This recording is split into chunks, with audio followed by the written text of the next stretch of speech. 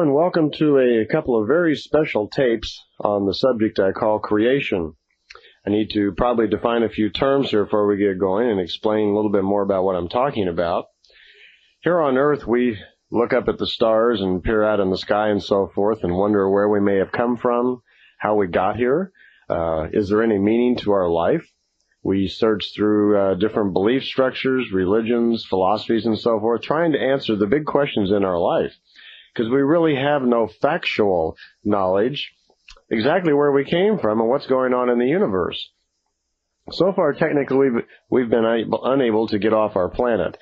We don't have the technology to fly out into the cosmos, nor do we have the science yet to understand how the universe may have come about. And if there is any logic to the universe, what exactly is it? You see, it's the logic of what the universe is actually doing is where the explanation of the planets and the life forms actually come from. It is the task, you might say, of our modern day religions and belief structures to try to explain what the universe is doing, to try to explain the meaning of our lives. Scientists are also doing this. Every day they're working on unraveling the mysteries of the universe.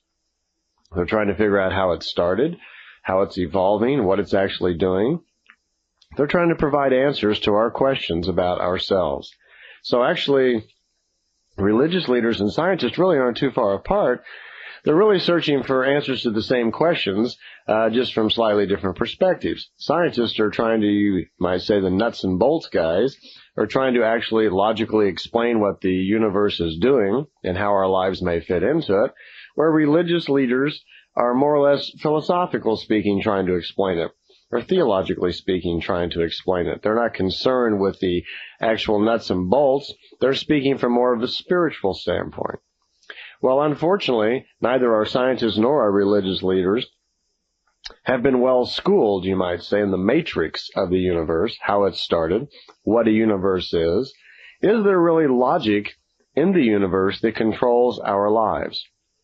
Well, among the great Pleiadian information that Billy Meier has been able to receive and understand, there's quite a bit of information on that. And it came in little pieces all throughout all of his contact notes.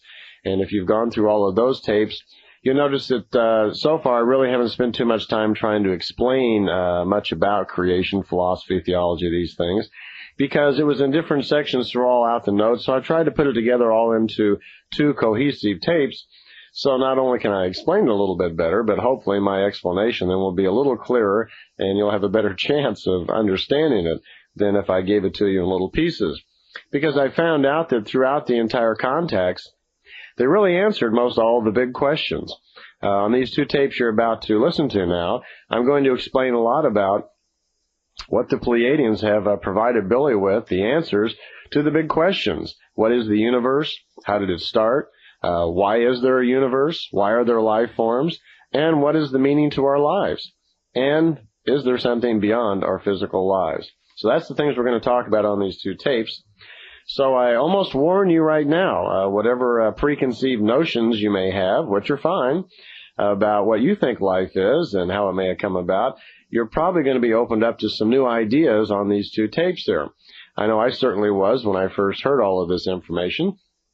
It made a lot of sense to me, and personally, I believe in all the concepts that the Pleiadians are stating here. It all makes very much sense to me. Quite a bit of it, most of it, seems very familiar, which is probably what drew me to a lot of this information to begin with. So anyway, for the sake of our discussion here, a creation is slightly different than what a universe is. And that will be explained as I tell you how a universe actually comes about. So let's back up to the very beginning and start there. You see, once we have the science and technology on our own society to actually leave the planet and go out and study the universe, we'll start answering a lot of questions. And as our science gets more developed, our technologies get better, we'll probably be able to actually move in time, move backward and forward, and watch cause and effect. Actually watch the universe unfold and see things happening. We also will come in contact with other races far more developed than ourselves. I'm sure there are many races out there, like the Pleiadians, and many that we've never even heard anything about yet, which are far more advanced than we are, and already benefit from a greater time, space, and a far greater intelligence. So we have a lot to learn. Leaving our planet is like the first day of school for us as a race. So the things we're going to talk about here is probably a pretty good primer for our first day in school. My point is simply this, that the Pleiadians, as well as many other races who've already been out there, their technology has allowed them to study the universe and actually understand what's going on. In the case of the Pleiadians, it's even gone so far as to come in contact with other races far more developed than themselves, who are on the very throes of perfection of the life form and have far more extensive understandings of the concept of a universe and the meaning of life than they do. So they're far more well-schooled than we are. The information on these tapes is the current Pleiadian philosophy of life and understanding of the universe. You see, the universe itself, the universe that we live in, we have no known parameters, you might say, or knowledge of its size and what it's actually doing. We believe the universe is expanding currently. That's the current theory for our scientists. And according to the Pleiadians, they are right. It is expanding. It will contract later on. Okay, let's start at the very beginning and explain exactly what a universe is and what a creation is. You see, our universe is not alone. There are many universes. As a matter of fact, the universe that we are living in is inside of a much larger universe, where it is estimated by the Pleiadian technology that there are 10 to the 49th power number of universes in this very large universe. 10 to the 49th power means if you took a pencil and sat down and made a 1 and then put 49 zeros out, that's the size of the number. Now that's a huge number. That's how many universes there are in this very large universe. And since there is no particular name for it, Billy has it marked down in his notes that the Pleiadians call it an absolutum. And that means that they have no knowledge beyond that. They have been able to move into some other universes and have gained some understanding of what the absolutum may do, but their knowledge is also very limited in that areas. But they have got far enough to find out that our universe, along with 10, with 49 zero number of other universes, exist in a much larger universe. And this very large universe, this absolutum, actually is doing something. It's evolving also. It's creating universes. And they have figured out that there are 3 stages to a universe. Okay, here's what happens. In the beginning, in this large absolutum that has 10 with 49 number of zeros of universes in it, when it goes to create a new universe, it has an idea to do that. The idea to create the new universe is called the creation. The creation is an idea. It is an idea embodied into itself with knowledge and understanding.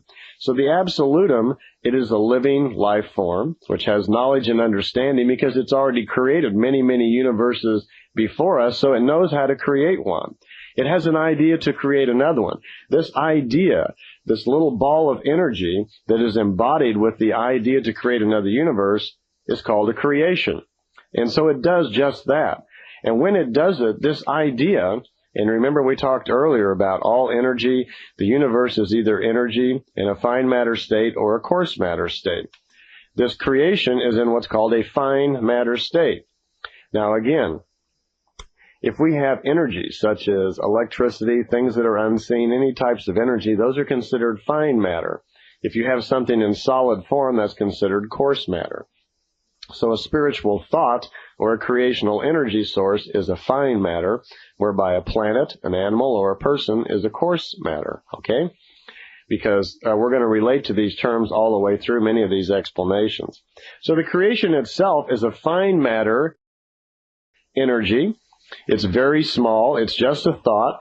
It's a very small, like a flea, a little small piece of energy, but it has something unique.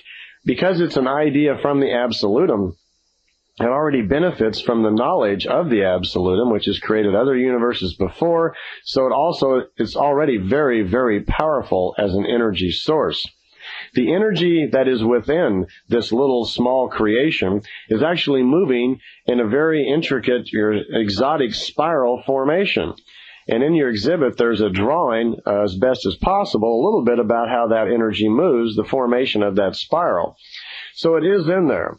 The idea to create a new universe is a creation, and the energy within it is moving in this egg form, spiral shape, and it's very small. The spiral is the original spiritual form, then, that will create our universe. The energy that's inside of this small spiral is now rotating. It rotates and it pulsates. Okay?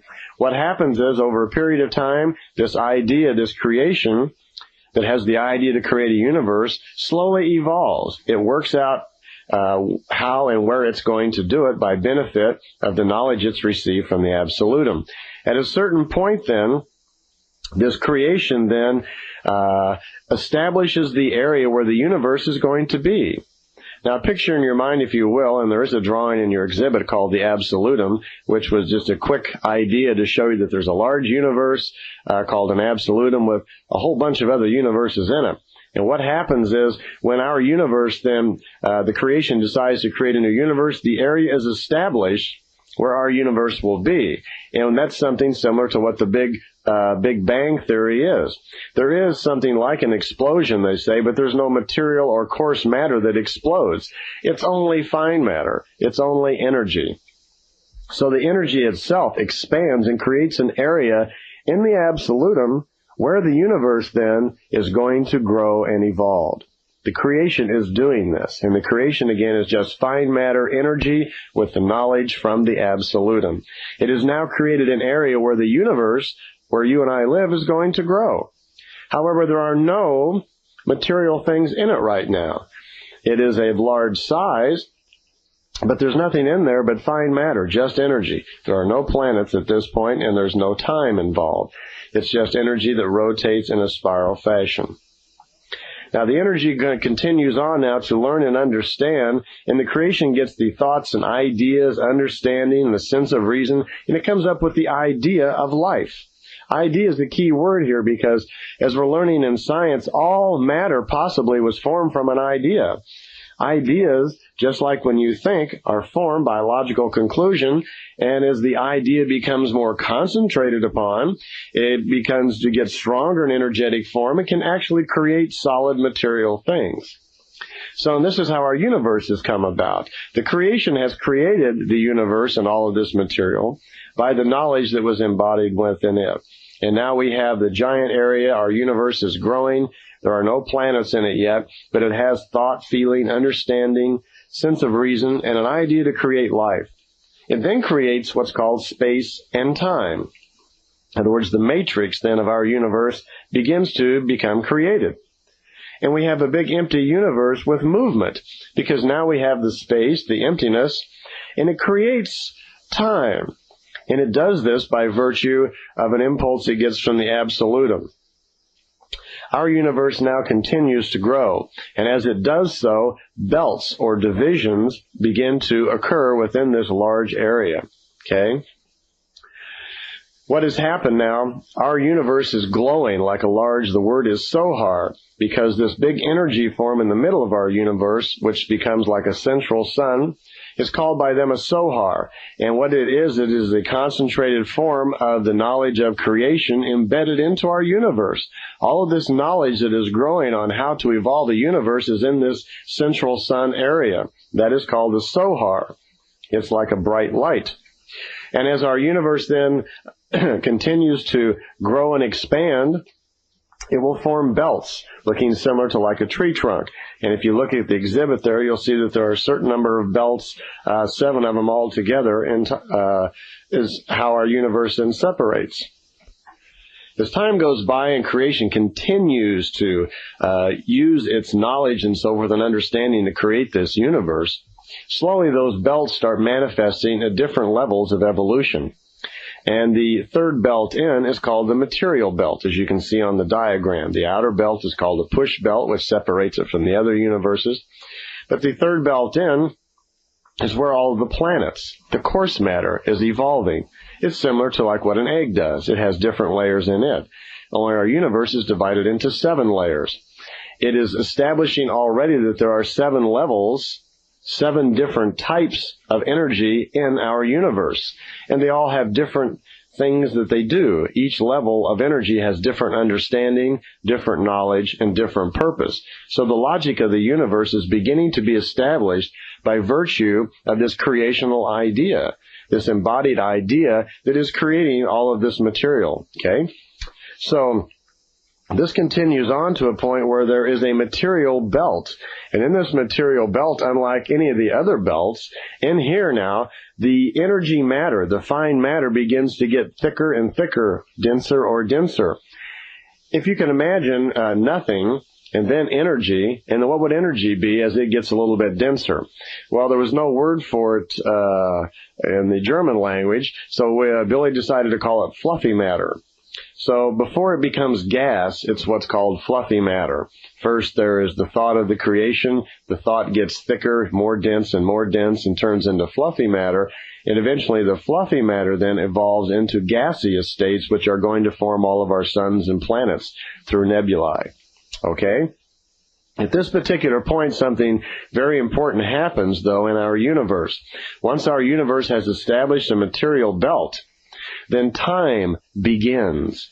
Up until that point, there is no time in the universe, because time only acts upon material objects, coarse matter objects, all right? And this time impulse somehow comes into our universe then via the creation from some source of the universe that created us. One universe creates another. There are cycles to universes. So our universe has now evolved to the point where it has a material belt, and time is beginning. When time starts, time is an energy force that moves like waves. It's divided into small units of impulses which speed through the universe in waves. This causes the rotation and animation of the matter. Moving time is now born, and the motion of creation is now started. Creation is creating a universe, we call it, with 7 different layers, 7 different, they're calling it belts, 7 different stages of evolutionary material, each stage having its own function, the 5th stage now having the function of creating material or coarse matter form that we come along. And the reason I draw this point out again is that pay attention to the logic of what the creation is doing to make the universe, because these same principles that are being set in motion pertain to our life, okay, which we're going to get into a little bit later. Okay, so the idea of creation then is continued by the eternity of what's called the Ur, from the original creation, or this absolutum. Spiritual energies are now moving, they're rotating, fluffy matter's turning into gas. Gases then form, condense over billions and billions of years. And what happens, of course, is what we're aware of now, that these gases then, in these large areas of our universe called nebula, we form into suns, planets are formed and cool down, and they form into solar systems. Nothing unusual about this. We're all aware from school the slow evolution of what our universe actually does. At this particular time in our development, though, we still have this fluffy matter, and I just want to point out at that stage of development there, though, which time has started, time then causes all of this fluffy matter then to start moving. These waves or impulses of time that move through the fluffy matter is how the galaxies and the motion of the universe actually gets started. Because time creates movement, it creates rotation, and pulsation of the fluffy matter. And so that's the reason, and by the way, these waves of impulses move in the spiral form that's in your exhibit there, in that particular shape. That's why there's no edge to the universe, because the energies all move in this spiral fashion, and they never really come to an end of anything. They're like a continuous movement that keeps moving on. Time, the clock, as we think of it, then started way back when. Billions of years ago then, even trillions of years ago, when this impulse of time came into our material belt, that's when the clock started ticking.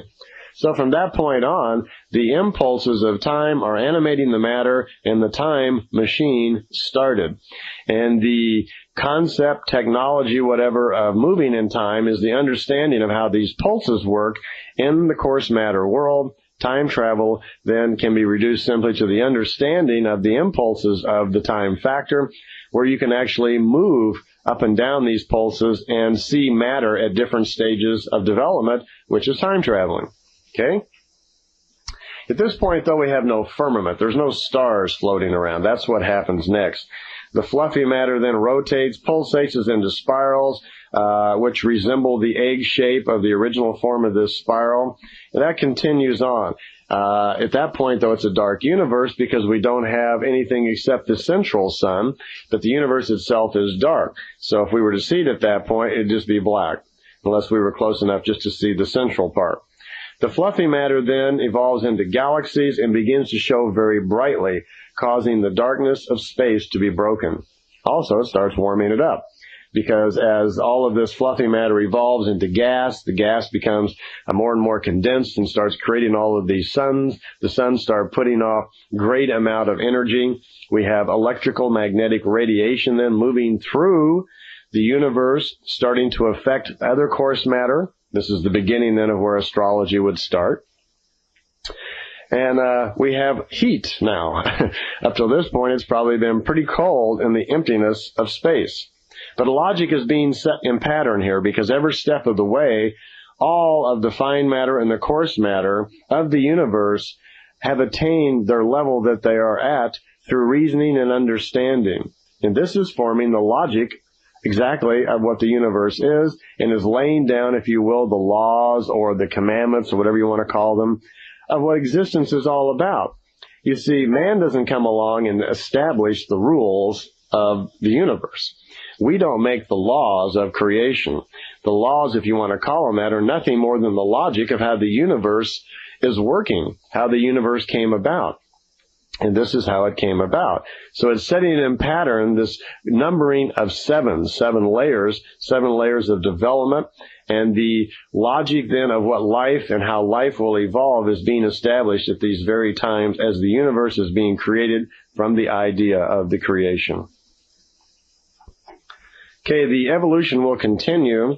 And of course, as the suns begin to evolve and come into being, so do the planets who cool down. Their matter will cool down. They fall into formation around the suns. And I'm not going to elaborate here on astronomy and those things, because that's not the purpose here. I'm much more interested in just the development of the fine matter or spiritual world, and an explanation of how our lives fit into the logic of the universe.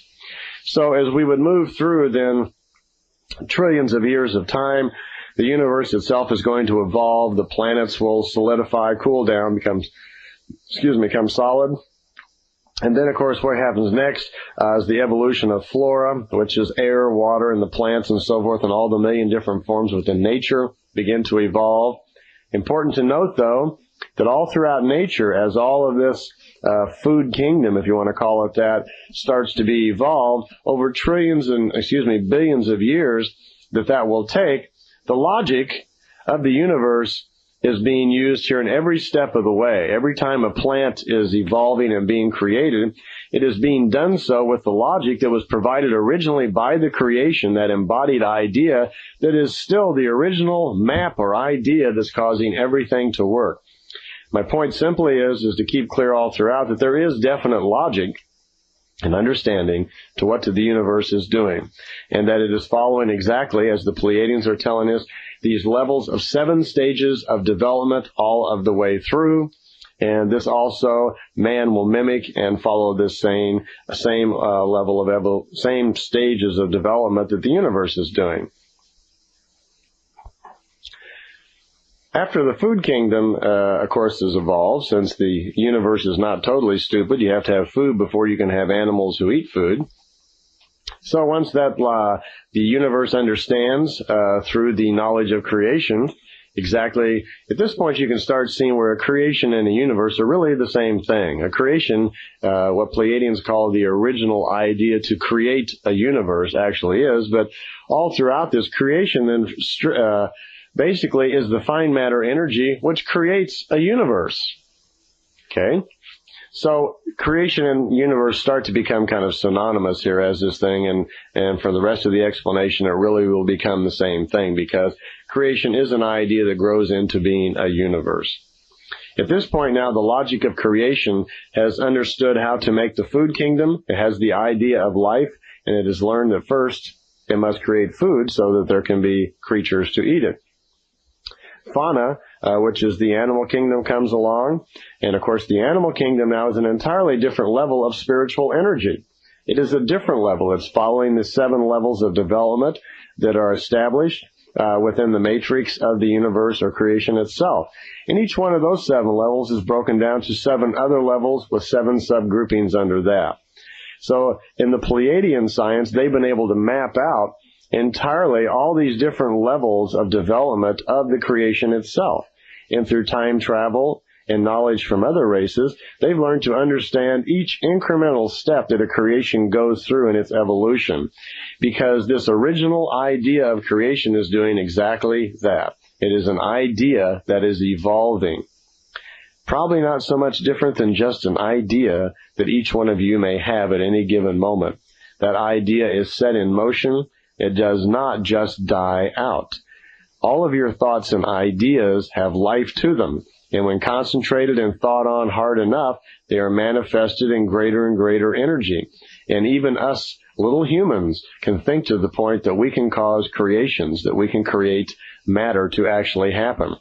Because matter is nothing more than the following through of a logical idea. Okay? As long as it's logical and makes sense. So don't go out there creating illogical universes.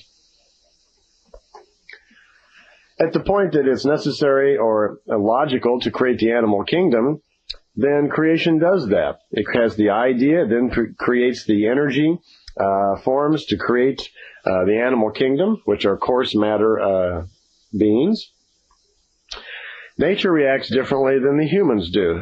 After the animal kingdom has been evolved and goes to a certain point of stage, there gets to be a point in the stage of development of the creation then where logically it can create human life. And there's quite a bit of difference between the human life and the nature life. Humans evolved naturally out of the dead animal tissue in plants. There's a mixture. Scientifically, that's how it actually works. When the fine matter gets to the point of understanding and knowledge where it can create a human being, that's how it does it. The first human being on a planet where the life acids and so forth are correct around a certain kind of sun where it's possible for human life to develop, that's how it is done. The knowledge is provided by the fine matter energy of creation. The coarse matter provides the body material for the first human being to be born, and that is done through an understanding of the mixing together of dead animal tissue and plants. So humans are a spirit form that have come out of the idea of creation. We were created then through the logic of the creation, creating this thing we call a universe in logical steps. So there's a part piece of creation in all of us, and that part piece is an understanding of what the creation is. We are connected to it because we are a spirit form which is derived from the spiritual energy which is creation. Humans are totally separate from the flora. Humans are totally separate from the flora and fauna kingdoms. We have no connection with the animal kingdom or the food kingdom. You were never a plant. You were never an animal of any type. You are a separate level of evolution. Just as the plant kingdom, the flora kingdom, has its limitations. When the idea for the flora kingdom to be evolved, it has a beginning level of evolution, and it has a high level of evolution. It can only evolve to a certain point. The same with nature. It's a different kind of spiritual energy. It has its levels of evolution also. It has a low level of evolution that is necessary to be attained on a planet before the animal kingdom can naturally evolve and become into existence. And it can only evolve so highly. Animals can never evolve to the point that humans can. We are a different kind of spiritual energy because human forms, spirit forms, can evolve into what's called perfection, which will be explained a little bit later on. Other words, the human being is capable of evolving to a much higher level than an animal can. An animal has limitations. An animal spirit is different. As we'll discuss a little later, it reincarnates differently on a different time schedule and works differently than the human form does. So be comfortable. You were never a flea, a dog, or a snake or anything like that. Okay, but it was necessary for our planet to evolve naturally through these levels of evolution before it was possible then for the human being to evolve on his own. So man then begins to develop and evolve. Words are formed into language. We go through our very simple steps of evolution, and then man comes in and develops to the higher forms of perfection. In our galaxy, which we call the Milky Way, originally in our galaxy, it has been learned by the Pleiadians through association with other races, that originally in our galaxy, when it formed a long time back, there were a little over 44 million different planets where human life, as we know it, evolved naturally on its own. Now, there are countless numbers of sun systems and planets in our Milky Way. But originally, left alone, there was 44 million planets, similar to Earth, where there was the necessary acids, atmosphere, environmental control, suns, and so forth, necessary for a man to evolve. That happened. Of this 44 million, it has grown greatly, because the galaxy itself is quite old. They have now learned that there are 343 variations to the human form that they have discovered. This is variations in fingers, toes, size, bone structure, eyes, nose, so forth. Slight variations in the human form itself, but all nonetheless of the same spiritual type of energy that can strive for perfection and evolve to perfection within creation. At the moment that they know of, there are over 7,800,000,000 known planets in our galaxy with human life on them. So that original 44 million that evolved on its own has greatly expanded. Of course, that's mostly because the 44 million evolved, became technically advanced, and then went out, moved out into the galaxy, and seeded other planets also. So here we are, we're moving along, you and I, on our own little planet, not really aware factually of what's going on out in the universe, and now we're finding out that we're kind of on the late freight, that the universe has been going on for a long time, the galaxy is quite old, and before our little civilization came along, there literally have been billions of other civilizations just in our galaxy that are far older than we are. So we have to look forward to quite a family of man out there to learn, meet, and understand from. Okay, before we go a little farther, a few more explanations on the creation itself and how it actually evolves, in other words, the continued logic of the creation, and then we'll get more into the development of our human life forms. Okay, I mentioned earlier that our universe, and if you looked at the exhibit, is divided into 7 different belts, or 7 different layers of kinds of energy. And then, intricately enough, each one of those different layers of the creation itself are subdivided into different levels of knowledge and understanding also. So the creation actually is a great big, huge thought of knowledge. It's a large idea that once was small and is evolving into a very large area. At least we think of it as large. But on the scale of some other microcosm, it's probably infinitely small.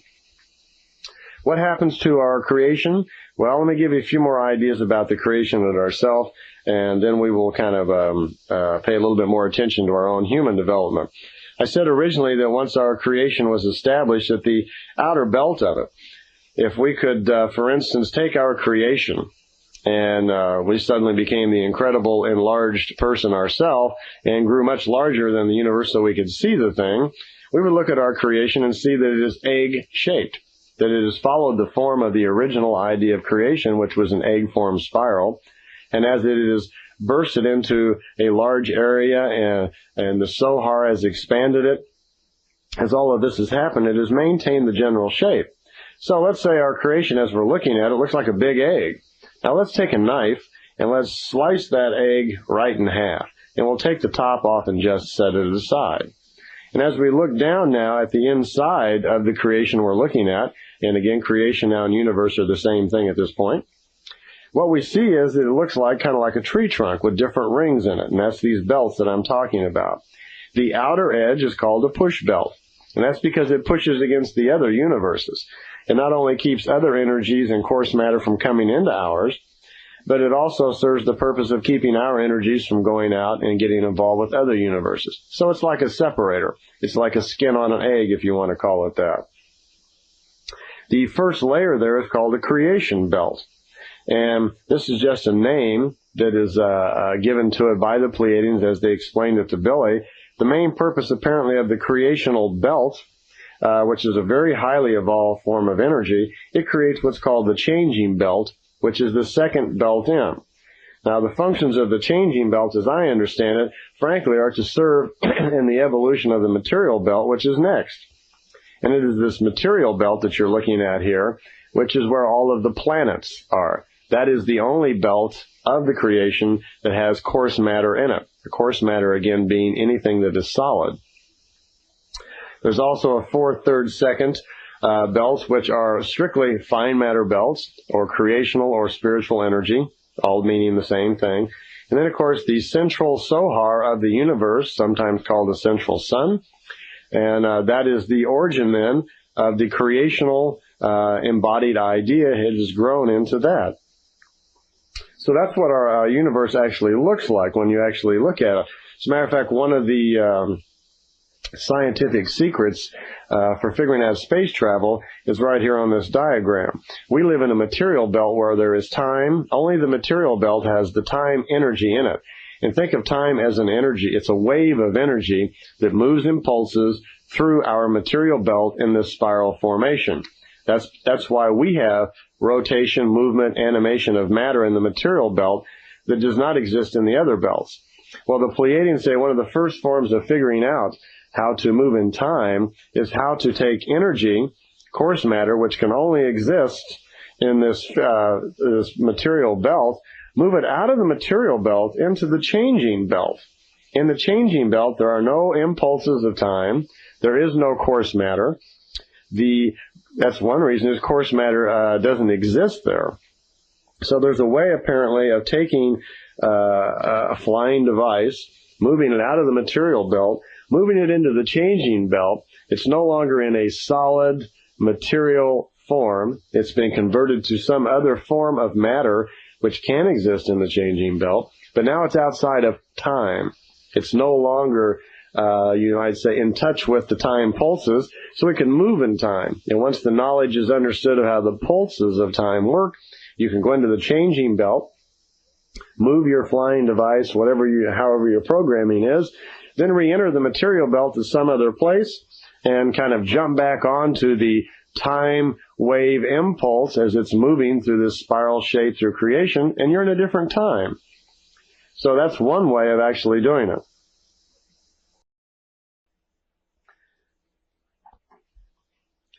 Okay, a little more information about our own creation here. As our creation continues to evolve, there will be no more material belts. It is only this one, because the creation, this is how it evolves. Now, interestingly enough, I talked earlier about that there are 7 levels. There's a little bit more to this. As the creation itself continues to evolve, it is now expanding and sending energies all out, all through itself, which is called the universe. It will go through stages of development, and those development stages are the process of evolving fine matter into coarse matter, which facilitates the evolution of the creation itself. You see, as creation gets an idea for a plant, an animal, or a human, that plant, animal, or human then, in its coarse matter state, in its material form, itself gathers information, learning, and wisdom. And it is that learning, experience, and wisdom which contributes to the evolution then of the creation. Because just like the creation, and being a small part of the creation, it then is thinking. And what's thinking? Thinking is the creation of an idea, isn't it? And what's an idea?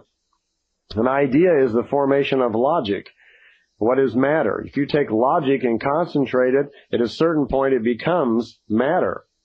Okay, so all of us as physical beings, the animals, the plants, everything that is existing because of the idea that the fine matter world had to create it, is now evolving on and contributing more ideas, more energy to the spiritual fuel, you might want to call it, or evolution of the creation itself. So we're all little small parts of the creation. Everything is. A tree, a squirrel, an animal, a planet, a moon, everything is. They are all part of the natural, intelligent, logic evolution of the creation itself. Hence, you can start to see what responsibility that we have as little minute creatures and spirit forms of the creation, why we have to start taking the entire creation itself into considerations of respect. not something that we're doing well on this planet at this point.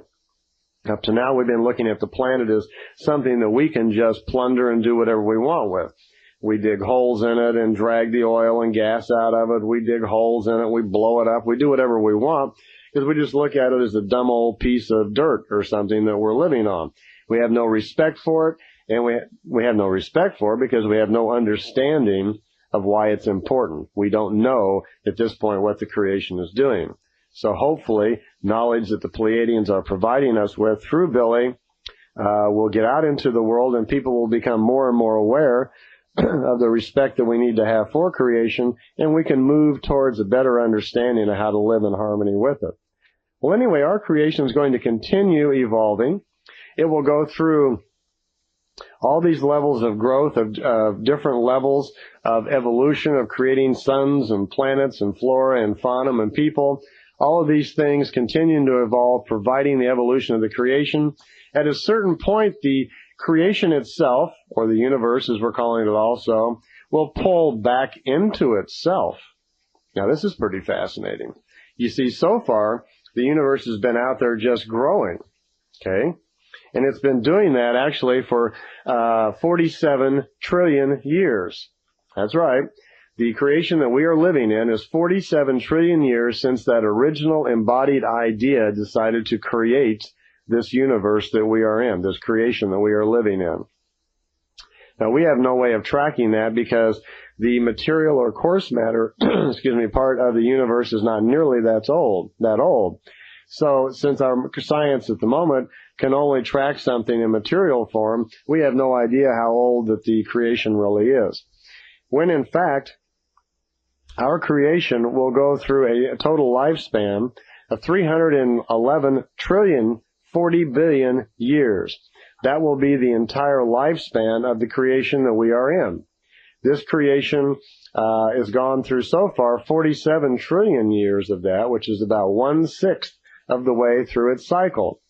In your exhibits, there's also a little drawing there showing that there are 7 levels of development to a creation. A creation will go through this 311 trillion year cycle of expansion, evolution, and then it contracts and pulls back into itself. At that point, the creation then goes into kind of a sleep stage, you might call it. It's now cogitating all the things that it has learned. It's in a sleep state, and then again, it will repeat the same cycle that it did. It will now have more knowledge than it did before because it's more evolved. It has now benefited from the experience and wisdom of all of its spirit form parts, which is all of the flora, fauna, and human kingdom throughout the entire creation. Since its inception for trillions of years, it has benefited from all of that knowledge, and now it's going to do it again. And it will go through again, creates another universe. It will go through more advanced stages of development. It will again create planets, suns, flora, fauna, and the human kingdom. And it will evolve all the way through a cycle again. And once again, it will pull back together into a sleep stage. The universe that we live in is called the creational universe because it creates human life. It creates beings like ourselves that do evolve, and that's its mechanism of evolution. Its mechanism, its method by which it evolves is to create small life forms, bit parts of itself that go out and do, experience, think, form logic, and contribute to it, the whole of its evolution. So it's called a creational universe. It will go through 7 cycles of creating itself in universe form and sleeping in between. So it's life and death, more or less. It's off and it's on. There's a creation, there's an expansion, there's a contraction, there's a sleep period. Okay? It does this 7 times. And then it changes, kind of a metamorphosis, into another kind of universe. After it has done this 7 times, this mechanics of creating material belts and creating different kinds of life forms which contribute to its evolution, that mechanics will be done 7 times, and then it's turned into, you might say, it itself evolves into a different kind of universe called an Ur universe, U-R, okay? And then an Ur universe also will go through 7 cycles of growth, but it's different. It doesn't go through the material belt process. Ur-universes are fine matter all the way through all the time, but they have a specific function. Ur-universes create other creational universes. They're kind of like the mother universes, okay? And this is where the process, logic, and understanding of birth comes from. Within the creation, it knows how to create other coarse matter beings. So our creational universes know this, evolve into an Ur-universe. Ur-universes go through 7 stages of developing other creational universes. Okay, and then after an Ur-universe goes through its 7 levels of its own evolution of learning and understanding how to create entirely new universes to start off, new creational ideas, it then evolves into what's called a central universe. Very little is known about a central universe, and the Pleiadians have only figured out these 3 stages. It's quite possible there may be other stages of development also of the universes, but none is known yet. It's quite possible there will probably be 7 levels altogether because the universe, the creation so far, seems to revolve totally around 7s all the way through. It evolves in 7 levels. It itself goes through 7 stages of development. Each level of coarse matter life that is within the creation, whether it's animal, plant, or human, goes through 7 stages of development, which we're going to spend a little more time on in a minute talking about the 7 stages of development of the human life. So universes, or creations, go through basically 3 stages of evolution that the Pleiadians know about so far. These simple universes, like we are in, of creating material belts, then Ur-universes, and that also evolve into central universes. Okay, I see by the tape machine here that we're running out of tape, so I'll see you on the other side.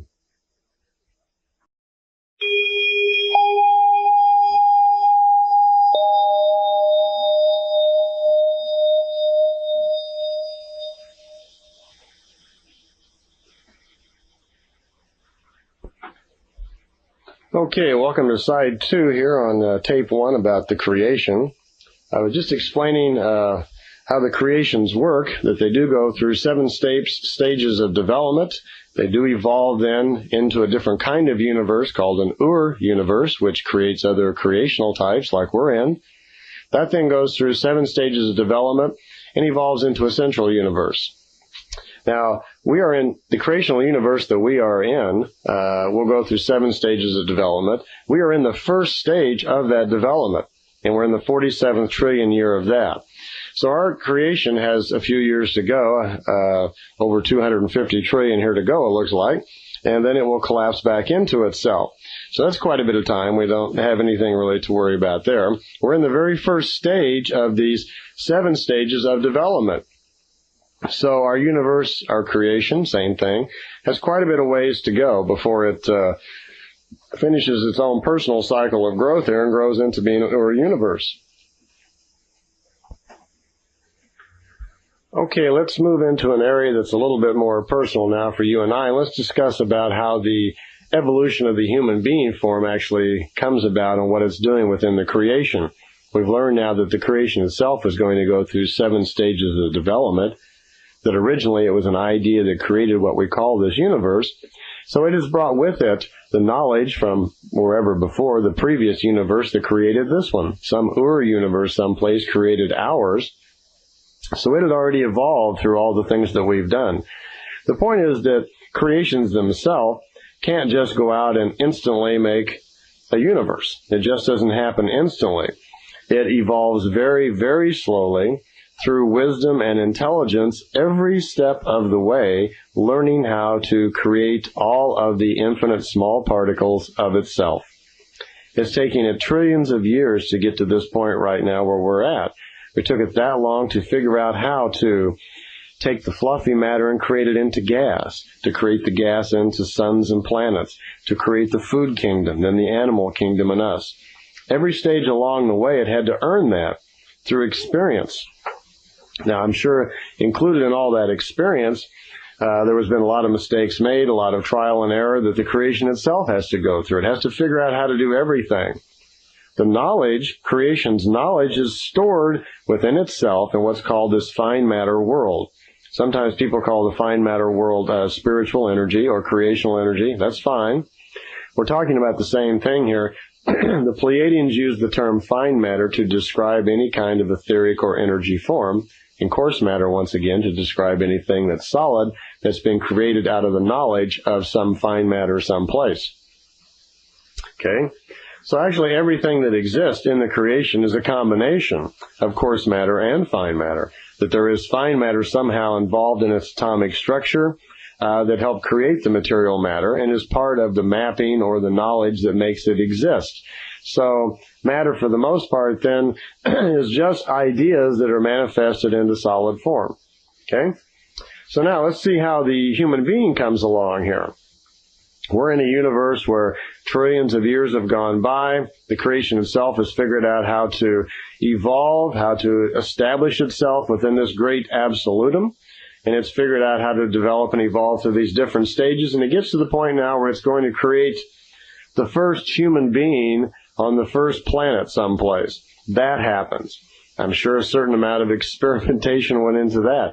This first guy must have been quite a sight. If he was created out of dead animal tissue and plants, I can just imagine what this guy looked like.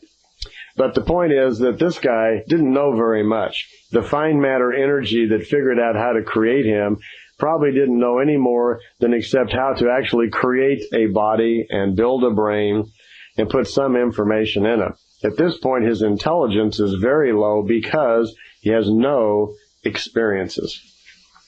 And experiences in life, experiences in the physical form, is how we gather information. Now, the reason for the material life is to gather information with your physical senses, experience, create logic and thoughts, create conclusions, and as you experience things, you contribute wisdom to your spirit, to this fine matter energy which created you originally. See, we aren't material beings having one life. That's just our personality. That's just our persona, we think of it. That's our conscious mind in the material state. That's, who we think we are. We're Randolph, we're Nancy, we're Bob, we're Larry, whoever we are. That's a passing phenomenon. We are really spiritual beings, fine matter energy forms, that go through a series of material lives on purpose in order to experience and to gather information. Because it's the spirit then that moves on. It never dies. It never sleeps. It is a continuous form of energy in creation which is striving for perfection.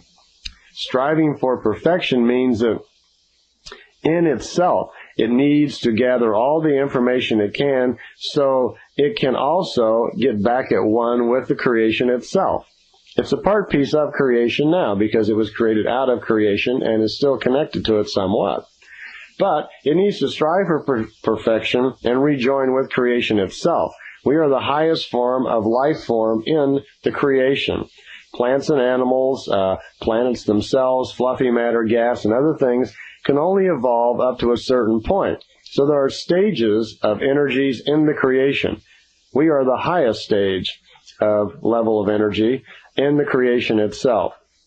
And that's why we say we strive for perfection, because unlike all the other stages before us, they can only reach a certain level and that's it. We are the final stage that evolves into being again with the creation itself, which is what I'm going to go through now and explain all about our levels of development and how we get there. And it'll start making more sense to you. So we have our first guy who's come along here, been created out of dead animal tissue and plants. He's a really good-looking guy. He has practically no knowledge at all. And unlike the animal kingdom, which has instinct, where it is born into it with certain knowledges, that its spirit has certain knowledges that it puts into it for survival, the human being doesn't. He's at the very low level of his development now. He really just has no wisdom to fall back on at all. You see, as we go through material lives, the wisdom that we gain from experiences is stored in the fine matter world in our spirit. And that is carried forward so we have access to it in the following life. So as we go through numerous, multiple material lives, we start gaining wisdom from all of our experiences. And as we gain that wisdom, the spirit remembers it, and in your next material life, you have access, or you might say the usage of that. That's what determines your intelligence and your ability and your aptitudes as you move forward, and begins to explain why we're all slightly different. You see, we're all on different paths, different understanding, and different things we're learning about. Okay, if we were on a Pleiadian world and we're attending class there and wanted to learn about the 7 developmental stages of human life forms, then that's what I'm going to go over right now.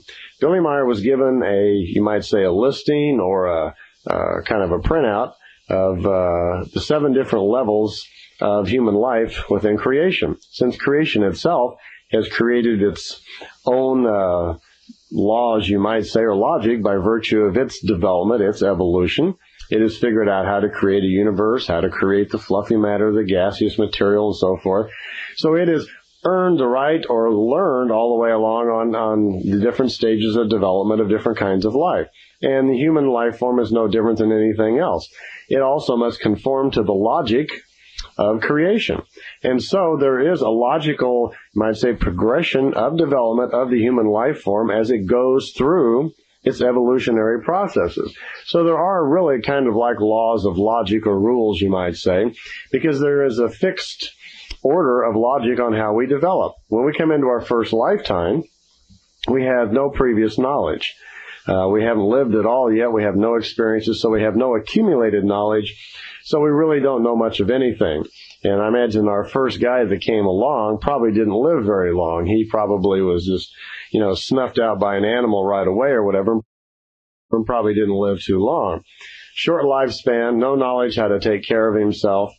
So I'm going to go through this prepared list, which was made for Billy, which explains the different levels of development. It explains all 7 levels, 7 steps of development of the human life, and breaks it down a little bit in 7 different steps.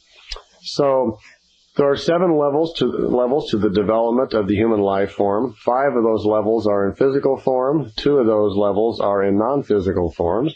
And then we return and become part of creation. So I'm going to explain the different 7 levels. By the way, each one of these 7 levels is broken down into 7 sub-levels, and then 7 below that, 7 below that. So it's 7 across and then 7 sub-levels down. But we won't have time and we won't break it down that far here. I'm just going to talk about the main 7 breakdowns or levels of the development of human life. In the first level, it's called primary life. Obviously so, because it's the very beginnings. So your first material life would be called the primary development of the intellect and the spirit. So that's the first thing that has to happen. There is no development at that point in your first lifetime. You have no knowledge from any previous lifetimes. It's the first one. So it's the primary development, or the very beginning of development of your intellect, using your brain, using your logical patterns. I suppose at this point, the first person is just trying to figure out how to walk, to get around, to find food, maybe some sort of shelters, whatever. So the process is that we go through a material life. While we were going through the material life, we gather information and experiences with our senses, sight, feel, touch, smell, and so forth. We make logical decisions. When we make logical decisions, they become part of our life. When we decide on something and that becomes part of us, we gain wisdom from that. And that information, that cognition, that understanding of a basic thing that becomes part of us, then that wisdom from that goes into our spirit. Not every logical conclusion that you come to goes into your spirit, because the spirit itself, remember, it is a bit piece, a part piece of creation. It is connected to creation, whether you're aware of it or not. And it has the ability to, you might say, check out your conclusions and compare it against the logic of creation to see if it's correct. If it's incorrect, if it's illogical, if it's harmful to the spirit, it does not accept it. It actually refuses it. After we go through these 7 levels of human development, and later on in the tape, I'm going to go over the actual mechanics in the mind and in the spirit, how it retains thoughts and how that works, and we'll discuss that a little bit more. But right now, let me go through these 7 different steps of development of the human life and explain what these steps are. The second step would be the primary thinking of intellect and spirit. So to begin with, first of all, in your first stages, you have to learn how to think basically at all, to use your brain into the very basic functions. That may take several lifetimes. you might not live very long. At this stage, you don't have enough intelligence probably to even protect yourself very well. So your first few lifetimes were probably rather brief. As a matter of fact, the first 100 or so may be very brief. And before you start being able to rationally think things out. The third level, the third section of primary life is the primary thinking of reason. Or reason. Okay, first we're developing some intelligence, then we're going to start thinking, and now we're reasoning things out. We're figuring things out like, okay, I better not get too close to that large animal because he will kill me. Okay. Fourth step under primary life is the primary exercise of intellect and spiritual force. Okay. The fifth step is primary reasonable actions. So here you're figuring out, you're developing reasoning. Now, it may have taken a couple thousand lifetimes to even get to this point where you're actually beginning to use reasoning and thinking and so forth to understand how to take care of your life. Each one of these lifetimes you go through, we contribute very little in the form of spiritual growth. Spiritual growth is the actual wisdom retained by the Spirit as a result of experiences in the material life. You'll go completely through a material life. It's possible to go clear through it and practically learn nothing. Many people live kind of in spiritual stagnation, completely unaware of their spirit at all, and leading the kind of life that contributes nothing. So it may take them hundreds of lifetimes to progress hardly anything at all. The idea behind this list is that all of these levels, types of things must be gone through, that the human being can't skip anything. Each human being who goes through his own cycles of life, we may start off the same with, it's kind of like a hard drive on a computer with nothing on it, then we start adding software. Well, our spirit is much like that. As we go through each lifetime, it gathers a little bit of wisdom, but everybody lives their lifetime differently. So we're all out gathering wisdom, experiencing things, and contributing wisdom to our spirit about different information at different times. So each person coming into life has different objectives, has different things, different paths that he is on of learning. So even though we start off the same, within a very few short lifetimes, we're all working on different things, but we don't get to bypass anything.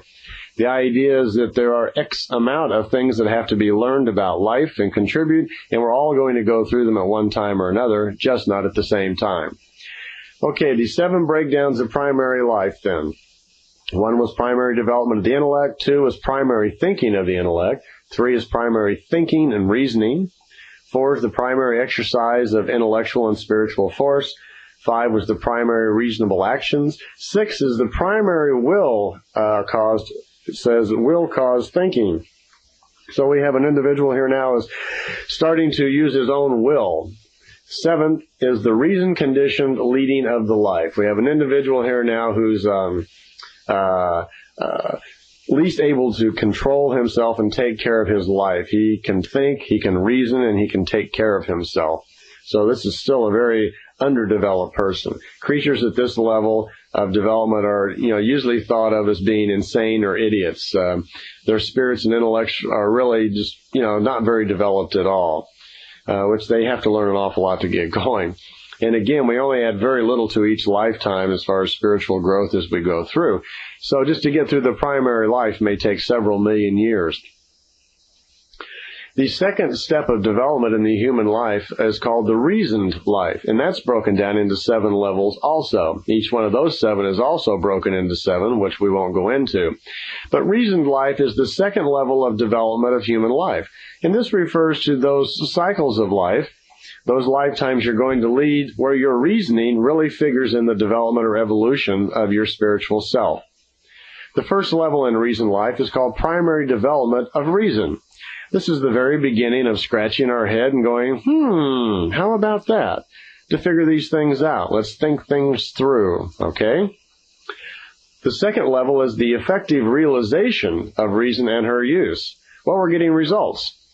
We're going through a lifetime now. We're trying to figure things out, and we're starting to recognize a little bit the cause and effect of things. That, gee, what about this? Or if that, and if I think this way, this happens. So we have an individual here reasoning, trying to figure out how to cope with his life by virtue of reasoning. The third level of reasoned life is the primary acknowledgement and cognition of higher influences. So at this level, it's probably the first time our guy here is coming to the realization that, there may be more intelligent, higher life forms out there somewhere. There could actually be something more intelligent out there. Maybe something really did create life. Okay? The fourth level is the belief of higher influences without owning any knowledge about it. Now, this would be at the development stages where people are developing belief concepts. They're believing maybe in a sun god or a rain god or a river god or whatever. A god, a leader. They start looking for answers to themselves. They're starting to try to define the meaning of life. We're creating belief concepts. But they really don't know what they're talking about is the general idea, because they don't have the knowledge, the wherewithal, or the spiritual growth to look within to really learn. See, the interesting part is that at all times of development throughout all of this, there is a spirit in there that is connected to creation, but the material self does not have the conscious knowledge or ability to be able to use the spirit to actually get in touch with creation for the understanding. It takes a while, many, many lifetimes, before the individual actually learns to understand the fact that, I do have a spirit, and I can use this spiritual self to actually learn more about creation and about life. And, well, what do you know? I can use my spirit actually to help my material life. That will set in eventually, but not at this point. Okay, the fifth step of reasoned life is the belief of higher forces, superstition, fear of evil, veneration of good, etc. It's time for, this is a germination time, it says, for religions and etc. to come into power. We're starting to form beliefs. We think this might be the way it works, and we form religions, but we really don't know the answer yet. The sixth level of reasoned life is the primary recognition of real reality, research, position of real truths. First, spiritual cognitions and their use, spiritual curing, telepathy, etc. Now, this is considered by the Pleiadians to be the present position of the average Earth human being. So let's go over that again, the average Earth human being. By the way, we're also told at this point that the average Earth human being is 60 to 80 million years old as a spirit form. Okay? So if you take 60 million years and divide that maybe by an average lifespan of 30, 40 years, you can see that by this time we've had an awful lot of material lives just to get up to this point. Okay, again, that level was the primary recognition of reality, research of real knowledge, first spiritual cognitions. That means we're just at the point, many of us are just at the point where we're beginning to understand and are quite sure we really do have a spiritual self, that we're more than just a material being, that there's more to us. Our first spiritual curings and so forth. Here they're talking about that we're understanding that if we have a spirit, well, possibly it's useful. Maybe there's something we can do with this spiritual self, that we can develop some sort of force with the spirit where it could be useful for better health. Perhaps it's useful for communicating. Well, maybe it's even useful to try to get information from other life forms. Maybe it's useful to try to get in touch with creation or God or whatever we think of as God. Maybe that's entirely possible. Now, this is exactly about where the average Earth human being is. Matter of fact, most of them, I'm afraid a lot of them aren't quite to this level, but this is where the Pleiadians see the average Earth human being at this point. The seventh level of development of reasoned life is called the primary development of knowledge and wisdom. So this would be an area here where development of knowledge and wisdom, where we are actually looking for real facts. We're trying to find out what wisdom really is. The third step of development of human life is called the intellect life. Okay? Now our first was primary life. The second is reasoned life, where we learn to think. The third is intellectual life. We're starting to intellectualize things. We're actually coming to conclusions, forming logic. Okay, intellect's life. It's broken also into 7 levels. The first level is called the high development of the intellect, high technology, second utilization of spiritual forces, and primary creation of living forms. Okay, Well, now we have some intelligence in our being here. Besides just having reasoning faculties, we're using our intellect here. We're developing high intelligence, which we are. Well, many of our people these days, scientists and a lot of young children are coming along with great intelligence. It's surprising how bright some of these kids are that are born these days. So, high technology. Yes, we do have high technology. We're learning more and more about the atom, molecules, the secrets of nature. We're developing now systems which will enable us technically to leave our solar system and explore the universe. So we are certainly moving into times of high technology. Second, utilization of spiritual forces. I would say you could probably define that in the New Age community, that people are searching for. They are trying out. They are trying to discover what can be done with spiritual forces. We're aware now that things like telepathy and so forth are possible, that the spiritual self somehow does have an effect on the material life, that a person who understands more and more about the spirit itself is somehow better connected to the life force of the universe. We're becoming aware of that. And we're also becoming aware that because you are more of a spiritual person, that somehow life just seems to get a little better. These people seem to be a little luckier. They seem to be healthier. They seem to live a little longer. We're finding these things out. The second level of intellectual life is the realization and exercise of knowledge. Exercise of knowledge, okay. Truth and wisdom. And also, slow breakup of acceptances of belief. Belief is when you believe something might be true, but you don't have the facts. Now, that's very common. But more and more, we're learning more facts about things.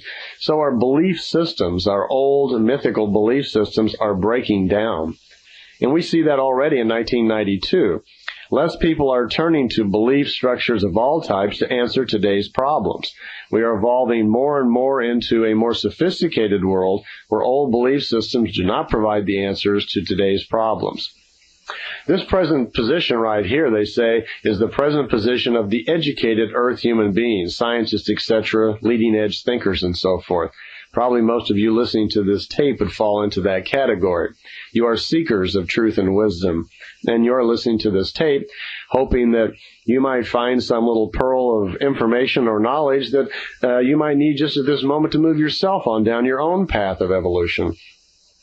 And that's exactly why you're listening to the tape, because not only do we have to feed our material body, and we have to feed ourselves at lunch, we have to feed our spirit with knowledge also.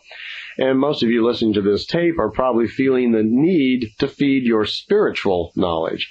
You're looking for answers to things, just like I have looked the past few years, and I find it very interesting to share it because it's not only part of my own growth, but I'm quite sure that the things that we're talking about here are the beginning, definitely, of breakup of belief structures and the beginning of wisdom and truth. We're moving that direction. The third level of the intellectual life is the first utilization of knowledge and wisdom.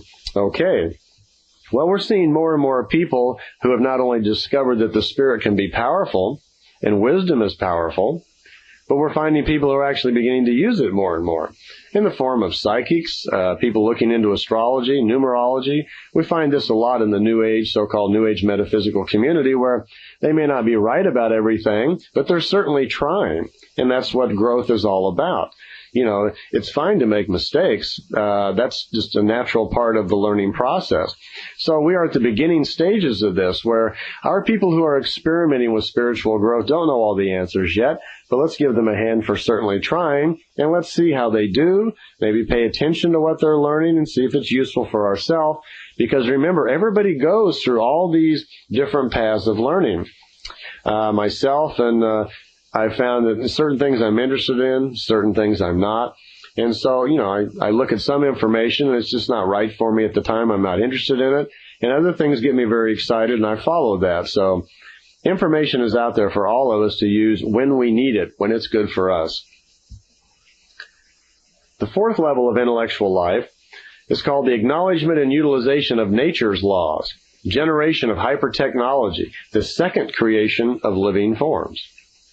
Well, acknowledgement and utilization of nature's laws. Nature's laws. How many people have actually stopped and even thought about laws of nature? Well, we know there is a nature out there, and scientifically we're starting to understand it a little bit more. But perhaps there really was some logic that creation had in mind when it created nature. Maybe nature really does live by some set of logical rules and understanding. Wouldn't that be amazing to find out? That maybe there really is something we could learn. Well, there definitely is. There's nothing illogical in creation. It had to learn, figure out, and think out every step of the way for it to evolve, and we're really not paying attention too much to nature. So at this level, at that fourth level of intellectual's life, when people get to that level, that's what they can expect to be working on in that area. Understanding of how nature really works. For instance, some of nature's laws like gravity can be broken. The mind can actually levitate objects. Now, Billy has learned these things and on some occasions has used his spiritual force and his knowledge of nature to actually do things like levitation. And he's been known to do that. There are even pictures of him levitating an oven onto a truck when they were moving at some point. And he's demonstrated and explained much of this information to the people around him by doing the simple basic things like bending spoons, heating up coins, and other things, as well as telepathy is a form of nature's laws, understanding how that works. But understanding nature mostly is understanding how the planets and all of nature operate, their cycles, and how we live with it. Imagine if you had the ability to cause a tree to fully grow, say within a year, instead of taking 50 years. Now that would be manipulating nature's laws, wouldn't it? But if you were at the point of development where you understood exactly what it was in nature that caused a tree to grow, why it grew at a certain rate, and why it would take 50 years, there would be a point where you would have the knowledge and understanding perhaps to interface with that and speed it up. You would then be interfering and manipulating or utilizing the laws of nature.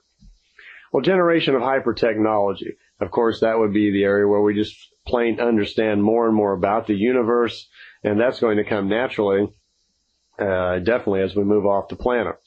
The fifth level of the intellectual life is called the natural exercise of wisdom and knowledge and cognition of spiritual forces. Now, cognition refers to absolute knowledge, when you have knowledge of something. Not the belief.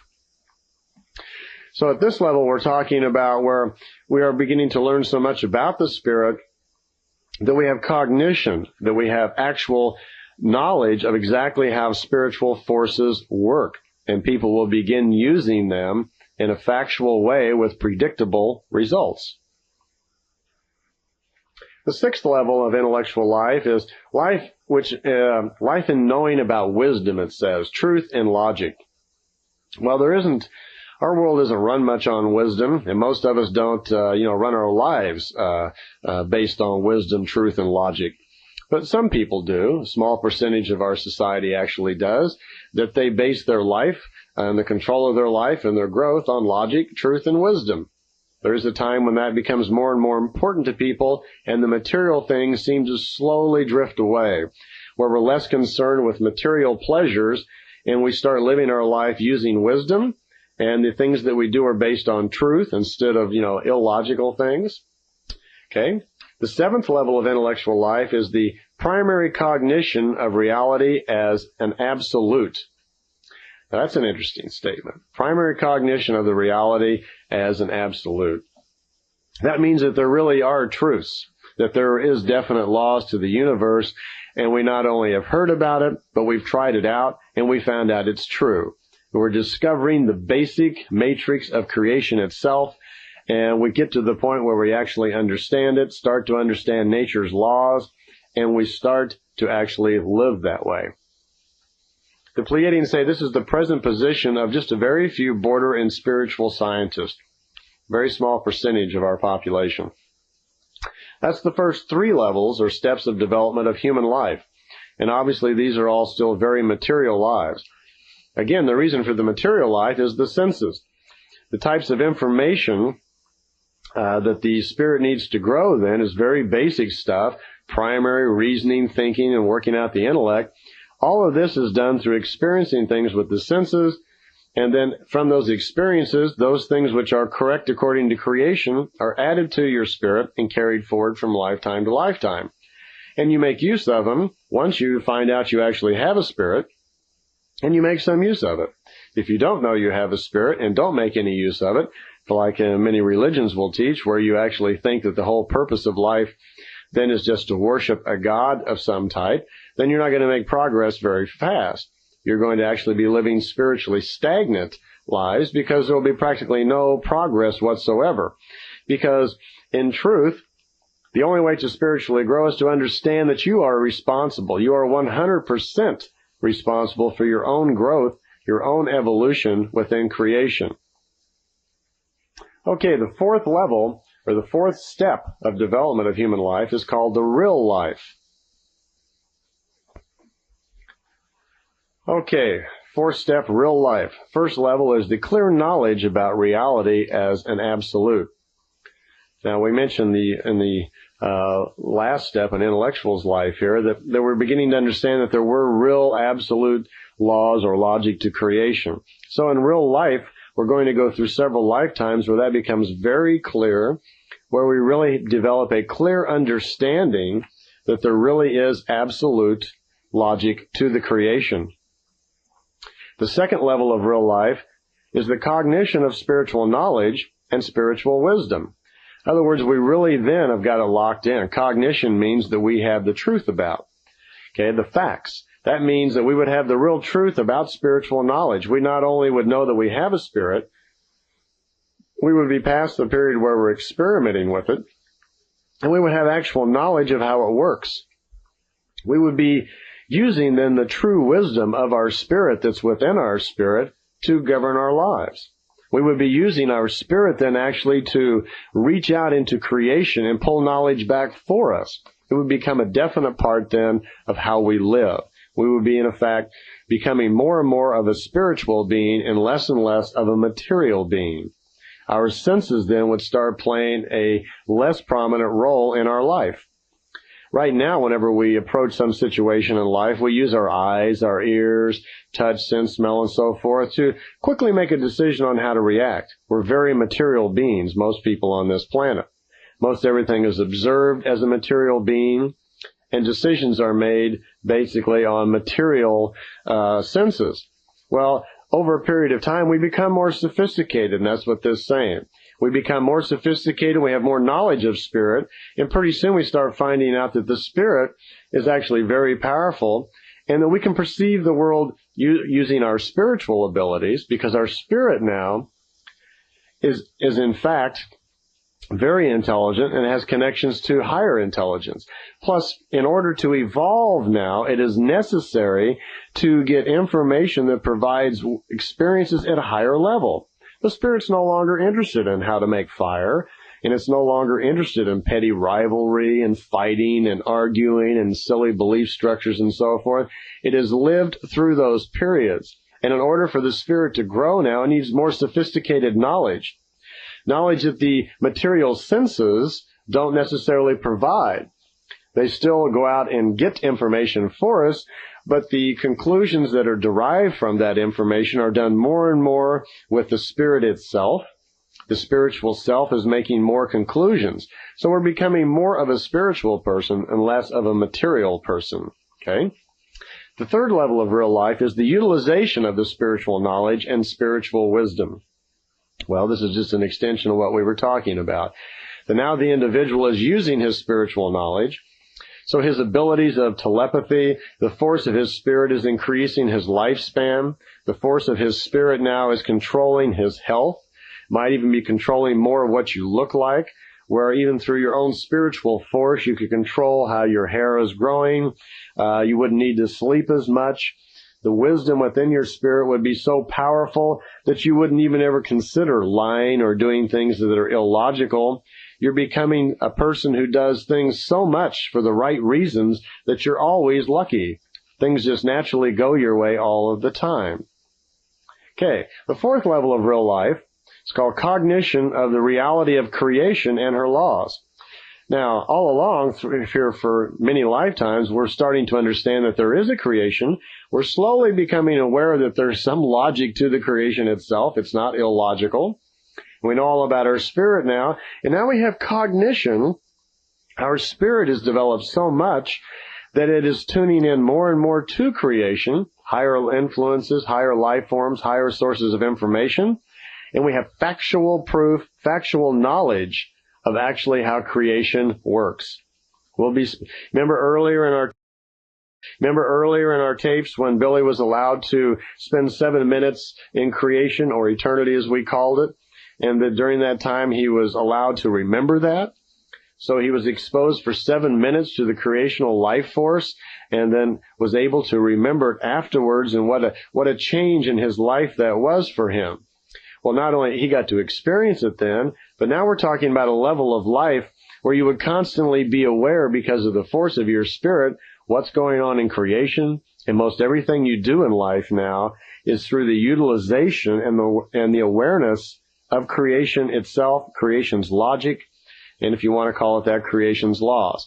I don't particularly like the word laws. It sounds like something man-made, like it's fixed in stone, and I guess that's why they use the word law, but I prefer to use the concept of logic, the logic of creation. Okay, the fifth level of real life is the living from the creational laws, or logic, purification of the spirit and the intellect, cognition of the true obligation and force of the spirit, complete breakdown and acceptance of beliefs. Well, this is a pretty major step here. We now have a being who's still physical, but they're living mostly from the creational logic totally, where they are so aware now of the logic of creation and all of its knowledges of nature. They are so knowledgeable at the spiritual forces that they're living their life based on all of this knowledge. They're becoming much less a material being and having far less use for the material senses. Okay? It also says they have cognition of the true obligation and force of the spirit. So now we have total understanding of what the spirit is for. At this point, there would probably be almost total awareness of previous lives. You would be well aware then all the time of your connection of spirit within creation, and you would feel the force of the perfection of creation all of the time. Also, it says complete breakdown of belief structures. Well, obviously, at this point, once you have all the facts about creation, nature, and your spiritual self, you're no longer caught up in belief structures because you know the truth about things. So at this point, there are no more belief structures. This is the present level of pretty much the people on the Pleiadian worlds. At this point, they have understanding of the nature's laws, of the spiritual laws, and they have great understanding of the logic of creation, and this is their level of understanding. This is why their morality, their spiritual development, and so forth is so much different than ours that they, frankly, have no interest at this point in having any sort of social commerce with us, which is quite understandable. Our thinking is much different. Many people are always concerned about the Pleiadian context of Billy and Meier, why they did this or why they didn't do that, and why they would react some way, or why don't they get more involved here, or why didn't they do something. Well, herein lies your answer to most of those questions. They're living at a total different level of understanding and development within creation. Their viewpoints of the world are entirely different. The way they respond to things is much different. They're obviously going to be far less emotional and prone to anger and flying off the handle and things because they have so much knowledge about things. When you see people who get violently jealous or angry and hatred and so forth like that, these are very undeveloped beings who are responding to stimuli in the world at exaggerated levels because they are strictly material beings. The spirit doesn't respond like that. The more and more you become a spiritual being and live within spiritual logic and creational logic, there is less reason for that. You will just be able to be a calmer person and deal with things in a much more balanced way. Okay, the fifth level or step of development in human life is called creational life.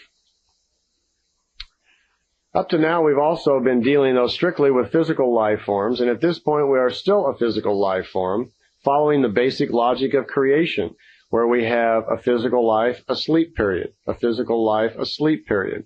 Even during our physical lives, we're awake and we go to sleep.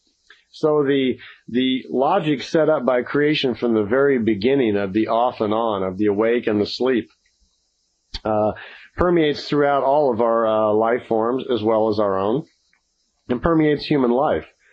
It is still necessary for us to have the death cycle on purpose so that the spirit can cogitate, so that the spirit can sleep. So that is a primary thing that we have to have. It's still necessary for us to sleep even at night, to rest the physical being and so forth, even though that the spirit doesn't sleep. It never goes to sleep. It's always open for business. It's always listening. Even though your subconscious is rattling around in there when you're dreaming heavy at night and working out the problems of the day, your subconscious is paying attention. It's always open. It never dies. It never sleeps. Okay? Well, we're at the fifth step of development, creational life, and we're still having physical lifetimes. At this point, though, they will be much longer because the force of spirit creates a longer life, a healthier life. It is a natural kind of perk, you might say, of creation, that the longer you live, the longer your lifespans go. And that's because of force of spirit. When you're very young, your spirit has very little, if no force, has no wisdom, and cannot sustain the material life very long. One, because of low intelligence for survival, plus it has a very low life force, so it really can't even sustain the physical life very long. But as you get older and live more lifetimes, the spirit becomes much stronger, and at this point in creational life, where we have seen that we have lived through periods and millions of years of existence, we've accumulated much knowledge and wisdom about nature and spirit and creation. So at this point, we not only live longer, we live healthier, we live happier, we live luckier. Okay, the first level of creational life is creating and control of living forms. Well, at this point, they're suggesting that there's a time when we have so much knowledge of creation and spirit forms that we can actually begin to create our own life forms. Now, I shouldn't use the word create. We manipulate, more or less, fine matter energies into making life forms. At this point, for instance, an example would be that you would be able to develop, say, an organic android. You could, by knowledge and your understanding of nature, spirit, and creational logic, create a life force, an android that actually could live and think, walk and talk, and so forth.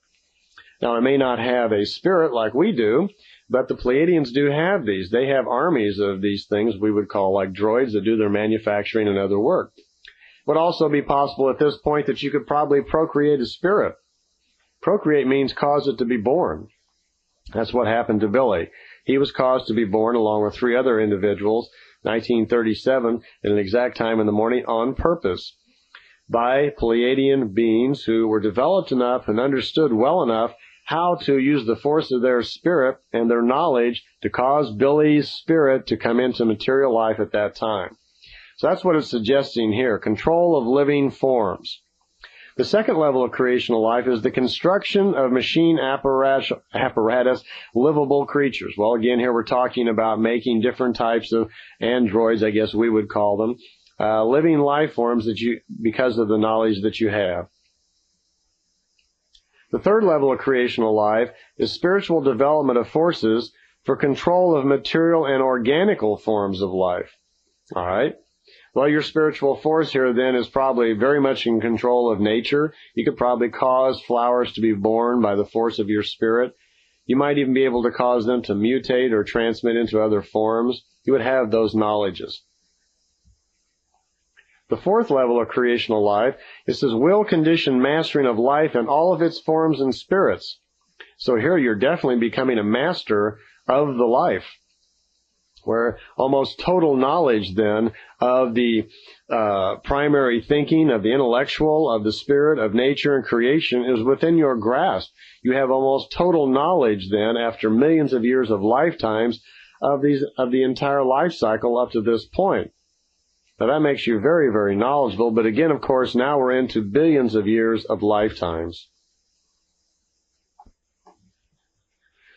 Okay, I see we're running out of tape once again. Gonna have to get longer tapes. So just fast forward this one. There's just a little bit on it. And I'll see you on next side. This should be side 1 of creation tape number 2.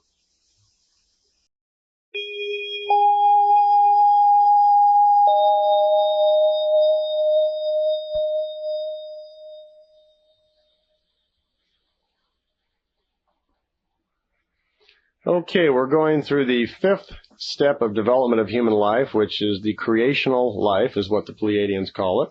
And we're on the fifth level of that, which is called the position of recognition, reminiscence of earlier lives, etc.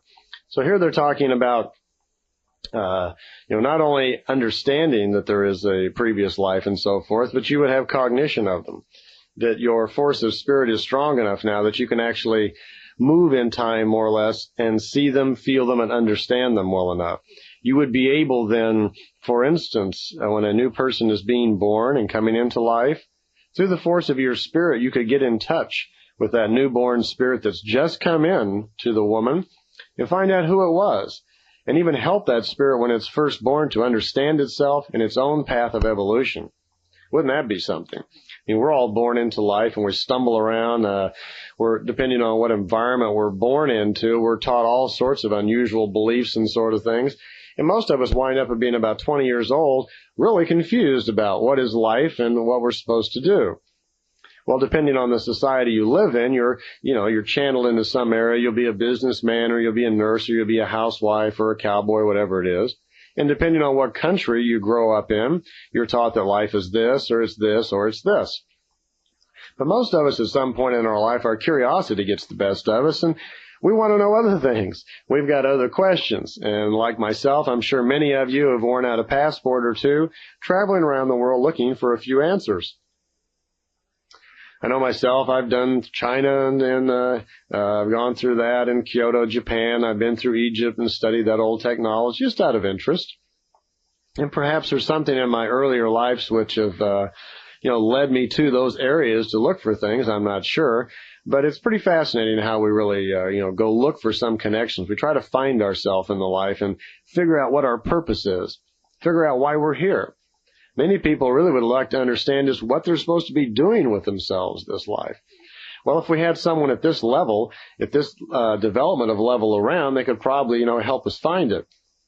Even at our level of development, which for most of us is, far less than this, that we're learning through mild self-hypnosis and so forth to try to get in touch with ourselves a little bit more. And many people are learning to meditate, to get into themselves and find some of the answers. And they're paying more attention to dreams that come to us at night and looking for, logical reasons why we're doing what we're doing. Okay, the sixth level of creational life is called a king of wisdom, an Ishwish. Now, in the tapes earlier, I was telling you that in the old Lyrian language, Ishwish meant king of wisdom. And this is a person who is still in the physical world, but has almost total and complete knowledge. He is a king of the wisdom of life. And this is where that comes into play and where that word came from. In our tapes, we were talking about Ptah being an Ishwish, Sannyasi's father who ran the Great Spacer. He was an Ishwish. So he's living through the many lifetimes, the several hundred or maybe even thousands of lifetimes at that level of physical development where he is really rounding out his total knowledge of life and has total understanding of all of nature's and spirit's force as well as the logic of creation. The seventh level of creational life is cognition of spiritual peace at the universal love and the creational harmony. This sounds interesting, doesn't it? Cognition of spiritual peace. In other words, this being has become so developed, has such total understanding and connection through his spirit to creation himself, that he's living in spiritual peace. He can no longer be moved to hate and anger and jealousy and these things. His knowledge is far too great. He's a person of great wisdom that lives with a thorough knowledge and understanding of what life is all about and has complete cognition and awareness of creation and his connection to it. Must be a very peaceful, content state to be in. Also of the universal love, of the great universal love force that creation has for all beings, no matter what they may be doing that day. This is an important lesson for all of us, and many of us are learning now that just because someone doesn't look the way we like or act the way we like, we can still stand back and see them as a spiritual person, as a spirit form on their path. And you look at that person and it's almost humorous, and you you think, well, he's not doing anything that I would be doing. But you're not prejudiced. You pose no value judgments. You just see an individual as a spirit form on their path, doing what they think is right for them on their own path of discovery. You're not threatened by them. There's no feeling of competition.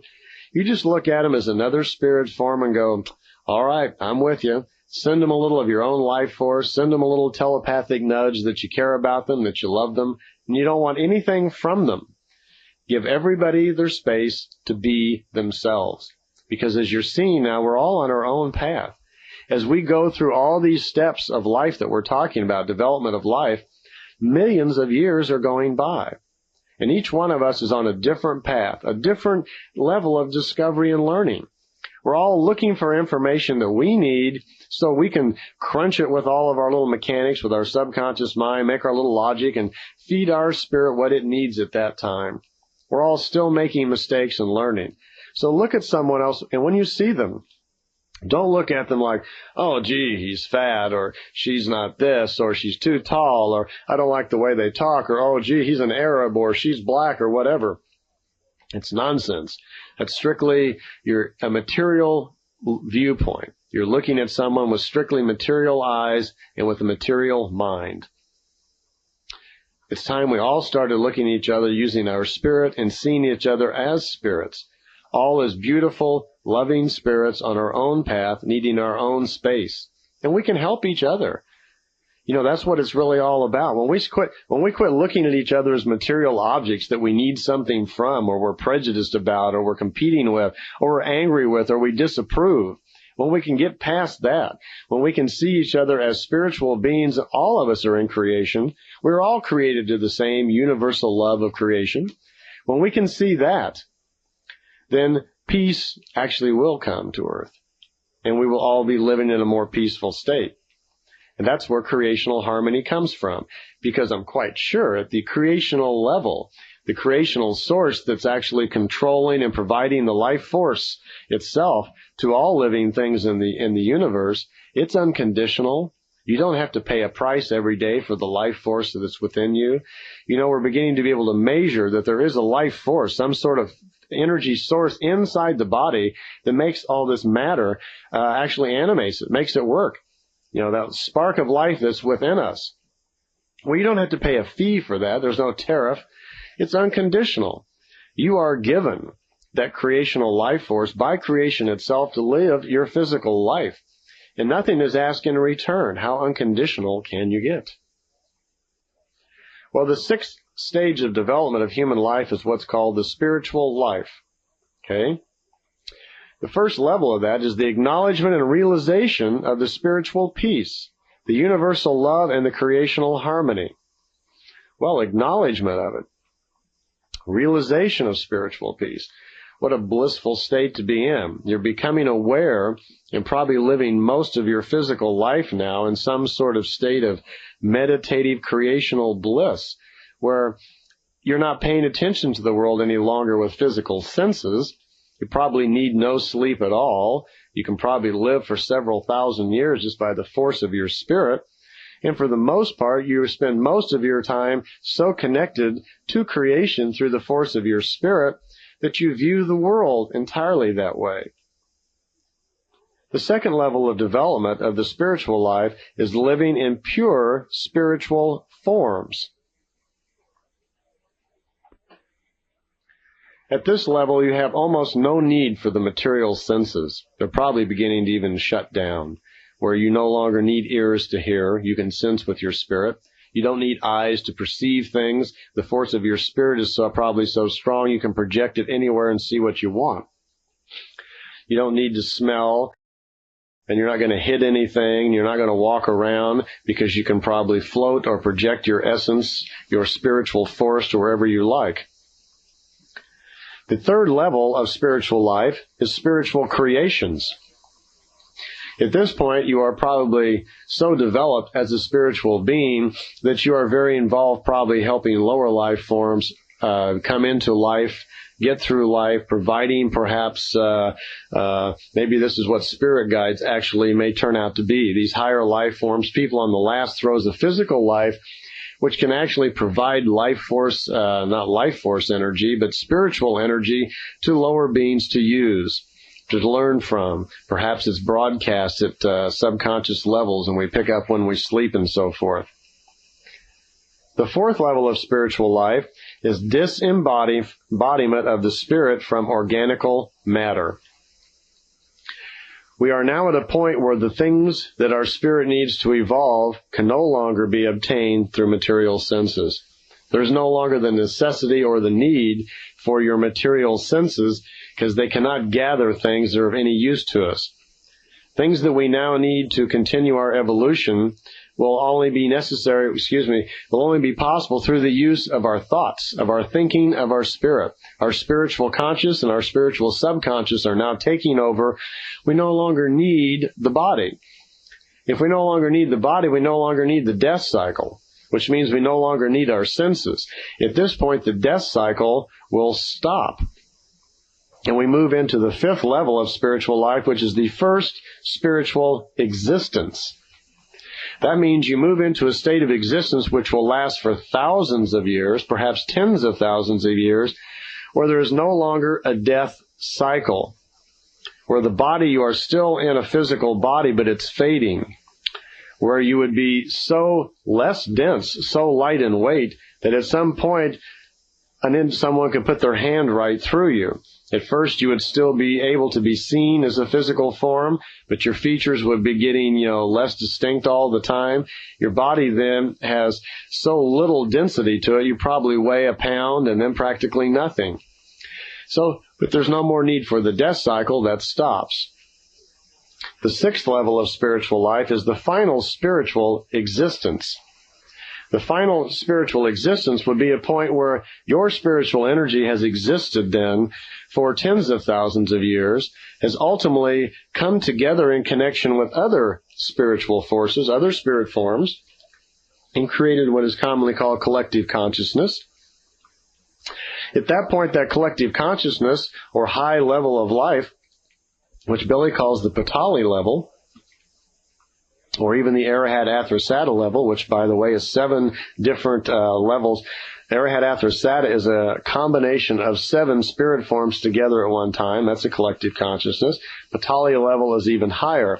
At that point, there is no awareness, and has not been for tens of thousands of years. There is no awareness of the material body or senses any longer. Such does not exist. You are almost totally out of the coarse matter being, and now becoming a fine matter being. Okay? The 7th level of spiritual life is passover into creation. There is a point at which the being then becomes so developed. We've been moving towards perfection all of these billions of years, and now we are almost to it. We have got to the point where wisdom and knowledge is so great. We now have such knowledge of creation, we are beginning to participate in the actual workings of creation. Our fine matter existence is at such a high level where the frequency of our thoughts is so high, we are almost totally out of touch with any material existence. The things that we do then, I can hardly imagine, would certainly be at the level more of just the control of creation itself and nothing to do with day-to-day life cycles. The 7th step of development of human life is called creation's life. And this basically is just the twilight sleep. At this point, the human and spiritual consciousness has merged together with the creational force that created the universe to begin with, and then is taking part in the actual workings of the creation. And at the time that the creation pulls back together and goes into its twilight sleep, at that point, our consciousness, our spiritual self then, is part of the next creation, which creates the next universe, which then goes on to create 6 more and eventually evolves into being an entire universe. So the function of ourselves, our individuals at this point, is to slowly evolve through all of our material existences, 5 levels of physical existence, working into the 6th level of light body existence, finally ending up with creation itself. all the way along, we're providing knowledge, wisdom, and strength to the creation in our own small way. Each one of us is participating and adding some little bit piece along with that. And ultimately, we wind up being part of creation's life. And this, in the old times, is where the concept of that we are all gods came from. And I hear that phrase returning today. It's in many of really old teachings, and they talk about the self and the one being at one with the creation or the gods or whatever. Remember also, as we talked about gods on the Emmanuel tape, gods are actually another way of describing what an Ishwish is. An Ishwish, a king of wisdom, is a being who still exists in the physical, but has almost complete knowledge of nature and spiritual and creative logic and laws. That's what a god is. A god is a being, he's at the top level of physical existence, but beyond that there is more. So a god also is subject to the logic of creation, because creation was the original idea that started all of this and created the universe to begin with. But creation isn't something that I see that needs to be worshipped or even thought of as a religion or a belief or anything like that. It's not a philosophy of life. It is the logic of what really is. It's just a matter of fact.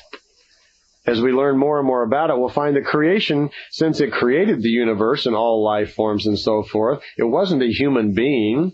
It wasn't a life force. It was a thought. It was an idea taken from another universe, which is going to perpetuate on and on and on. So we slowly have to let go of the idea of worship and that anything is responsible for our day-to-day lives. We are given a life force to use by the natural universal love of creation. We have intelligence and ability and aptitudes based on our accumulative life wisdom that is ours to use. And it's up to us what we do with our current lifetime. You can say we're 100% responsible for our own life, but when you live in a society and an environment like the one on Earth right now, are we really? I mean, there is so much of life which is dictated to us. There is so much of life that is forced upon us, where you're going to live, how you're going to think, what you're going to react to, how you're going to dress. There are so many things in life that are pushed upon us that we really don't have too many choices. So we are at a point of development where it's very difficult for the individual, once he even decides to lead a more spiritual life, it's very difficult. For one thing, you can't live in a major area, a major city, and consciously think that you're going to have very much spiritual growth. Because one of the first things you find out when you start developing yourself more spiritually is that we're all tuned into each other. That there is some form of kind of form of thoughts that move among all people. And when you start tying into that, you find out that it's very unhealthy to be around large centers, i.e., for instance, like Los Angeles. If you live in Los Angeles, if you're listening to this tape and you live there, or New York, or some major metropolitan center, you know that once you leave there, you say you go on a vacation to Colorado or some sparse area in the mountains where it's beautiful and you're back in touch with nature and it's lovable and the people are nice and you're having a great time and you're with somebody you love and, you know, everything is just wonderful and you're so peaceful and happy. Well, that's the natural state. That's the way it's supposed to be. It's in that environment, in that state of mind, where you can actually start growing spiritually because you're living more as a spiritual person. But when you get back on that plane and vacation is over and you go back to your major metropolitan, smog-infested city full of hate, anger, prejudice, and everything else going on, you have to defend yourself against all of that. As soon as you get back, it's like, there's this big heavy weight comes crashing on you because not only do you have to react differently to people on a freeway than you do to a reindeer in a forest, but your spiritual self has to start defending itself once again from this heavy mass of concentrated energy that's being created by these millions of people that are unhappy in this major metropolitan area. So if you take spiritual growth, seriously, you can read and study and so forth in a major metropolitan area, but if you really want to get serious about it, you're going to have to get out of town. You're going to have to move into an area where it's possible to live with nature, where you can actually live as a spiritual person, because the laws of the society of our country are certainly not in line with the laws or logic of creation, or even with nature. So in the city, we burn up everything. We cover it with concrete. We're certainly not living with any respect with nature at all. So if you want to be a spiritual person and develop somewhat in those areas, you got to get back out into nature and live with it. There will be a point someday we may elect a president based on wisdom instead of on power and economics and control. At that point, there'll probably be a major change in our world. And hopefully the people of the United States, which are the leaders of the planet Earth, we provide the leadership and the inspiration. Perhaps the New Age metaphysical movement in this country will continue to grow and will fight for the truth and will, follow through and develop more and more as spiritual beings.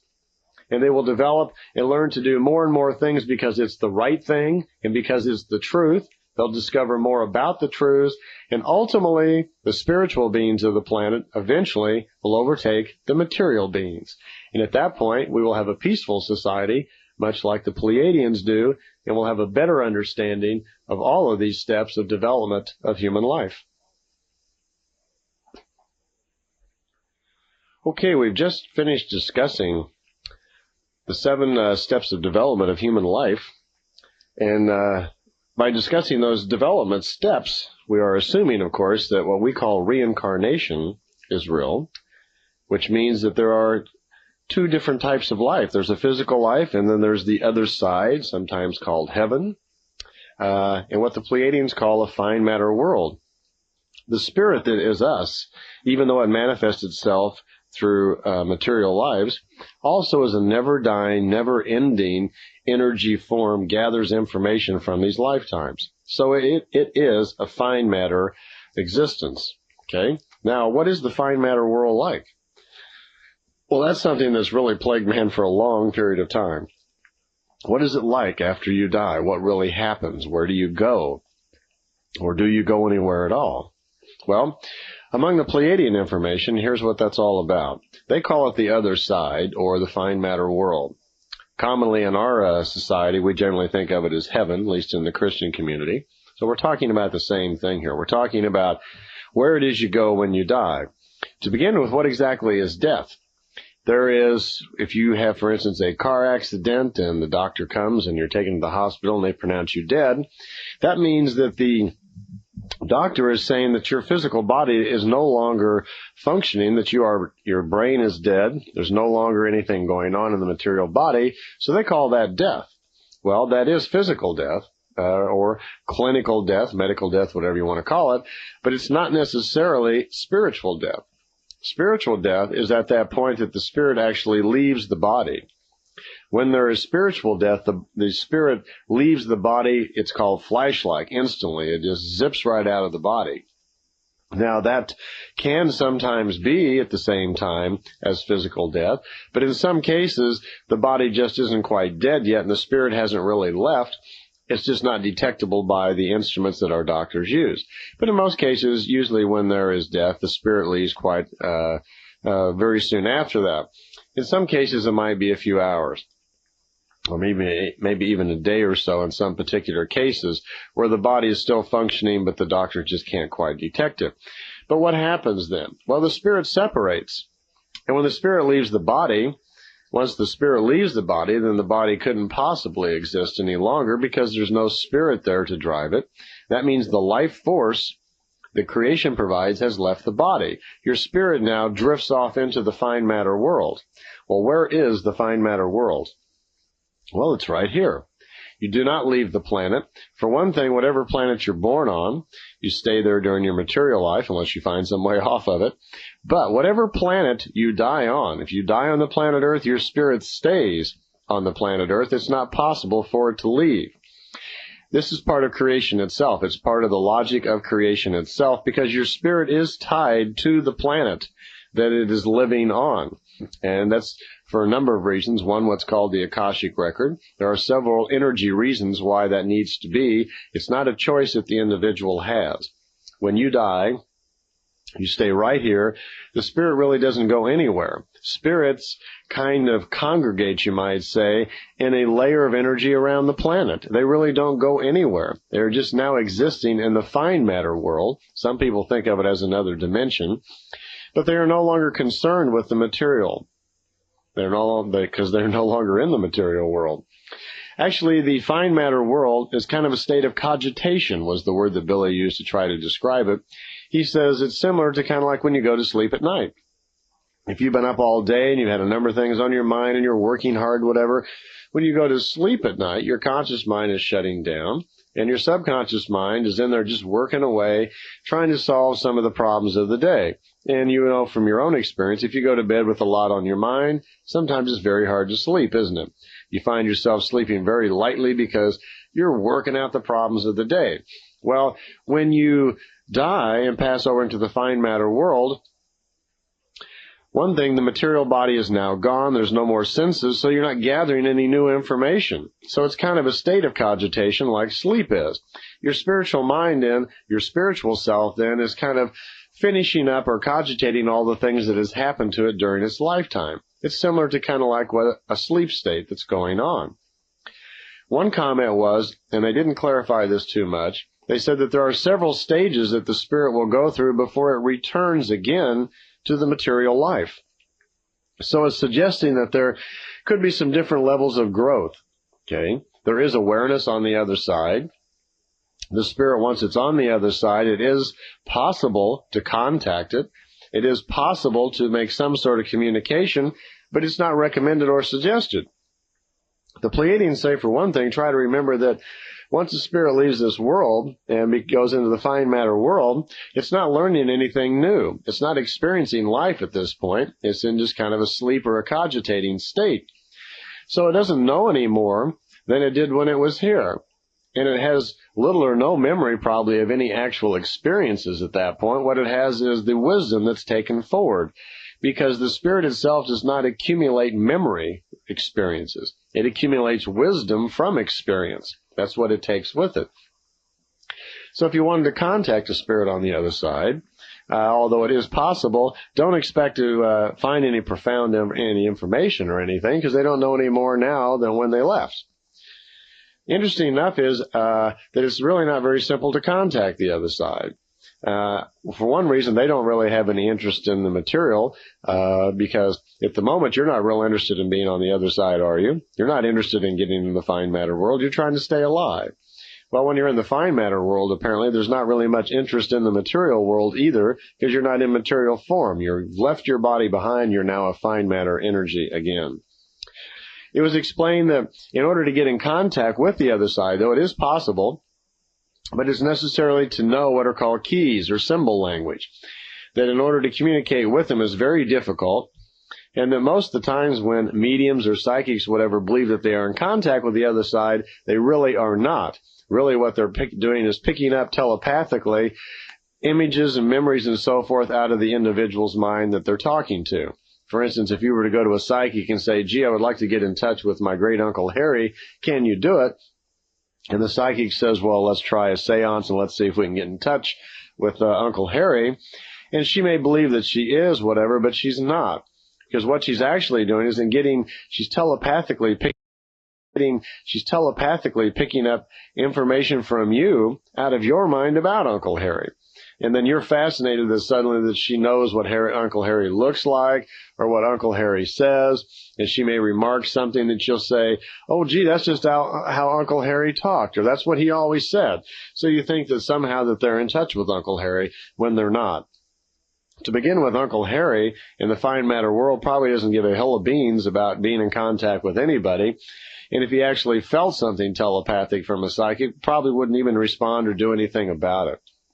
The other comment was that occasionally people do make contact with spirits, even trying to trap them, get their voices on tape. And the Pleiadians remarked that quite often that a spirit, once it's on the other side, doesn't even want to be contacted. And if it is, usually will regard it as kind of a nuisance and will give disinformation or treat it as a joke or will say something kind of silly anyway. So it's not really recommended. The other view was the fact that since the spirit is in the fine matter world on purpose in order to sleep and cogitate and kind of, recuperate a little bit from the material life, it's not a good idea to even disturb the spirit. They don't. On a Pleiadian world, it's considered just not a good idea to even disturb the spirits, and they don't do it. They just leave them alone. Well, this leads us into the next topic of kind of interest, which is reincarnation. By the way, the word reincarnation and incarnation are the same thing. They both come from Greek words, and they mean exactly the same. Now, let's say this spirit has been on the fine matter side of the world for a period of time, and it's time to come back. Well, how do we know, or how does the spirit know when it is time to come back? Well, there are a few determining factors that determine when a spirit can come back. To begin with, when you're in the fine matter world on the other side, there is no time. You are no longer in the coarse matter world, which is affected by the time impulses. The wave of energy that we call time that moves through, it only affects the coarse matter world. So when you are in the fine matter world, there is no feeling of time. There's no sensation of it. A spirit could stay on the fine matter side for thousands of years and really not be aware of it. It's not like they're awake, standing on one foot or the other, just waiting to get back into the material side. So you don't have to worry about being stuck over there. What does happen, though, is this. Normally on a planet like Earth, where we have such a high population, okay, when someone passes over into the fine matter world, normally the average turnaround time, the Pleiadians call it, before they will come back into the material life, is on an average of 152 years. That means if you live a long and normal and healthy life to fulfill your lifespan, that you will come back in approximately 152 years. And then you would re-enter the window of opportunity, they call it, and come back into life in someone else, generally within the family. Now, that time span can be altered somewhat. And here's how it works. If you have a shortened life, maybe you die from an accident, young child 10 years old is in a car accident and dies, okay, they will come back faster. Okay, the longer you live and the more you learn, the more you contribute to your spiritual growth, the slower you come back. Okay? The shorter you live, the less you learn, the faster you come back. You have no say-so in this. It's part of the mechanism of creation, which tends to balance things out. So people who live a long period of time, if they live to be 90 or 100 years old and have had a really good life, they probably wouldn't live that long anyway unless they were basically well-balanced, happy people. So they're probably going to come back slower, 150, 170 years. If someone, however, you hear of a young child dying at birth or a 1-year-old, they may be back very quickly. Generally not less than 15 years normally. However, there's an exception to that rule. Apparently, every 25,860 years, when the Earth moves in closer in proximity to the central sun, which it is just now and has been since 1937, we call this the New Age, is the general jargon or term to call it. But there is a step up in frequency and electrical radiations, apparently, that influence several factors in our life. And rebirth is one of them. And there's a tendency, I'm told, that for rebirth to be faster during this time period. So it's quite possible even that a young child, say, should die at birth or perhaps from abortion or something, that they'd be back very quickly, possibly right away within a few days, weeks, or months, something like that. Okay? When it's time for a spirit to come back into the material world, it's a natural process of creation. The spirit really doesn't decide what time it's coming back. What happens is when it's ready to come back, and has something to do with like waking up in the morning when you're just ready to wake up, when it's ready to come back, creation will provide the mechanism by which it happens, and there's a natural tendency for that spirit to come back within family. The first priority apparently is usually level of evolution, that the spirit will try to come back into a woman, equal in level of evolution. It will try to stay within family. Quite often, your great Aunt Harry may have been someone else's aunt, have been someone's uncle, or something like that. You can change gender from lifetime to lifetime. Creation doesn't do that. People do it kind of subconsciously. How that works is this way, that there is kind of a programming that's done subconsciously in the individual. If you are living a life as a male and wish to come back as a male, it doesn't take any more than thinking that. You literally program your subconscious for wanting to be a male in the next lifetime, and it will be. It's not decided by the mother. It's decided by the spirit itself. If you are apparently unresolved on the issue and really don't even think about it or care, however your subconscious will, it may kind of go either way. So you have some choice in that. There is some programming involved there. If you go through lifetime and are confused about your male role or your female role, which some people are, perhaps they go through life and they're having a terrible time with their love life and their sex life. Emotionally, they're upset, and they just are totally out of balance, and they go and they die, and they are confused about themselves and about their sexuality and so forth. Then they will come back pretty much the same way. When they come into life, there is no programming. They come back in slightly confused, and depending upon environment, they may continue to be confused, and this is what leads to homosexuality. Homosexuality is not a third sex. It's not something we should be developing in our society and giving rights to it.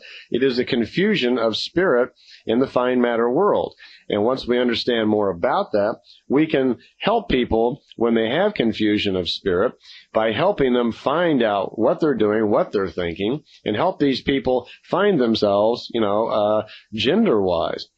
The Indians were always good at that. They would teach the young men to be more male and to understand their male hormones and their male attitudes and, come with me, son, and do this and so forth. Now, I realize it's probably not quite as simple as that, but that's the general idea about what confusion of spirit can cause. By the way, when there is a conceptual act by a male and a female, within 3 weeks' time, right at about 3 weeks, is when the spirit makes the decision whether or not it's going to come into the mother. Okay? So it's within 3 weeks, although the mother's not aware of it. But that's when the spirit makes a decision whether or not to attach itself to the woman in this window of opportunity. The woman becomes pregnant and provides a window of opportunity for a spirit to come in. It will within the 3rd week, and then it attaches itself to them. At that point, the spirit has decided that it will be born in this woman. So in a Pleiadian world, the morality of abortion then, the issue would be that there can be no abortions after 3 weeks because the decision has been made that there is an individual then attempting to come into life at that point.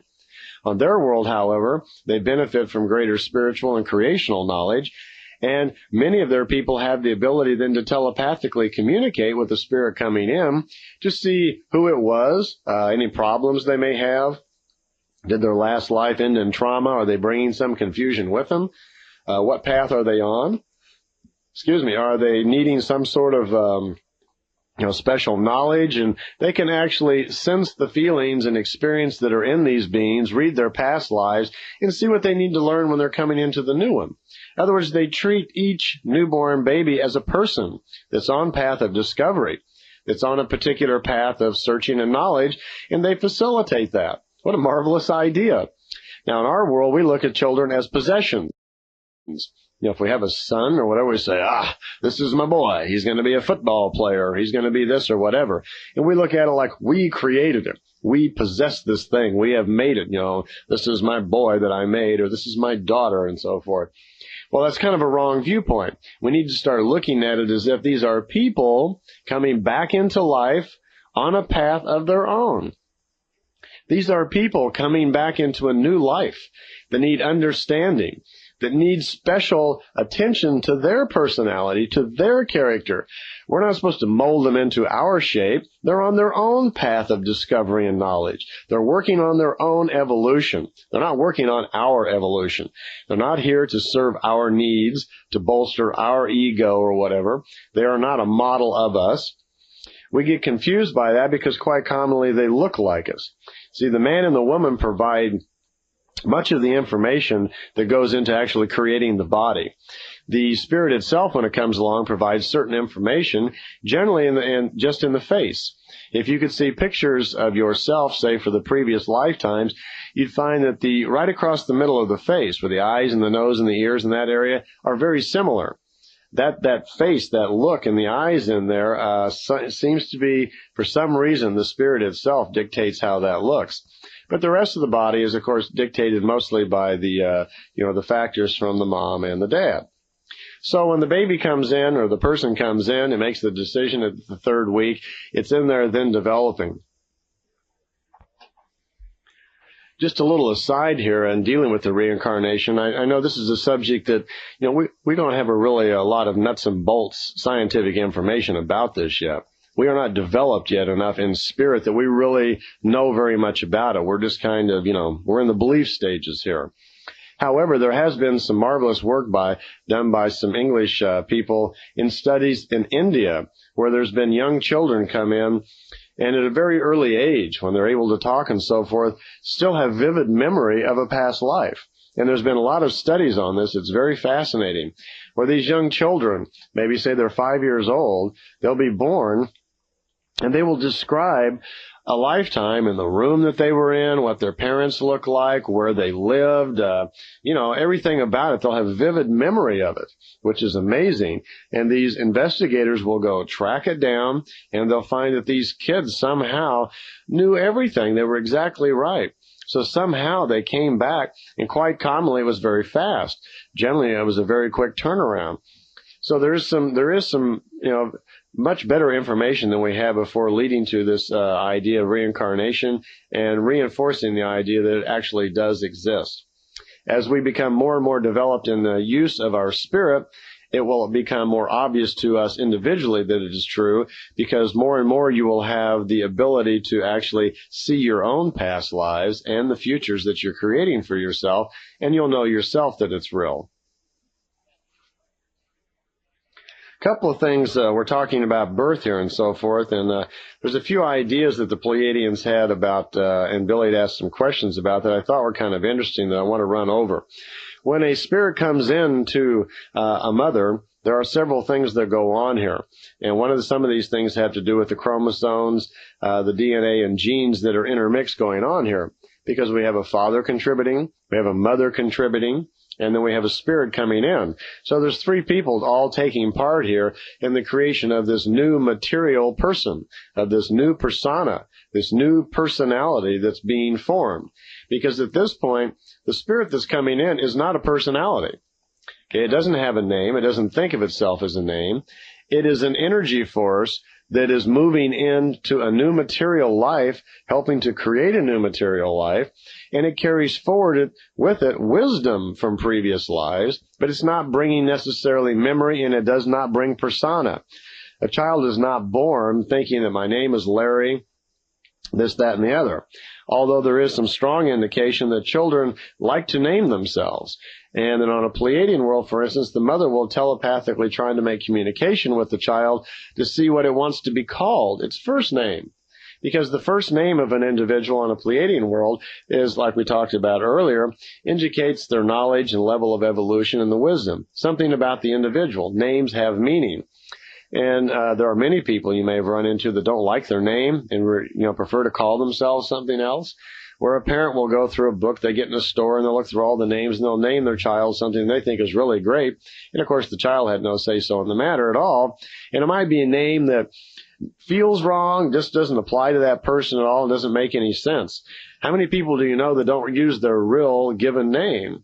An awful lot of people use a name that's slightly different. For instance, even myself, my name is not Randy Winters. I was born James Randolph Winters. Randolph was my middle name. I've never used James. I've never used Jim. I've never even heard anybody call me that, except for a brief period for a couple of months when I tried it out once. I had moved, got a new job, new friends, and I told everybody my name was Jim. I was already about 25 years old, and I thought I'd try to see what it felt like. It felt so odd, so left-handed, I just didn't feel right at all being called Jim. And so I dropped it. I grew up always being called JR or Randy. And I never used the name James. And my family, for some reason, even though they named me James, they never called me James either. Even when I was a baby, I was little Randy and little JR. Okay. Well, dealing with genes and wisdom and intellect and so forth, there's a few comments here I thought you might find kind of interesting.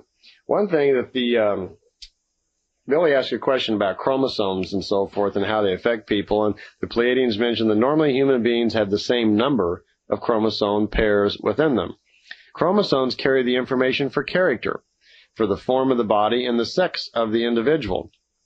Now, the sex of the individual information is going to be given to that chromosome by the spirit when it comes in. The chromosomes are the essential carriers of the genes, which influence the chromosomes and cause them normal, abnormal switching and so forth.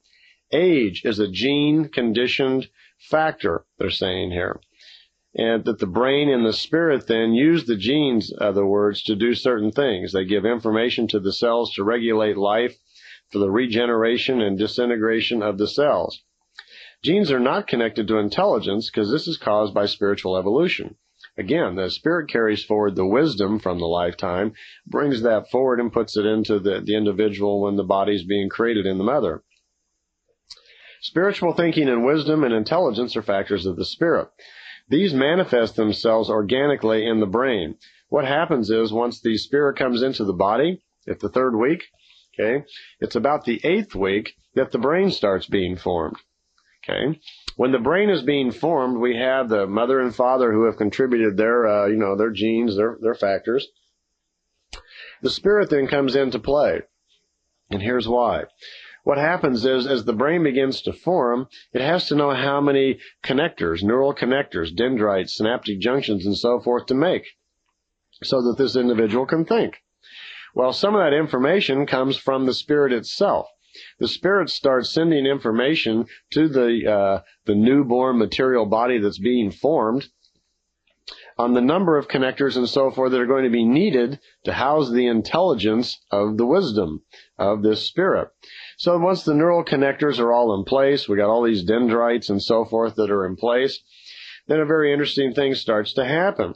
The information then from the spirit that's carried forward from all these lifetimes, it's fed into the body, into these connectors, and it flows into the acids that are in the brain. So the information, the fine matter information, is transferred from the fine matter world. A copy of it is more or less kind of downloaded into the coarse matter world, which is the acids in the brain. Because we already know the connectors in our brain, when you think, all these little neural connectors get excited and run through the dendrites, and there's all these synaptic junctions that little electrical charge goes off, and it affects the chemicals in the body, and the chemicals in the body do this, and then so forth, and all the cells are affected, and our body is in operation. Well, within those acids in there, that is where the wisdom from your previous life is stored in coarse matter form. Well, I see once again I'm running out of tape, so just fast forward this here. There's just a second or two left, and I'll see you on the other side.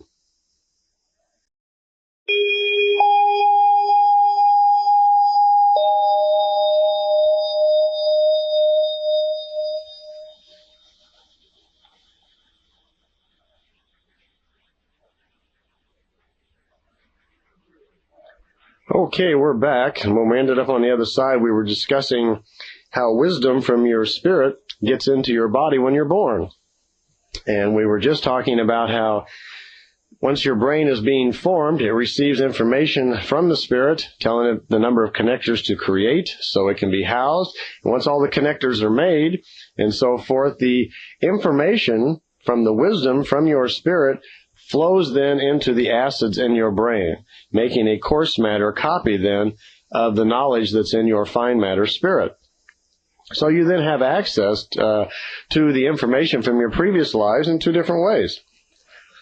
You can access it then through your spirit in the fine matter self, or you can access it through the acids, which is what we do normally. So your material body then has been provided with a copy, so to speak, of all of your wisdom. This is where your intelligence comes from. Actually, it's where your aptitudes and your abilities would start stemming from, because you have information to draw on. You notice how some people, as they're going through life, some things are just very easy for them, or you find yourself sometimes already knowing things very easily. You may come across some philosophy or idea in life, and it just makes a lot of sense to you, and you already seem to know all about it, and you just kind of go, yeah, sure, it's real easy to you. Well, that's because that information or a wisdom from an experience similar to that is already in there. It's already in the acids.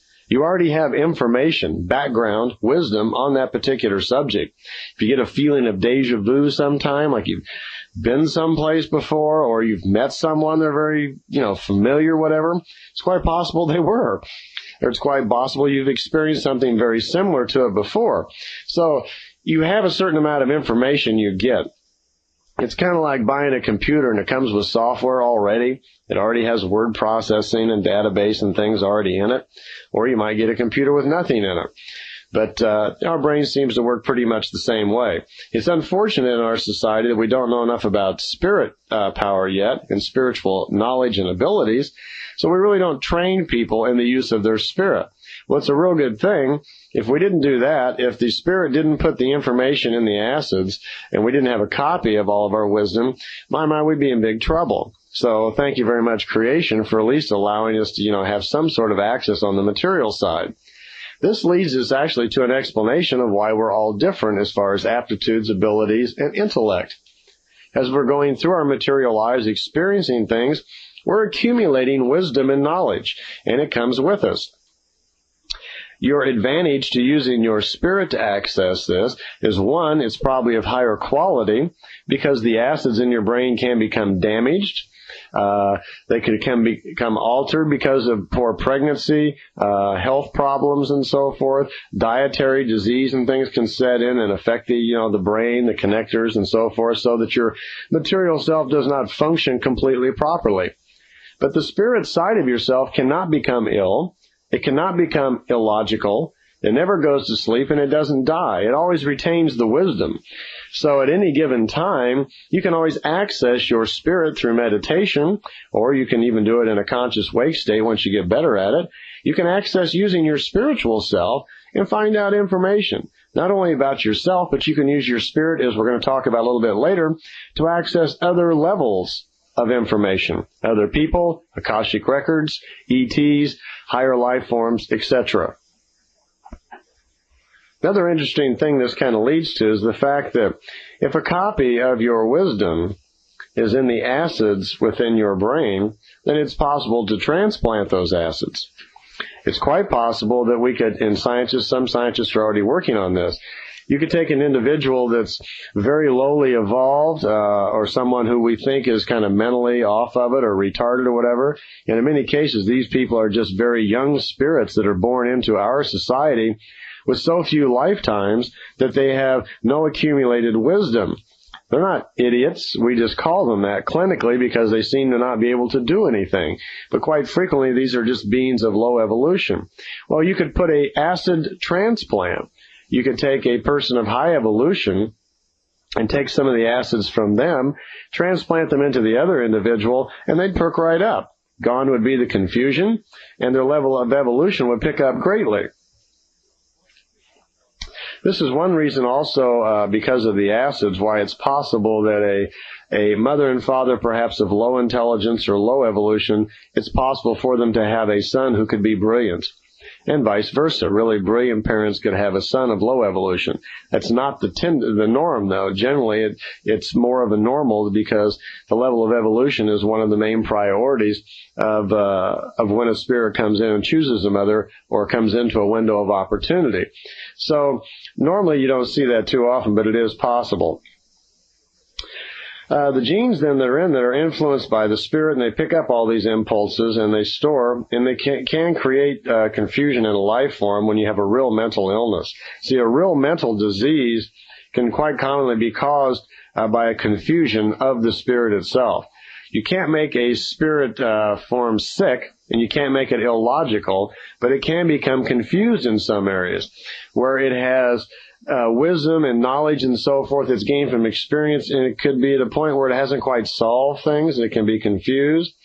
Well, in that particular case, then the spirit is affecting the genes that are in that person.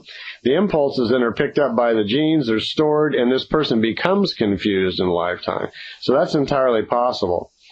Actually, another thing that's pretty fascinating that can happen is that on some occasions, when a person dies and the spirit leaves the body, if it's an accident or it is at a time when the subconscious of the individual is not expecting it, your subconscious knows when you're going to die. It already knows that. You can access that generally yourself through meditation if you want to find out. Well, your subconscious is always knowing what you're going to do, even in a few days in advance. This is one of the techniques that the Pleiadians use to examine our subconscious and find out what we're really thinking. They can do that because even though you're thinking consciously, most people are not aware that they can access their subconscious or don't bother. But your subconscious knows what you're already planning on doing for the next few days. So it's possible to actually access that in there. Well, when an individual passes over and is going into the fine matter world, quite often, if it's not a expected death, or the individual just doesn't want to leave the material plane for whatever reason, that spirit can actually move into another living being, where we have a person then who suddenly is housing two spirits within itself. That not only is possible, it's not that uncommon. Apparently about 10% of the time that happens, and this can lead to what sometimes is considered as mental illness, where a person suddenly has dramatic personality changes or suddenly becomes very confused. I can tell you I'm quite aware that some very well-established clinical psychologists have stumbled across this accidentally, where people have come to them quite confused with apparent mental illness and they can't figure out what it is. And through hypnosis, they've been able to find out that there is another personality inside of this individual. And during hypnosis, the psychologist has been able to talk to that other individual, that other spirit which has moved into this person, and convince them that they have died, because they don't know where they are. And he'll convince them that they have died, and it's okay for them to move on, to let go, and go on into the other side. That they are confusing the person that they are in a wrong body, that it is unnatural, and to move on, go on and fulfill yourself with your own evolution. The person will come out of hypnosis, the spirit will leave instantly because it has the ability, once it just gives up hanging on to the material, it slips off into the fine matter side, and the person almost instantly then is relieved of its confusion. There are documented cases of this, hundreds of them, by several clinical psychologists. So it's not just an oddball theory, it's actually really happening. Okay, we've been talking an awful lot here about our spiritual side and our material side, and we've been talking and figuring out about how we go through life cycles. We go through 7 steps of development of human life. So, and all of this is following the logic of the creation. All of these things that we go through, these cycles of life that we go through, are all embedded in us. The instructions, so to speak, and the matrix that controls all of this life cycling and evolution is already built into the creation itself, because we are a bit part of the creation, and we are just going through the cycles the way it was meant to be. So that's why we have 7 stages of development, and that's why we are actually 2 beings. We are a spiritual being, which is going through a series of material lives. Those material lives, those personalities, that's you and I on the material side. We are Barbara, Nancy, Bob, Larry, whatever our particular personality is right now. But that's a material being. Just for a moment, I'd like for you to get the exhibit that I have in the little handbook. There's a drawing of a big circle, and it says the 2-part being on there.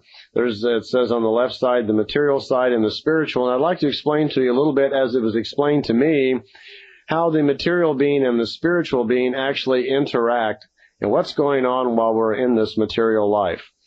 You see, even as you're listening, thinking, all the time that you're in your material life, you are also a spiritual being.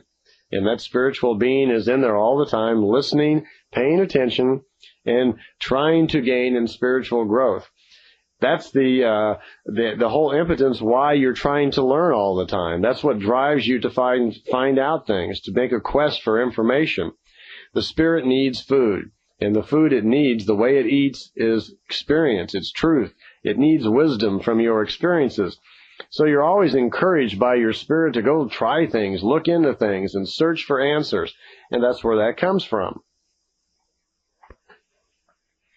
Well, on my little drawing here that you're looking at, you see on the left side it says material side, and over on the right side it says spiritual side.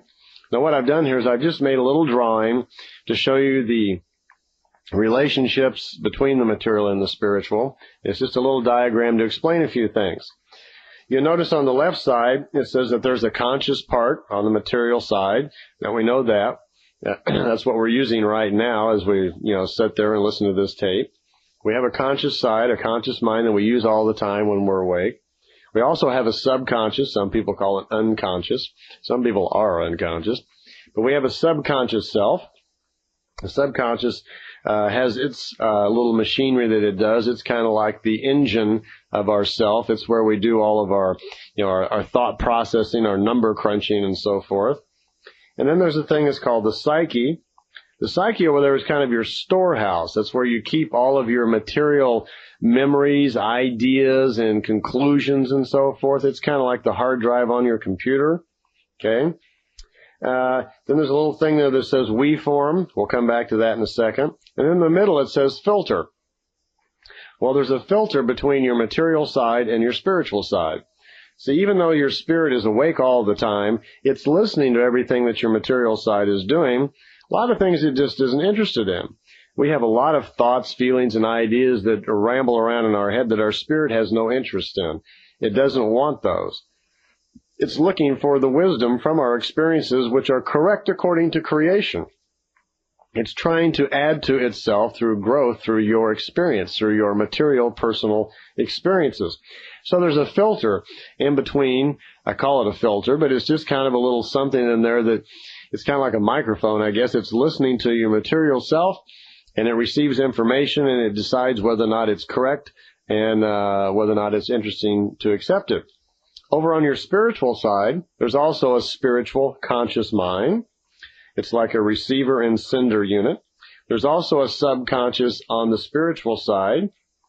It also can think, do some number crunching and so forth. There's a little we form there, which I'll explain in a minute. And then there's something called the Gemut, G-E-M-U-T, Gemut.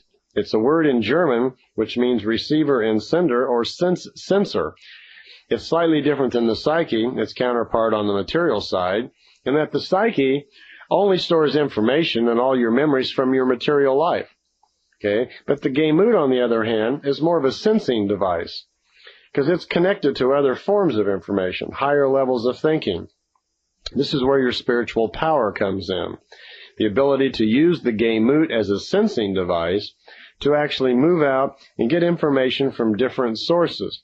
And there's a language concerned with that, which I'll talk about in a minute. Well, these are the basic parts of the material side and of the spiritual side. So let's talk about those just a little bit. Let me explain a little bit about what each one does and, excuse me, what happens as you're going through your day-to-day thinking. Okay, over on the material side, you notice up on the top there, it has the five senses there. That we've got sight and touch and smell and hearing and so forth, your senses there. And you know what these are. This is how we gather information. Now here's what happens. Your material self, as we've mentioned before, the reason for your material life is to gather information. Once you gather that information, then you proceed to think about it, you form logic, and you do a little number crunching, whatever, you make conclusions, and you store that information. And once that information becomes part of yourself, it becomes the wisdom from those experiences, and that's added to your spiritual growth. Here's how it works. Let's say you're having an experience, and let's make up some sort of experience here. Let's say something common in life, maybe a career move. You got a new job.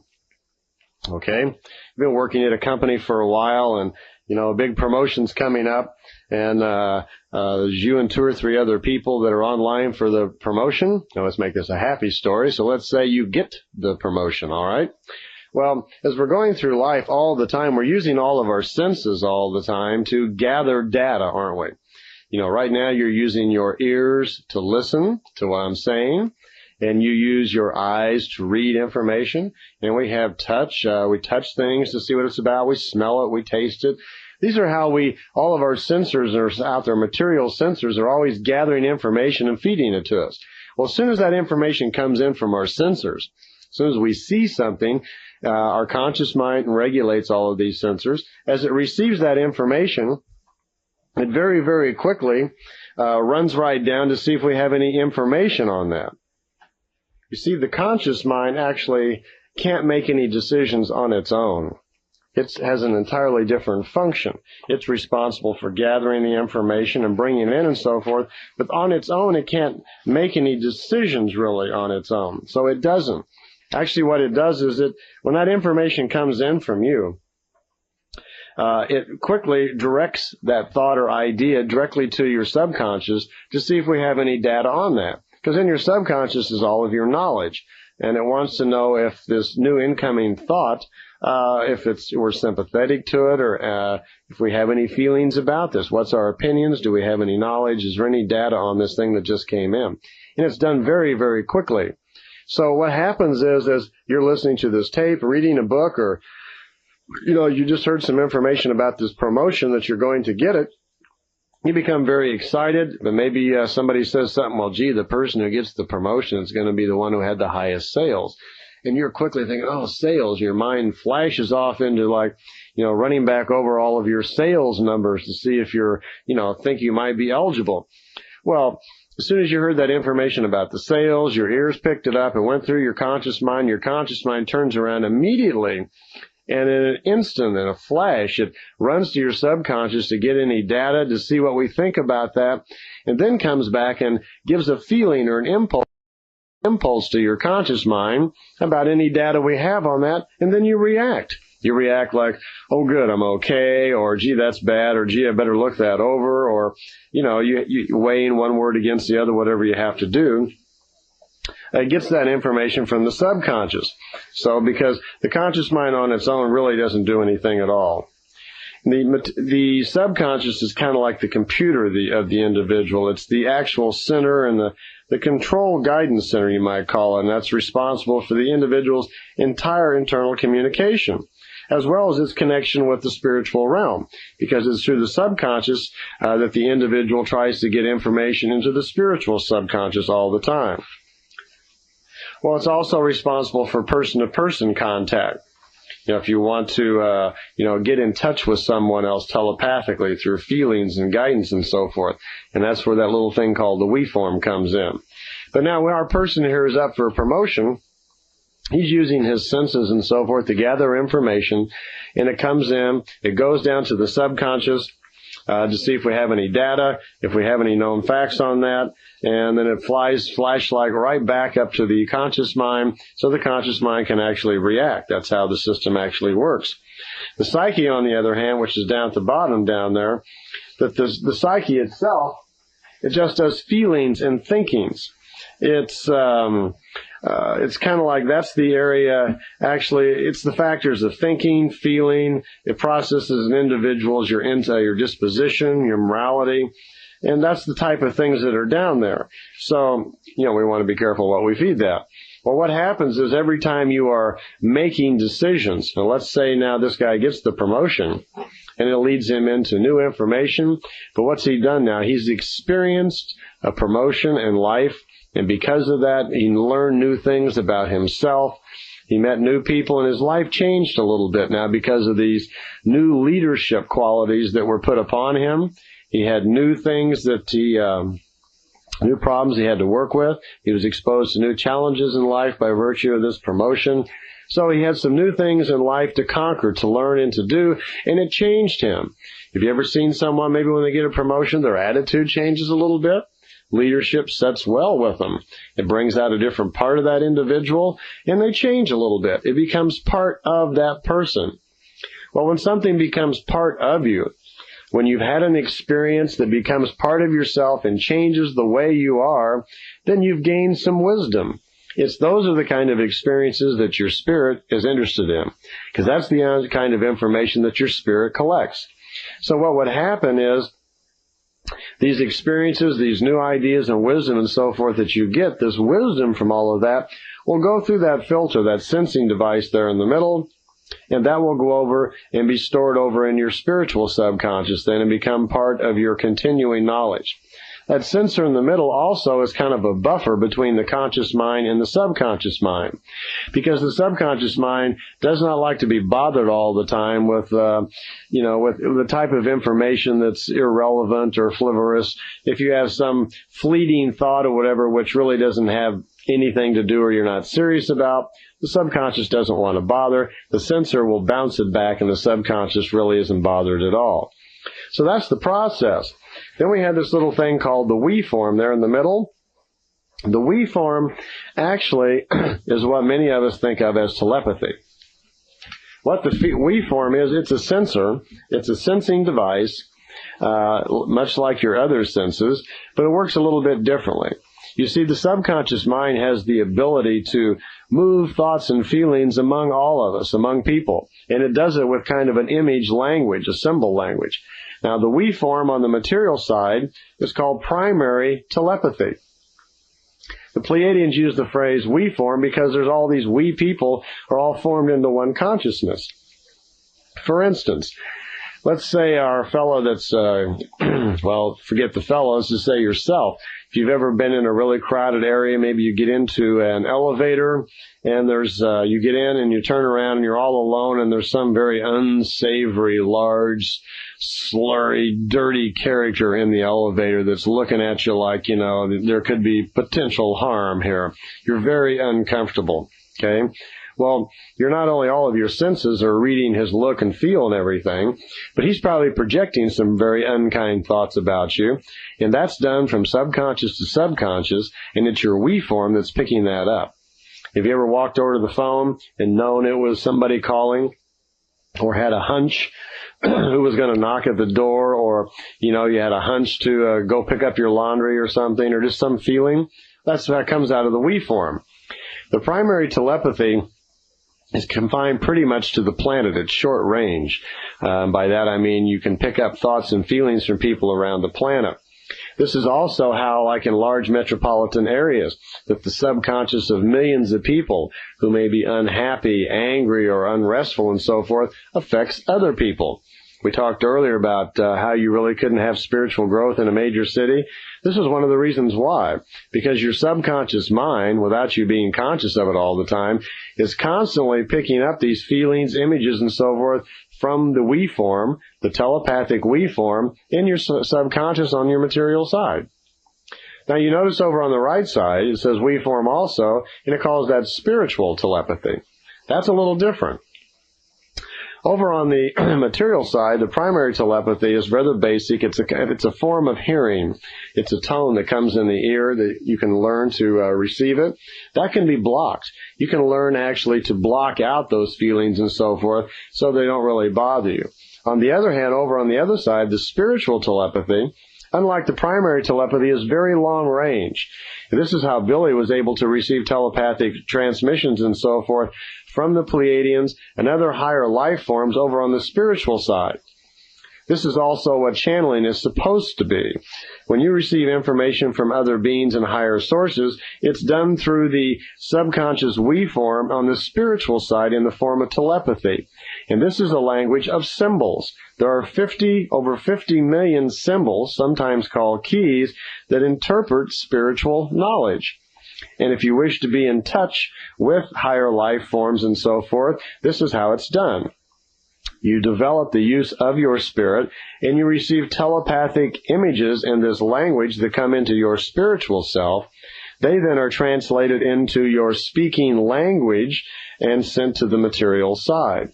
So never is there a trance needed. Any person who is actually channeling, it's impossible to channel a being from another world, because channeling is only short range, and channeling concerns itself with the psyche, which is your center for feelings and thinking and so forth. Also, this interplays if a person has an ego problem, wants to be popular, wants to be noted, wants to be thought of well, and so forth. These thoughts interfere in the individual when they're channeling, and that's why they create the persona. It's done by their insides, their psyche and their subconscious more or less get together and create this euphoric meditation. That's why they always speak and make up some strange sound. This is Uthor from Egypt or whatever. You know, well, it's not. It's an individual creating that by themselves. Channeling is not real. It is never accurate. If you wish to receive information from a higher life form or another individual on another world, it is done through the spiritual self. It is done through this spiritual we form, and it involves the knowledge of the symbol language actually receiving it. So that's how it would actually work. You do not have to be unconscious. There is never needed the trance, and there is never needed a separate persona in order to receive this information. You can learn to do it in a fully conscious, awake state. The Gay-Moot's a fascinating little device. The Gay-Moot over there is a sensor. You've heard people talk sometimes about how the silver cord where you're connected to creation. Well, that's kind of what the Gay-Moot is. It is a sensing device that can connect you to higher forms of information also. If you are interested in contacting your higher self or someone else's higher self, you can use the spiritual we form to do this. It, of course, takes a lot of practice. Some people it comes easier than others, and it's done through an understanding of the symbol or key language, and you develop it through meditation. Meditation is no mystical magic or anything. It's the simple process of just learning to control yourself, control your mind, to control your material self and your spiritual self, and turn one off and on as you like. You see, meditation, what you do is you shut down your material senses over there that are all very active. You shut down your conscious mind, and you get into a state of meditation, which is a balanced state where you, the individual of them, have access to your spiritual self. And then what you do, once you gain knowledge of your spiritual force, you actually get in touch with your spiritual self. That power will develop. You can then ask for and receive the symbols and keys of your own name, of your own self. You can then start looking and finding symbols and learn more symbols so you can access other higher forms of information. Now, aside from some ET on another planet that you may want to talk to, if they're willing to respond, one of the more interesting things to access is something called the Akashic Records. Now, what are the Akashic Records? In metaphysical terms, as they're sometimes called the etheric records or whatever, but here's the general idea. As you are thinking, and as everyone is thinking, thoughts, remember now, are forms of energy. Energy condensed and so forth to higher levels of compactness or condensation, I guess you would say, can be formed into matter.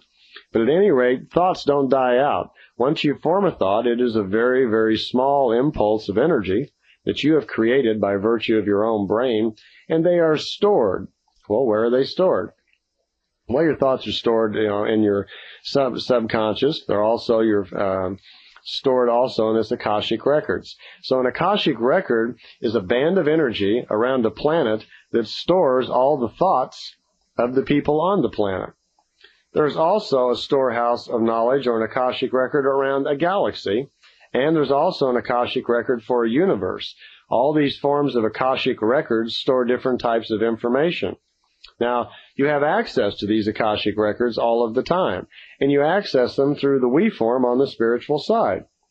The knowledge of the past, though, is protected. You can't just jump into it. It's not like open to everyone. You have to learn how to use the we form and how to make this connection. Psychics tap into the we form quite often by accident and are not even aware of what they're actually doing. For instance, I know there are...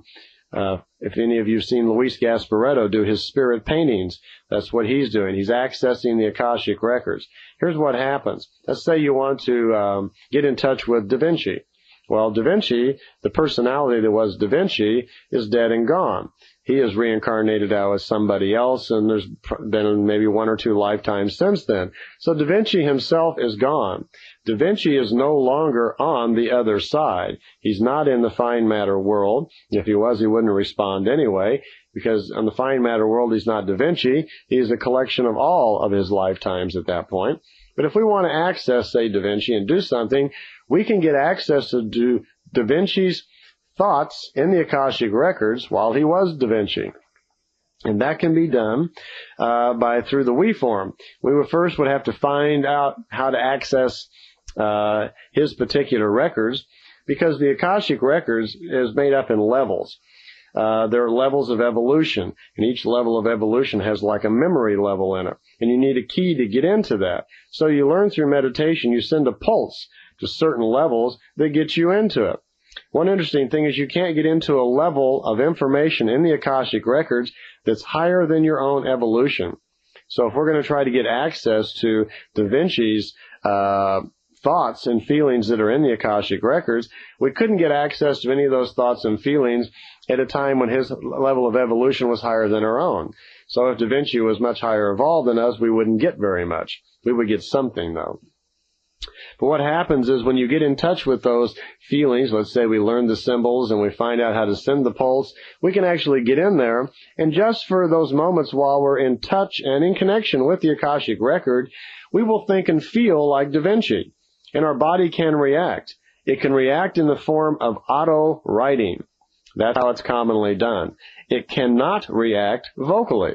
It's not possible to get into the Akashic records and speak like Da Vinci. You can't channel the Akashic records, in other words. Da Vinci's not going to come into your body, take over your body, and speak. That's not possible. But it is possible for you to access the Akashic record and think and feel like him for a moment, and you could write or draw and do things. Billy demonstrates this by quite easily, very simply, he can get into the Akashic record because he knows most of the keys. He has access to many different forms of information which were taught to him, and he can suddenly think and feel like Enoch or some particular one that he happens to know the key for. So that is a possibility. That's one way you can get in touch with other forms of information through the Akashic records. One other thing I'd like to touch on just a little bit while we're discussing this material and the spiritual self, and by the way, just kind of give you some insight into this, we also have emotions and attitudes and so forth that we build. When we come into the world, the material side is very clean. It's like a clean slate. Our psyche has no feelings and thoughts in it. Our subconscious is like a blank hard drive in a computer. It doesn't have any stored up memories at that point. We're a newborn person in the world, and we just kind of got here, and all we have with us when we come in is that accumulated knowledge from the previous lifetimes. So we're all happy. We're just goo-goo happy to be here, and we smile and we love everything. Don't we wish we could keep that all of our life? But it doesn't stay that way. All of a sudden, all sorts of things are dumped on top of us. And while we're laying in the crib, our senses are starting to work, and we start perceiving knowledge of the outside world. And about the age of 2, we start becoming aware of the outside world. And I think that's why babies cry almost their entire second year. They're probably sad to be here in some areas. They're moving into the material world, and they don't like the way things are going on. It's probably a little uncomfortable for them. But what happens? Our senses start picking up the experiences of life, and we start developing our little attitudes and emotions about how we react to things. Let's say we have an individual who's 30 years old, who's divorced, become an alcoholic, and lost his job. If we have someone like that, what has happened? He's lived through some terrible experiences. He makes associations with his experiences. He develops all of these emotions and attitudes towards certain things. Then every bit of information that comes in, when he perceives something, let's say about his divorce, maybe his wife always wore red shoes, and he sees a woman walking down the street with his eyes, so the eyes pick up the red shoes. What's he going to do right away? He immediately associates that with the bad memory of the recent divorce, doesn't he? So he doesn't actually perceive this person as they really are. He doesn't see them subjectively at all. What he does is, instead, when he sees this person, he just sees red shoes, a trigger goes off inside, and, he doesn't react normally towards this individual if he's going to react at all. So we can be greatly controlled by all of our, programming we go through life with. So one of the main functions, that we need to do is to learn to meditate, to close down some of our emotions and attitudes, all these knee-jerk responses that we develop and so forth as we go along, so we can control ourselves. So we can learn to reprogram ourselves and see people objectively when they walk down the street. I mean, not subjectively, objectively.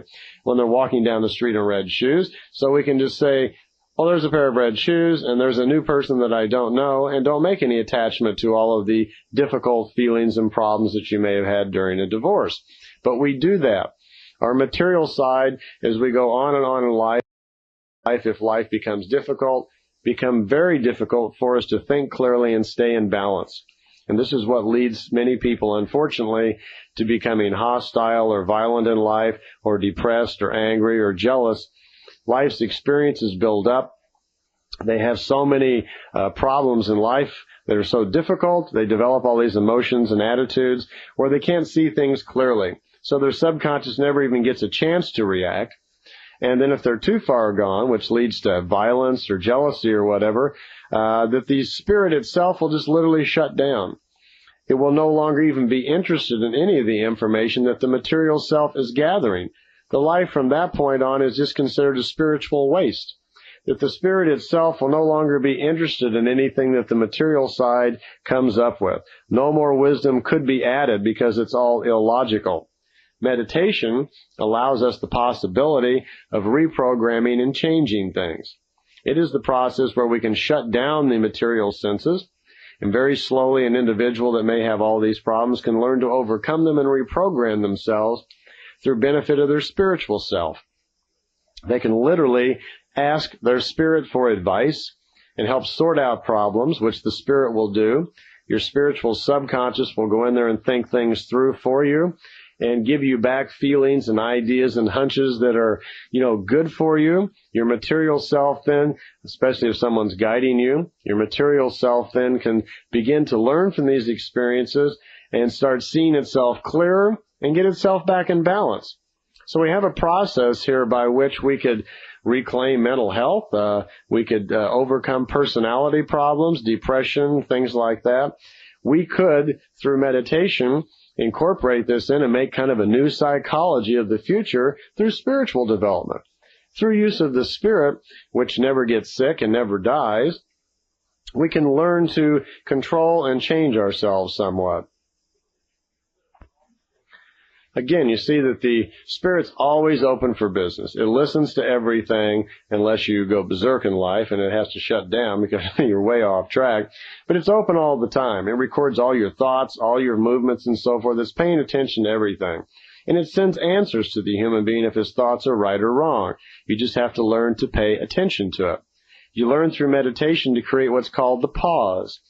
That slight split second when information comes in, and before you react with your material self, you consult your spiritual self to see about that.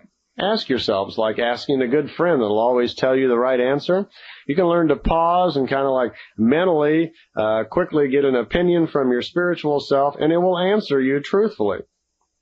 The spirit is the carrier of the creation. It's found in everyone. On our spiritual self is that part piece of creation. And remember, creation is the perfection. It has the ultimate peace, the ultimate universal love. So what a great place to consult with. And if you have this great spiritual self within you that has the ability to touch and feel that and consult with it and draw information from it, why not use it? Many of the old philosophers always made reference to the individual as being, every man contains a microcosm within a microcosm, and that's true. Because everything in the universe that exists, everything within creation, also exists in the human being. There are different dimensions in the inner being that are endless. So it's beginning to look like the matrix of the creation, the logic of the creation comes into the spirit. The spirit facilitates creating the body. So information from the spirit is in every cell, every atom particle of the body itself. And these get smaller and smaller all the time. So there's kind of like microcosm within microcosm. There's a copy of your creation. Your spirit has a copy of creation. It's in everybody, and it contains all dimensions. You see, when an individual can start looking at life with a balanced view from his material side and his spiritual side, when he learns to start using the spirit all the time as a source of energy, of knowledge, of wisdom, then he starts becoming a much happier individual. That way he's not prone to knee-jerk responses and emotions that get him entirely out of whack, and he's not going to overreact to things and over-respond. He'll be able to calmly see things. He'll be able to always refer to his spiritual self for knowledge. The nice part, too, is that he'll just be a lot happier. An individual who lives, by the creational logic, who uses his spiritual self and is always seeking to get closer to creation, will find that he is somehow just luckier, and he has kind of spiritual poise. See, luck belongs to the inner being. It's an inseparable mark of the existence of the spirit within you. When you are close to that spiritual self, it just naturally happens. There's a force that rises up in you. The material body may continue to age. It gets older and the material body changes, but the spirit itself doesn't age like that. Even though you may be 50, 70, 80 years old materially, where the body is starting to deteriorate, the spiritual self has not aged. It still remains young and healthy and vibrant inside in there. So you can even use your spiritual self to facilitate looking better and living longer. At least while you're alive, your material self will be happier, more fulfilled, and you'll have a healthier life. Once an individual recognizes his spirit, he becomes to become more powerful, and doubts and things like that in depression just vanish away. If you even try it yourself after listening to this tape and start making some efforts in meditation, we have a tape on meditation in this kit also. If you listen to that and start practicing that, you'll find just with a few simple exercises and practicing, you'll get in touch with your spirit. You'll be able to use it a little bit and find that there's an exhilarating feeling in calling upon your spirit and doing something for the right reasons and finding that it's actually in there and making that connection with creation. It's exhilarating. The world will look different. Instantly you feel better about life. Any fears about death just vanish right away. And there's this wisdom that comes into you that there's a calmness with it, a peace with it that makes you feel really good. And it's kind of like an inner light that comes with you. See, wisdom and spirit, they're two factors, but they really result in just basically the same thing, because your spirit contains all of that wisdom. A person who knows and can feel the creation once that happens develops an inner peace and assurance. He can defend himself against any kind of silly thoughts or strange feelings because of the power that grows within you. The way you do it is you deliberate on the truth. Wisdom and knowledge of creation, it affects your feelings and changes an individual's thinking. The more his intelligence, the more you direct your intelligence to the quest of knowledge about the creation, the more forceful becomes your personality and the easier your life actually becomes. First, all it's necessary to do is learn the spirit intellectual mode of thinking, and then you recognize how right it actually is, how it actually works, how you can actually get in touch with the creation itself through your spirit. When you have your first successes through meditation, then you move forward by very large leaps and bounds because you know you're onto something. You get excited and there's this enlargement of the spiritual self. There's this inner power. You start feeling much luckier. Things just get easier. It just happens for someone. And you begin to understand that it's good to be 100% responsible for yourself. You develop this feeling of confidence and assuredness that only comes from the knowledge of your own personal power, your own spirit. Your development then is free from fear and anxiety. Those things no longer bother you at all. So you would no longer have any doubts or fears about death. They just vanish, and you can keep constantly in touch with this feeling about universal love and the great feelings that you can get by constantly knowing that creation is there. It's a great strength. Okay, I can see we're running out of tape again, so it's time to stop this part. We have two more important tapes, meditation and psyche, which lead in more into the mechanics of things, so I'll meet you over there.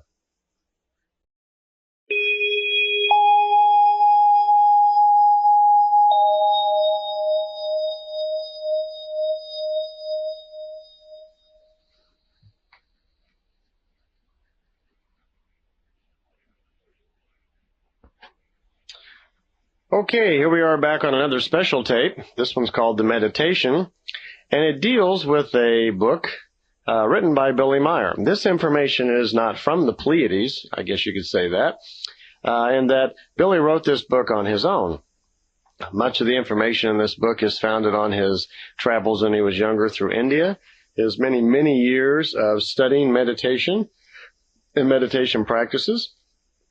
The information in here also has been collaborated by the Pleiadians, and he has discussed this information with Semyasi and some of the others. But for the most part, this book deals with Billy's ideas on what meditation is and how to use it and why you should use it. So I thought we'd spend a little bit of time on this tape, and I'll explain to you as much as possible, the time allows here, about what's in the book, an explanation of it, because the book was written in German.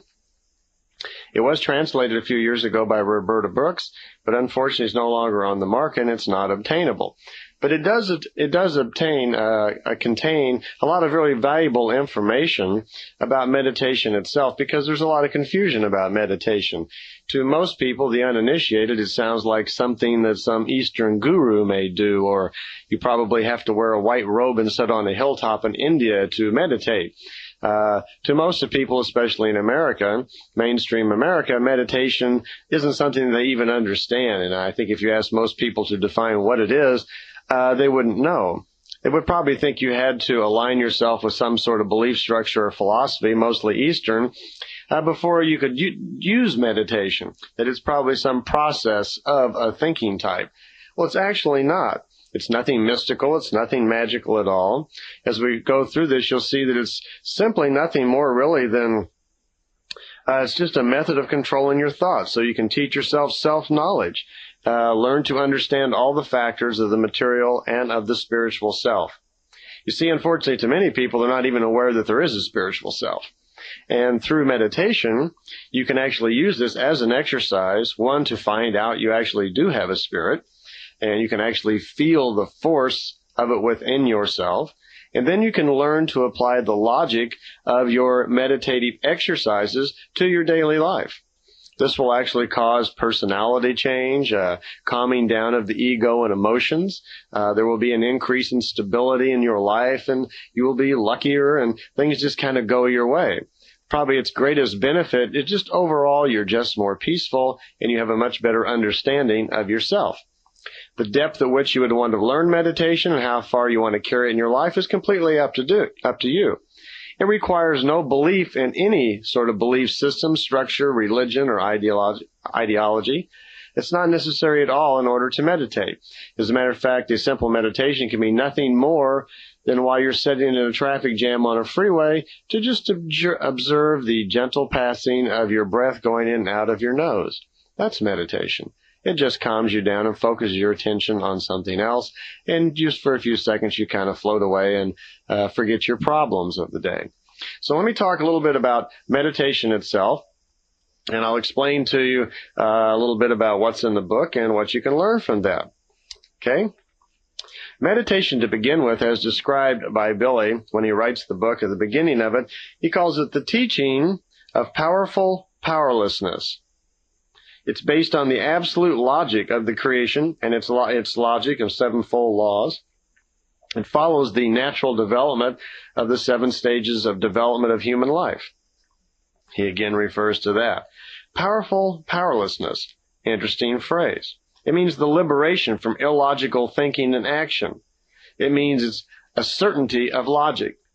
Now, powerful powerlessness, that sounds almost like a contradiction in terms there. This refers to a number of things. In simplest terminology, it just means letting go of your material senses a little bit and finding out that there's great power within you. So you become like a very powerful person through the powerlessness almost of your material self. As we discussed once before, an idea is the starting point of a deed or an action. Ideas can be formed into logical thoughts, and those can manifest themselves in as material eventually. That's possible. But an idea is always the starting point of a deed or an action that's going to follow shortly after that. If the idea is conceived of with truth and balance, then the idea will find its destiny with true value. That means, let's say, for instance, that you set an idea in motion and it's kind of a oddball idea. You suddenly decide that it would be a good idea to have a 3-legged dog or something. Now, that idea may set you out on a path of genetic discovery, of mating dogs together with 2-legged chickens or whatever to try things. The idea is that it was illogical to begin with. It was ill thought of, and it was a pretty silly idea. So it's never going to come to any good conclusion, is it? But if an idea is started from a point of truth, from a point of balance and understanding, if it's a good idea to begin with, in other words, if you set something in motion for the right reasons, then let it continue, that there's kind of a certainty to it, that logic then will unfold in a logical manner and something positive will actually come from it. That's something all of us have to learn more about. starting ideas in motion for the right reasons and letting them happen. Getting out of the way, trying not to get in the way and impose your own will and value judgments on it. That's kind of what luck is. Luck, again, is a self-inflicted state caused by starting something in motion for the right reasons. And an important factor is to get out of the way of it.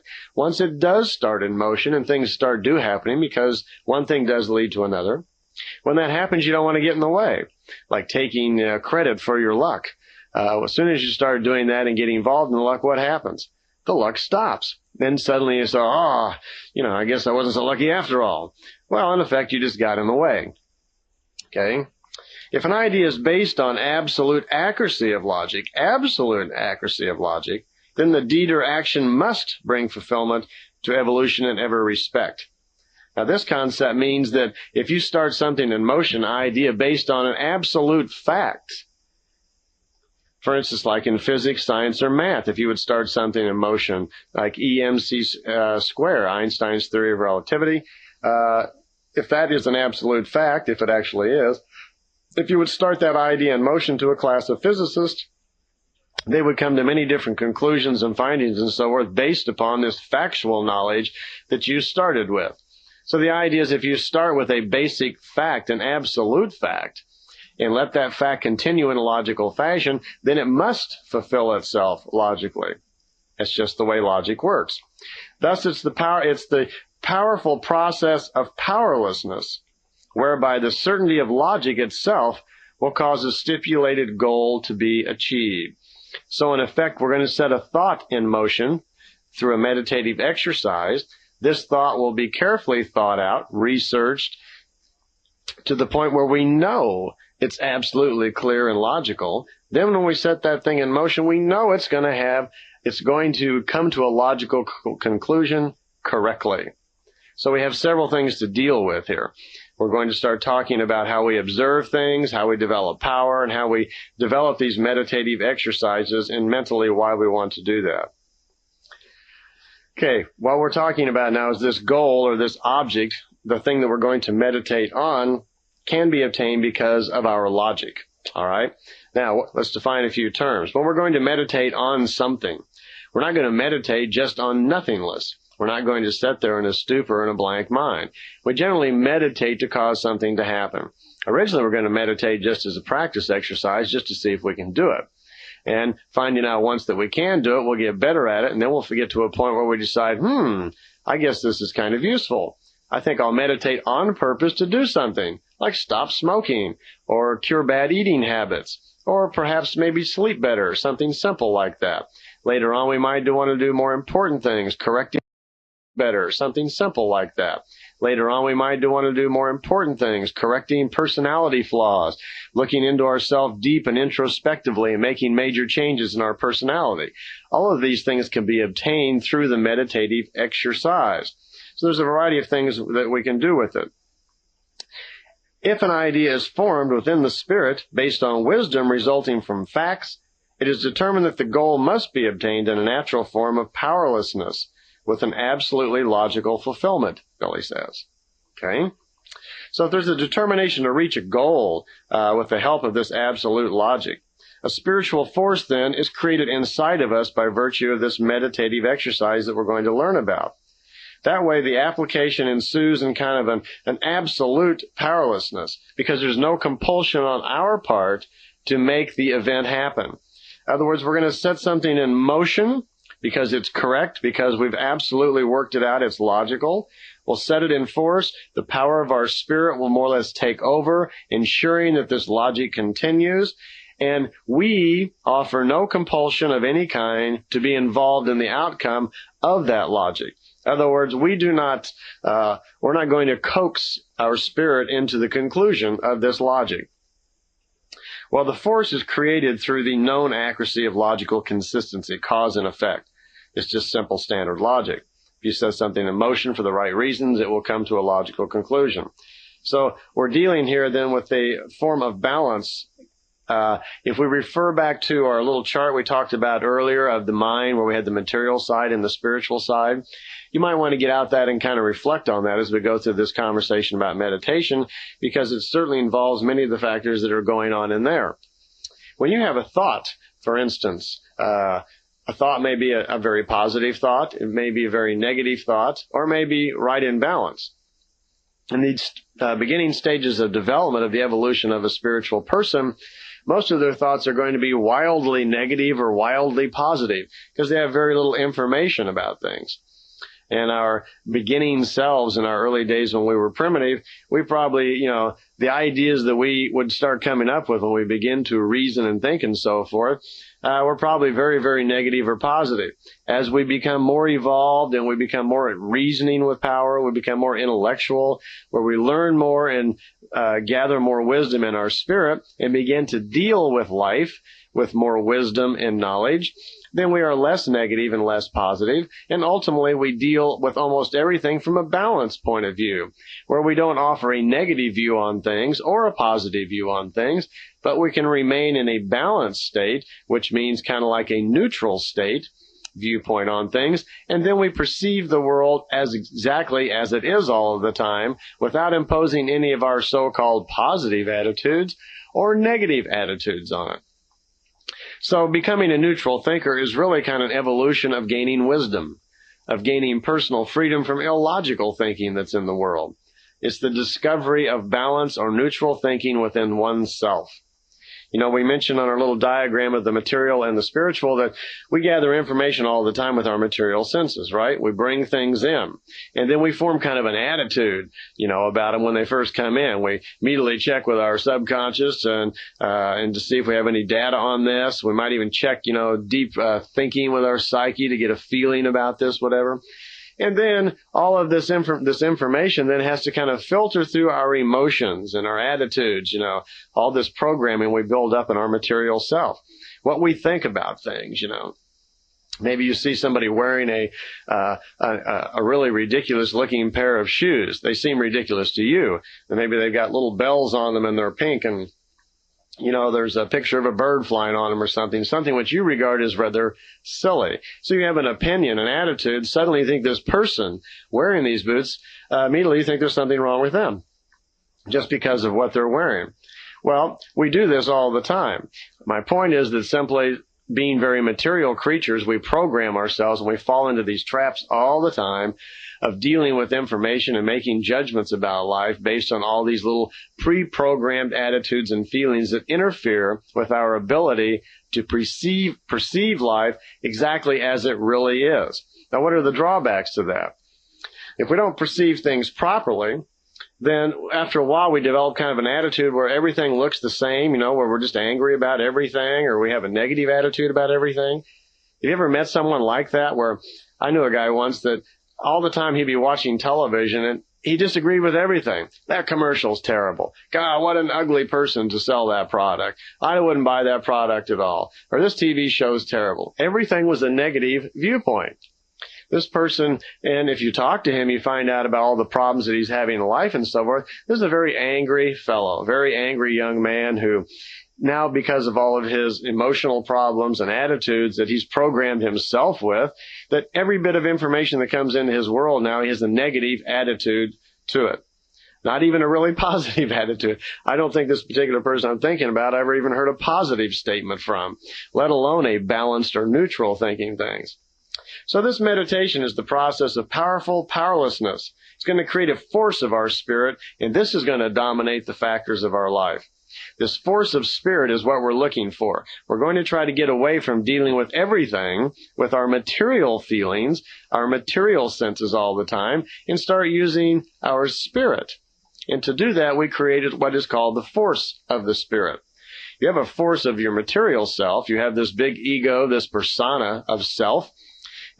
Maybe when you stand up and speak to other people, you're very aggressive, or maybe you're an angry person, or maybe you're very soft, or maybe you're very tender, or whatever it is. But you have a persona about you.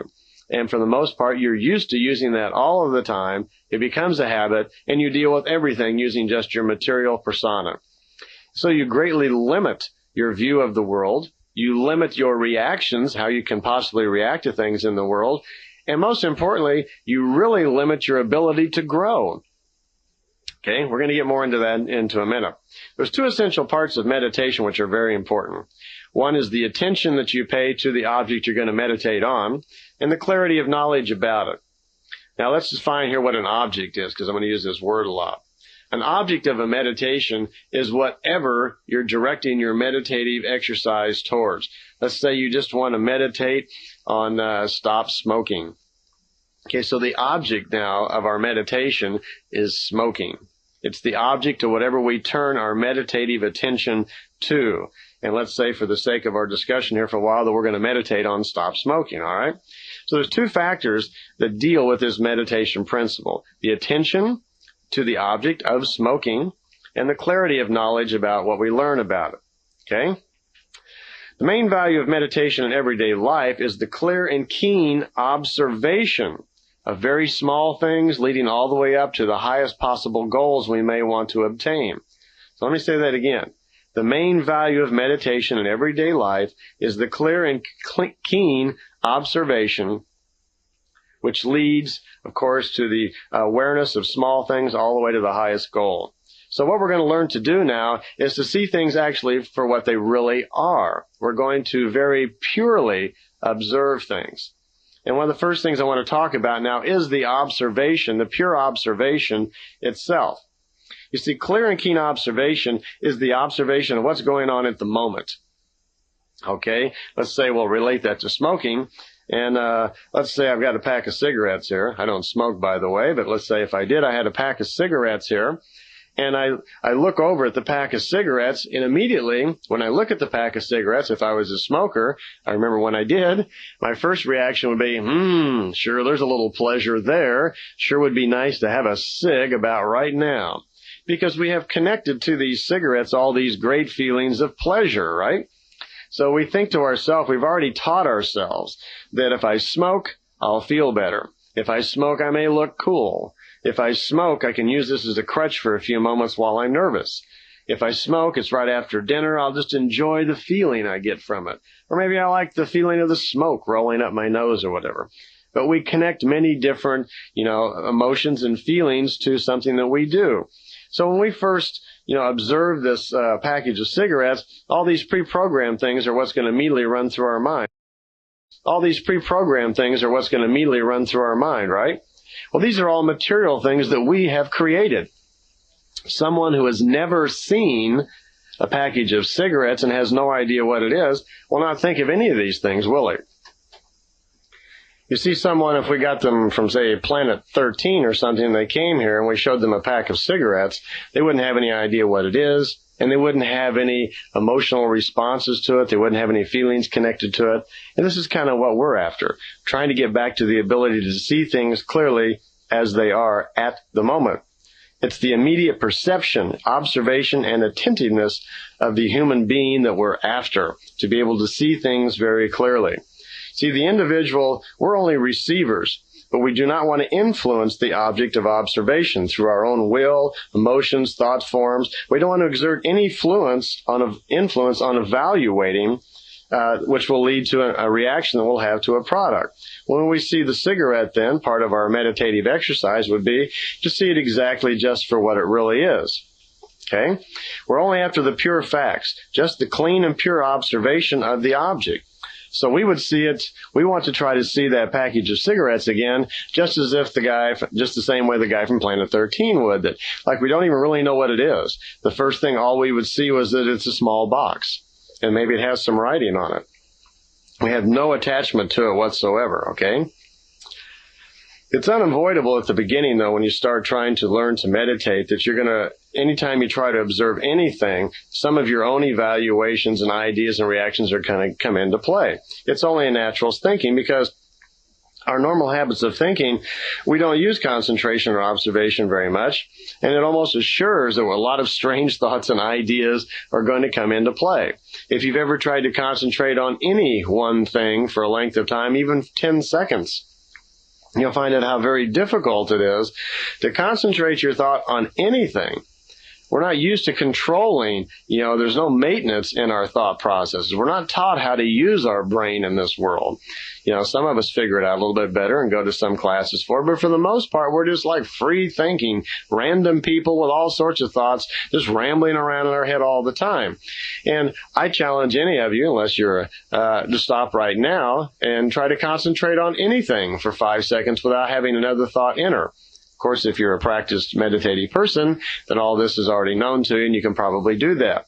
But this is what we're after. We're going to try to develop some powers of concentration so that we can not only observe something very clearly, that we can form in our spirit a logical, brand new thought all about this object that we're meditating on, and we'll put some force into that.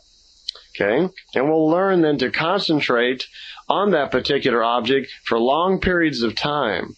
And then a lot of wonderful things happen. And our force of spirit develops. Our abilities of concentration will increase. Okay? The amount of time that we spend on practicing the meditative exercise will depend, of course, on how good you get at it and how clearly you can actually see things. When a person's value judgments, evaluations, and other reactions to an object emerge, we have to get in the habit of just like dashing them out of our mind, telling them they're not important so that the pure observation can dominate our actions. Once we do that, then very slowly there's this feeling of inner freedom about the object of our meditation. I'll tell you a little story. When I was younger, when I was learning to, I didn't even call it meditation. I just had a natural habit of how I would kind of like dream when kids do. And I had the little thing that I always did when I wanted to get thoughts out of my mind so I could go off into my little spirit world or other dimension world where I wanted to go all the time. I developed a little game I would play. And you might want to make up something similar to this. And this was a game or kind of a plan of action I would always go through so I could focus my attentions and learn to concentrate just on one particular thing. And what I would do then, I would imagine all of my daily problems, my thoughts and everything. I would see myself standing at a bus stop. I was the only one there.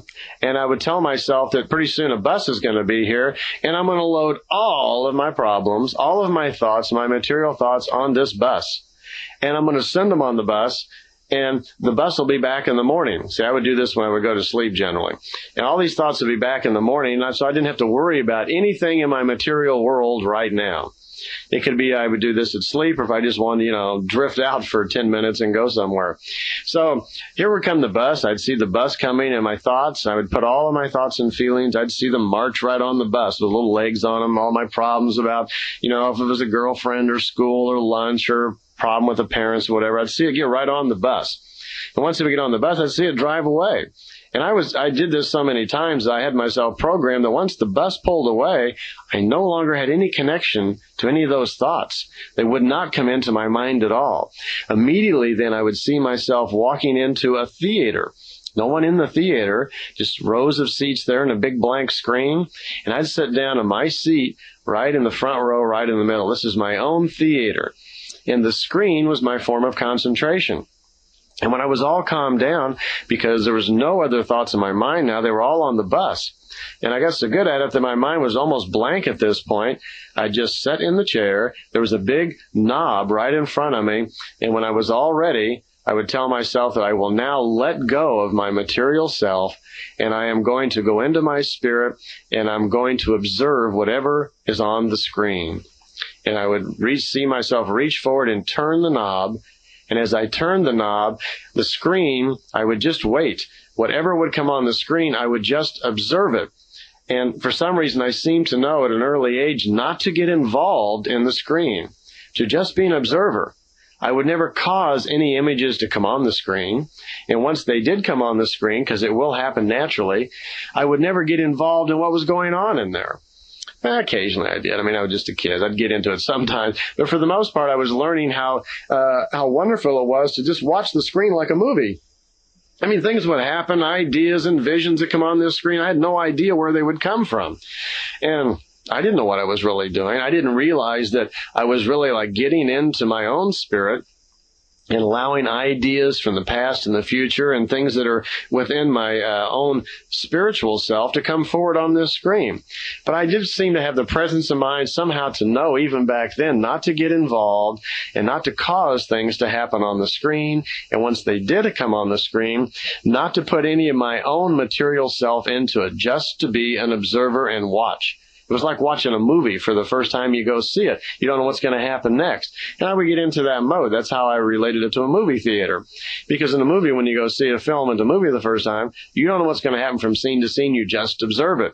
You just watch. Of course, in a movie, you get all involved, excited and so forth, and you see yourself as the hero or whatever after the bad guy. But that's the general idea, that we want to observe things as they happen and learn to get ourselves in that position where we can get rid of all of our material problems, emotions and attitudes and things that bother us. So you may want to use a bus also if you'd like. Of course, maybe you'd rather use a UFO and just have them fly off in a UFO.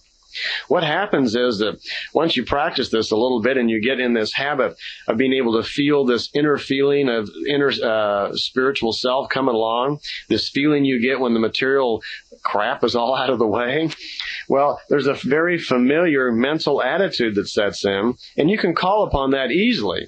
And the more practice you get at it, you can call that feeling back. That place in your mind can come back very quickly, or it doesn't take you very long to get there.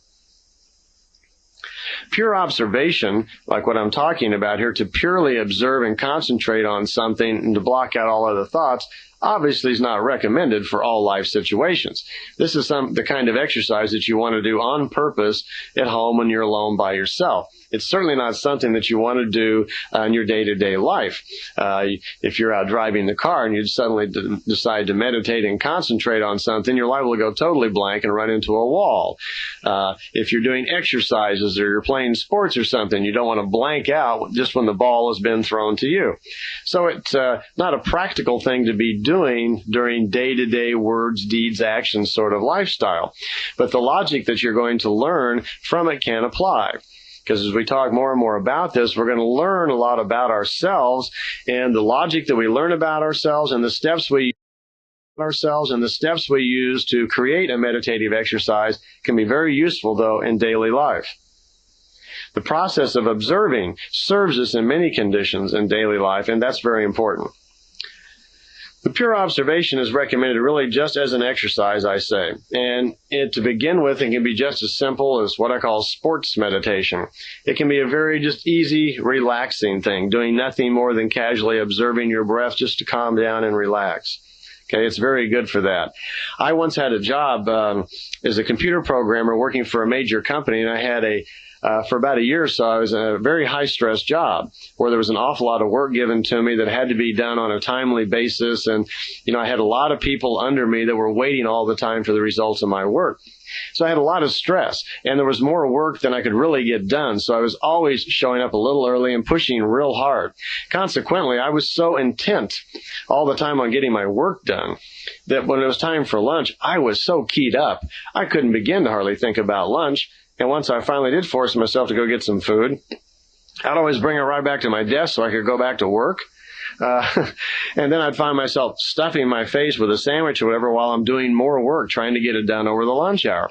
Well, of course, this leads to a lot of problems. You don't chew your food at all. You don't even remember what you ate. You just kind of inhale it and swallow it, and you get stomach aches or whatever. But it's certainly not conducive to good eating habits.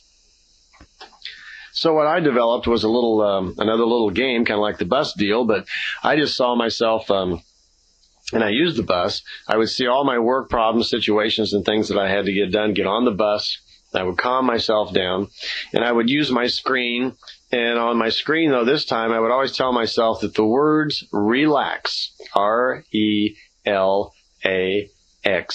would come on the screen, one letter at a time, and they would go through a series of color changes, each letter.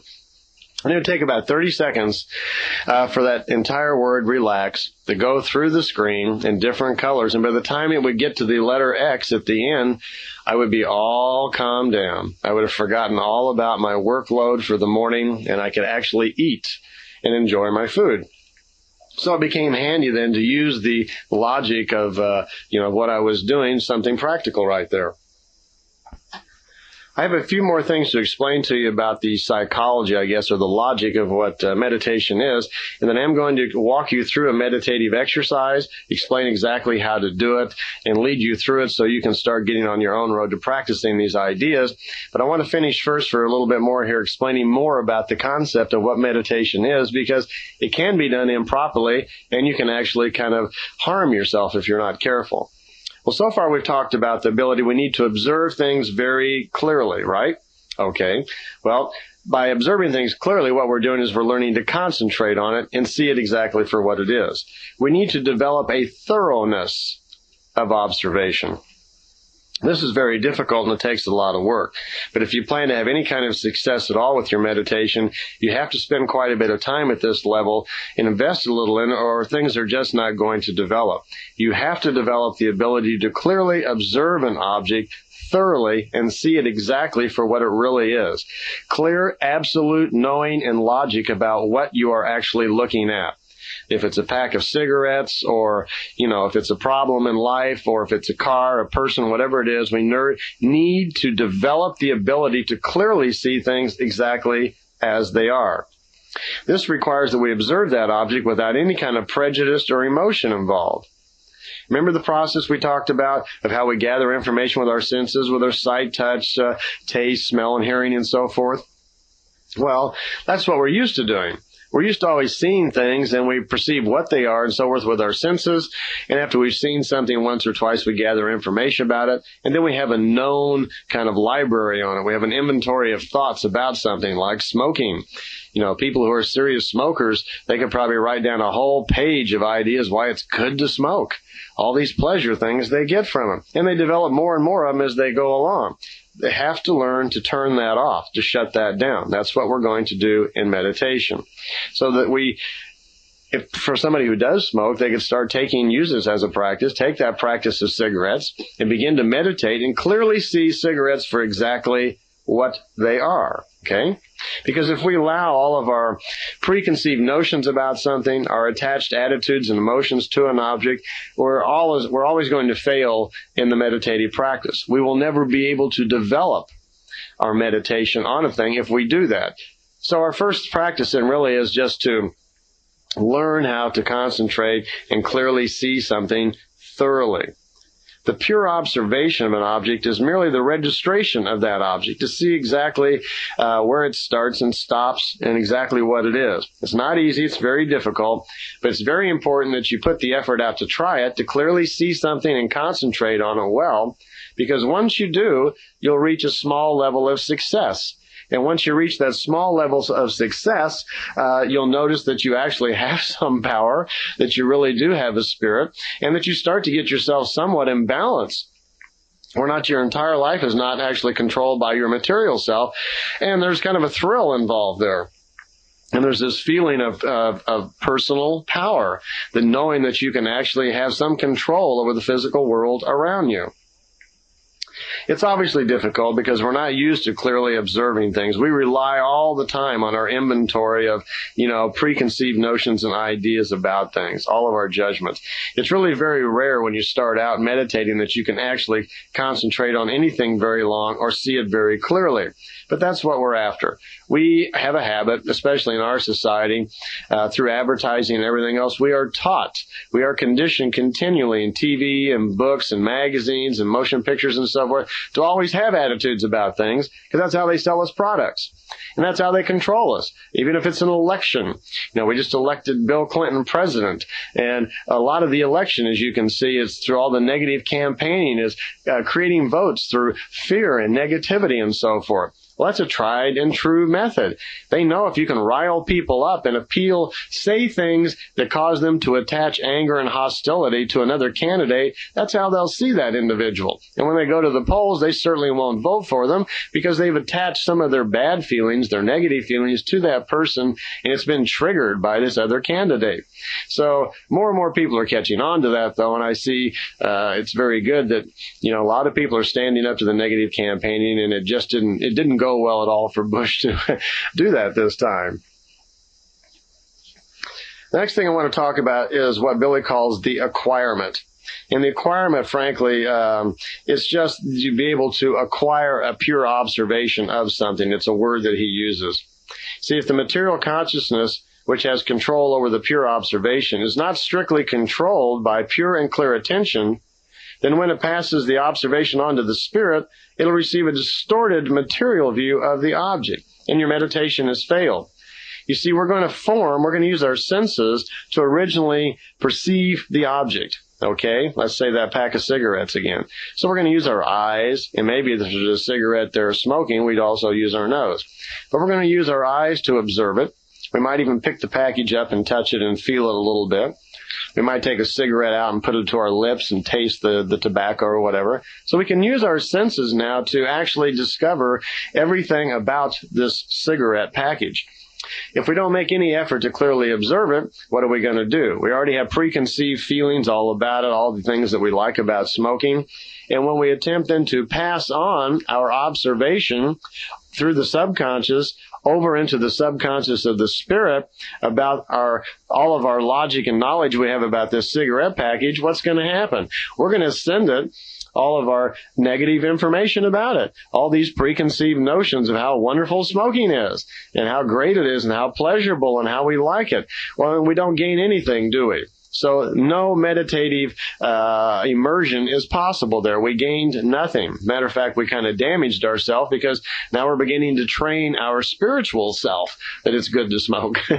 So we really gained no ground there at all. So to acquire a pure observation is the task of sorting out the extraneous thoughts and unwanted thoughts and feelings so we do not pass of sorting out the extraneous thoughts and unwanted thoughts and feelings so we do not pass them over to the spirit as our observation. The goal is to observe an object thoroughly and leave a state of mind that Billy calls the remaining at the body in contemplation of the body. This means that nothing else is in existence in your entire thought realm, no ego or anything, no mixing of thoughts, except what we're supposed to be observing. When we get to the point where we want to pass on subconsciously our observations of this package of cigarettes, we want to pass over their strictly clear and keen observation of it. And again, our approach here would be much like someone who had never seen the package of cigarettes before. So what we would do is we would view that cigarette package and we would look at it like it's a totally unknown object. And we would pick it up and look at it, feel the material, notice the cardboard or paper or however it's wrapped. And very small and minutely, we would look at each detail of the package. And as a practice, you might spend 10 minutes observing everything about it, except that you just observe it.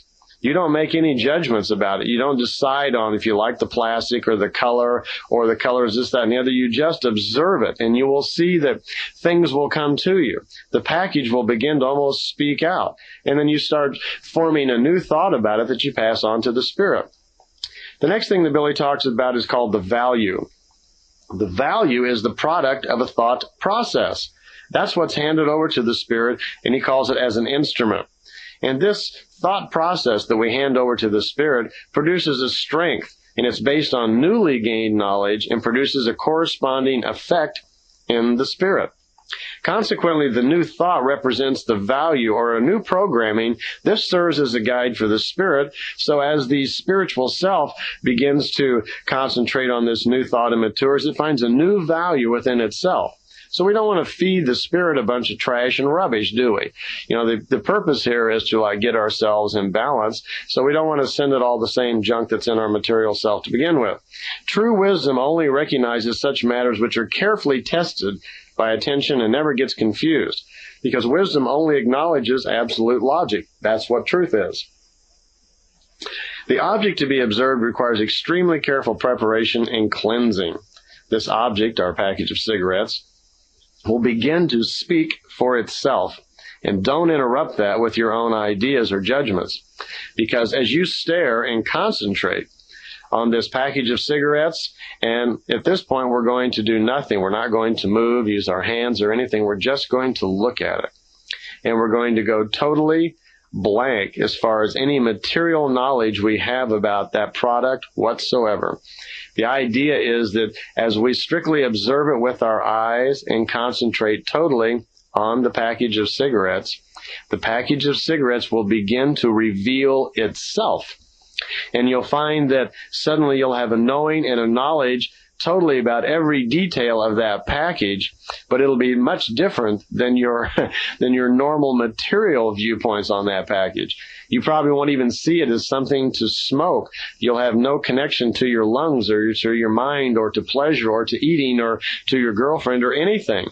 You will develop a very clear, precise, clear observation of that package of cigarettes and see it just exactly as what it is, just simply a material object. And then after it is presented itself, it will speak up about itself through clear observation. That information is passed on to the spirit, and the spirit then has real, factual, absolute logic about a package of cigarettes, which is unattached with any of your material ideas and judgments about that. Every time you clearly observe something, and we're picking on a package of cigarettes, it could be more fascinating to observe an animal. Say you're a cat, fish, or a dog you may have, or even a person. Go to a park and study a person.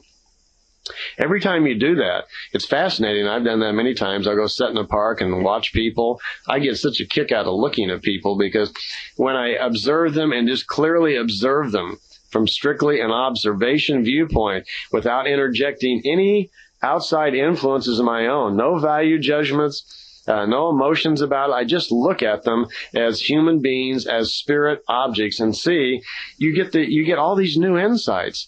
Every person is projecting these beautiful new ideas about themselves. You see the way they walk, the way they talk, the way they maybe play in the grass, the way they smile, the way they comb their hair and the clothes they wear. But you just observe these things without making any judgment about it.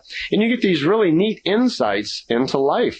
And suddenly you feel a real closeness and connection to that person, but you don't know them materially, but you're getting to know them spiritually. You start to make a connection subconsciously. There's a great connection. It's loving. It's the basis for what universal love is. And you have an understanding now with a person. You know this person spiritually, and you've never met them. And you have formed no material ideas or connection to them. You can then send those feelings on into your spirit because your spirit's open for business all the time. And you will feel yourself develop in power personally. Okay?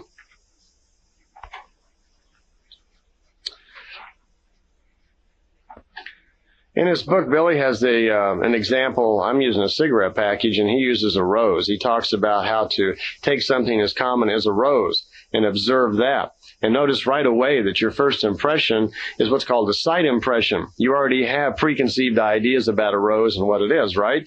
And you'll notice right away that this current knowledge, this inventory of facts about a rose, jump to the forefront of your thoughts. Well, dash them out. Just push them out of the way and see it for what it is. Go through the steps of observation. First, you only see a color. And after you observe the color, as you continue observing it, you'll notice that there is form to it. The rose will speak out to you. The rose will show its shape. The rose will show its petals. It will show each little intricate part of itself will suddenly become aware to you because you're observing it clearly and keenly. There will be an entire succession of observations, a very small detail that in very rapid succession will form a keen observation from all sides of this rose. And you develop a practice or an exercise of seeing things clearly. This exercise and this practice of that will become part of you. Once it becomes part of you, you've developed a new way of seeing things. You've developed a way of turning off the normal material things, the material ways that we normally check things out. And now we're developing a way that through a meditative exercise, a simple practice of mind control, to be able to observe something spiritually and see it with your spirit clearly and let your spirit feel all that new information. And it's amazing how strong it gets. It's amazing how your spirit reacts to the beauties in nature and into life and how it affects you. You are beginning to do what's called forming the spirit. Forming the spirit is the development of the spiritual power that's within you, using your spiritual self to interface with the world instead of strictly your material self. You know, most of the problems of the world would probably go away. We wouldn't have all this conscious evil and wickedness in our world if it wasn't for thoughtlessness, loss of self-control, making quick decisions, carelessness, and so forth. A single brief moment of reflection in most cases would prevent a catastrophe or a feeling of guilt or other problem or sorrow in life. Just being able to stop and go through the exercises of clearly observing things, of learning to pause just for a brief moment. People aren't used to doing this. They're usually, in a hurry and so forth. But an important thing to remember here is that if time is one, all is one. So meditation is becoming an exercise of how to think. Okay, we're about out of tape. I'll see you on the other side, okay?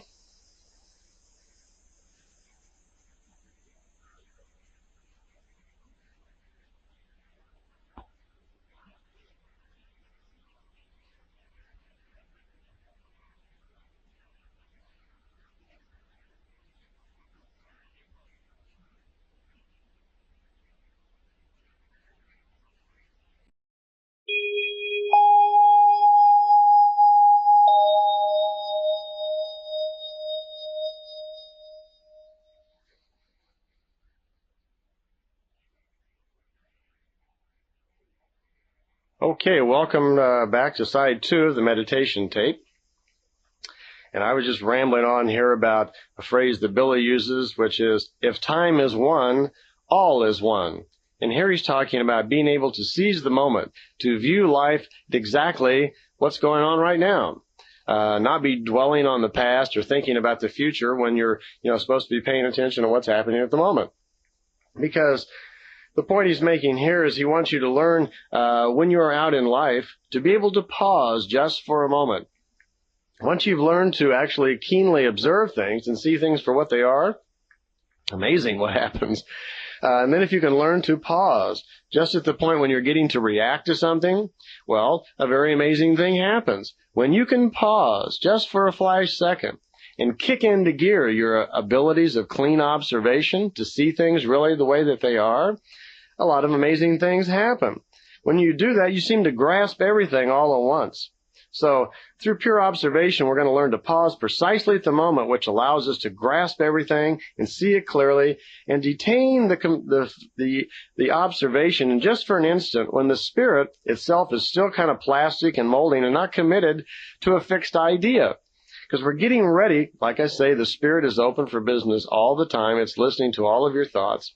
So if we begin to pause and so forth, and while we're actually observing something and see it clearly, then we have a chance to see things the way they really are. This slows down the pure observation, of course, but it gives you time to form the active behavior that the spirit is going to develop based on your new observations, your new knowledge. You can prevent hastiness of word and deed through the moment of pause. How many times have you done something a little too quickly and you had to repeat yourself real fast because you just suddenly, just as you said it, you knew it was wrong, so you say it again? I find myself when I'm speaking sometimes, I get going real fast and I'm thinking about 2 or 3 minutes ahead of where I'm going and I'm forming visions and ideas of what I want to talk about. And a couple of times I've just forgotten what I was saying at the moment. I get so caught up with what I'm going to talk about next, I just get totally lost. Well, or you have a case where you've been to a party, or if you drink or whatever, and you've had occasion where you've said things you didn't really mean, and you woke up in the morning finding it necessary to call a friend and apologize or explain yourself or something. Well, drinking, for one thing, isn't good for you at all, but if you were to say things that you didn't mean even without the alcohol, a moment of pause could have prevented that. In a business meeting or working with, in your day-to-day environment, if we learn to pause and just for a second clearly observe what's going on, to seize that moment, freeze it in time just for a part second, and draw upon our spiritual self, draw upon the ability of our spirit to feed us wisdom, you can do that. That's what meditation is going to help you do. You're going to learn where all the parts of yourself are, how to actually identify and feel and use your spiritual self. And it's really quite simple. Within a day or so, you'll be doing things and you'll be telling your friends all about it, and you'll be surprised how strong you actually really are. Okay. Once you've done that, though, once you slow down and pause and so forth, this causes the spirit to become a little more flexible and approachable, because you got a little time here, you got a part second. This causes it to grow in strength and awareness. It's got more time to observe. It's got more time to actually give you a feeling of wisdom that you can actually use to observe with, causing undesired and unwise reactions to become less of a habit. Okay? It gets easier all the time. You now have time to properly make a decision. Your decision will not be based on any preconceived religious or belief structure overtones. It'll no longer be based on what someone else said or what you thought about something. It's no longer based on any kind of belief structure or concept or idea, whatever. But it's entirely then, your observation is entirely based upon a true observation of that object, be it a person, an idea, a thought, or whatever it is. And then your spirit begins to grow because it's truthful. You're feeding your spirit wisdom. It knows when you've observed something correctly. Because don't take your subconscious and your spiritual subconscious for granted. It's awfully intelligent. In most cases, it's smarter than you are, which is kind of a strange thing because your material mind is so busy being intelligent, being cool, and doing what it thinks is right. It most of the time does not see things as clearly or have a clear enough understanding, as clear of an understanding of the world as your spiritual subconscious, which is a collection of all of your wisdom from previous lives. All that information's in there. It sees things clearly. It's not illogical like the material mind is. So that's what I mean by your spiritual self is generally more intelligent than your material self. You know, when you do something and you get a little hunch, a feeling that you should do something, that's the beginning of your spiritual subconscious feeding you information. And for those of you who are used to paying attention to hunches, the little voice that perks up just at that flash second when an idea pops into your head, for those of you who have learned to entertain that and allow that hunch to rush in for a second, you have found out, like I have and many others has, that most all the time is the correct thing to do. That's great advice coming from yourself. It's not coming from any outside source. There's no mystical revelation going on here. That's just your spiritual self trying to get through your hard head. It's trying to get through all of your material self and give you some advice. Now let it come in. Your new powers of pure observation then see matters of the future approach. Let them slip into the present. Without holding on to them, let them slip right into the past. The point is, don't spend any time dwelling on the past. Don't sit around saying, wasting your time and energy worrying about what happened, oh, gee, I didn't do this right, or I'm worried about that. It's a total waste of time. Get back to the philosophy that if time is one, all is one. Learn to live in the moment, observing the exact moment.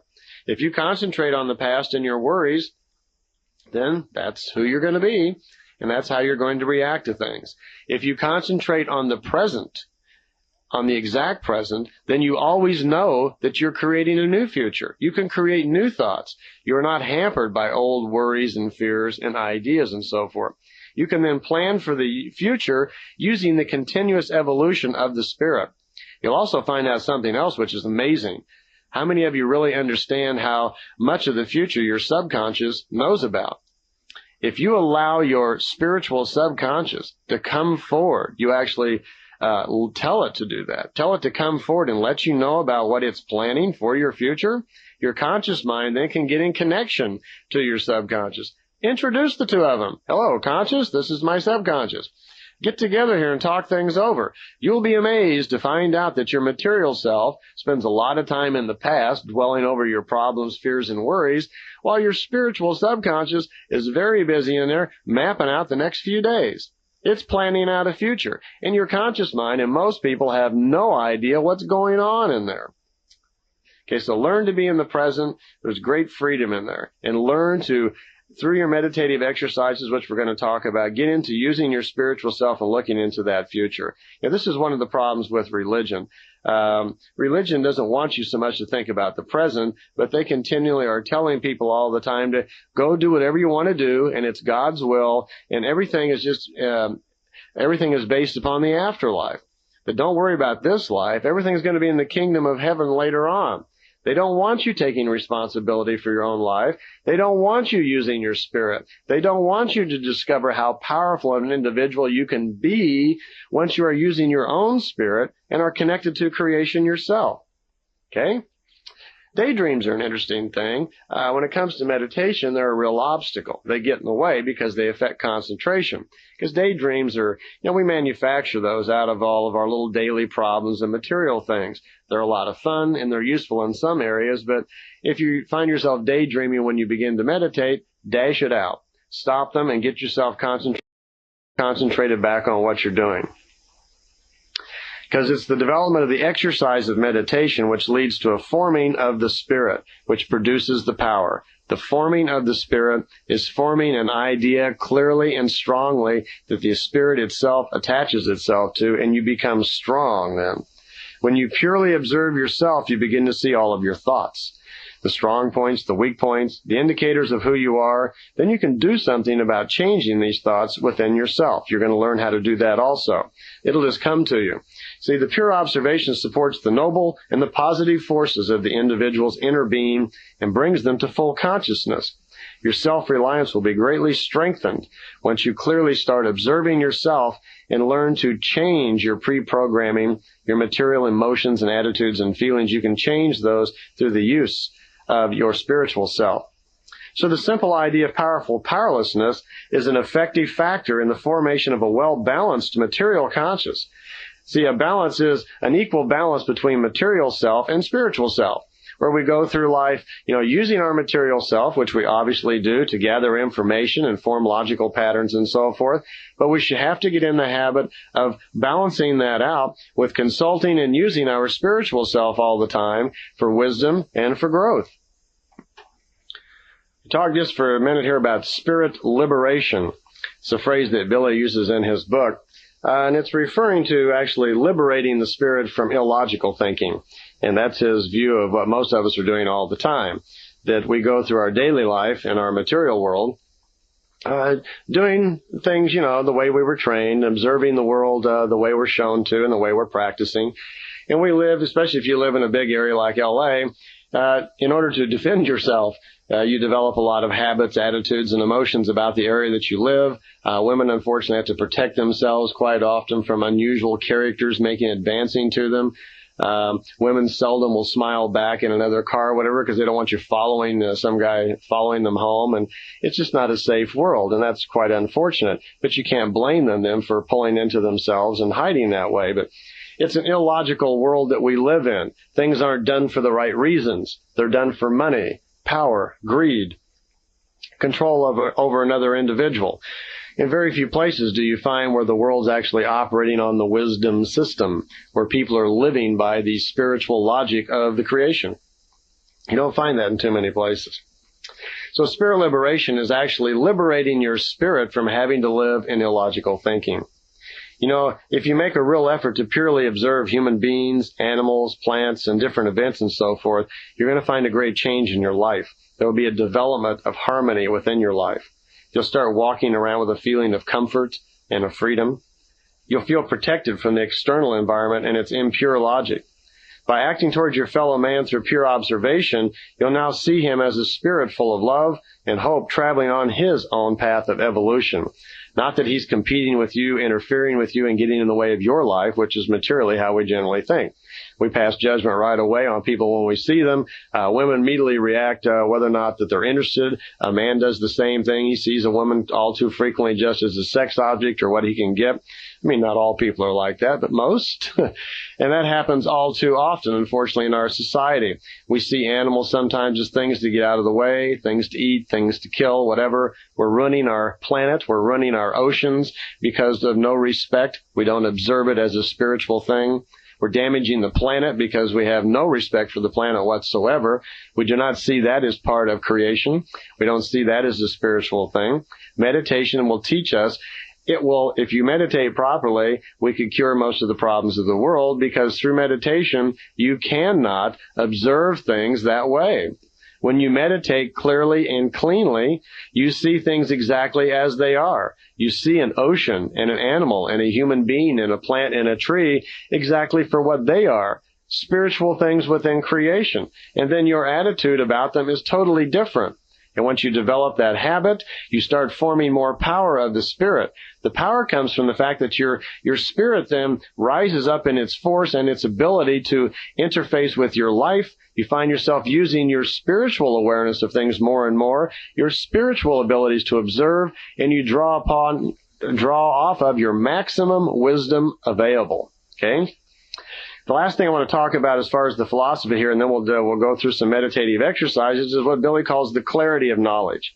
Through the clarity of knowledge in meditation, the individual now enters the realm of teaching himself.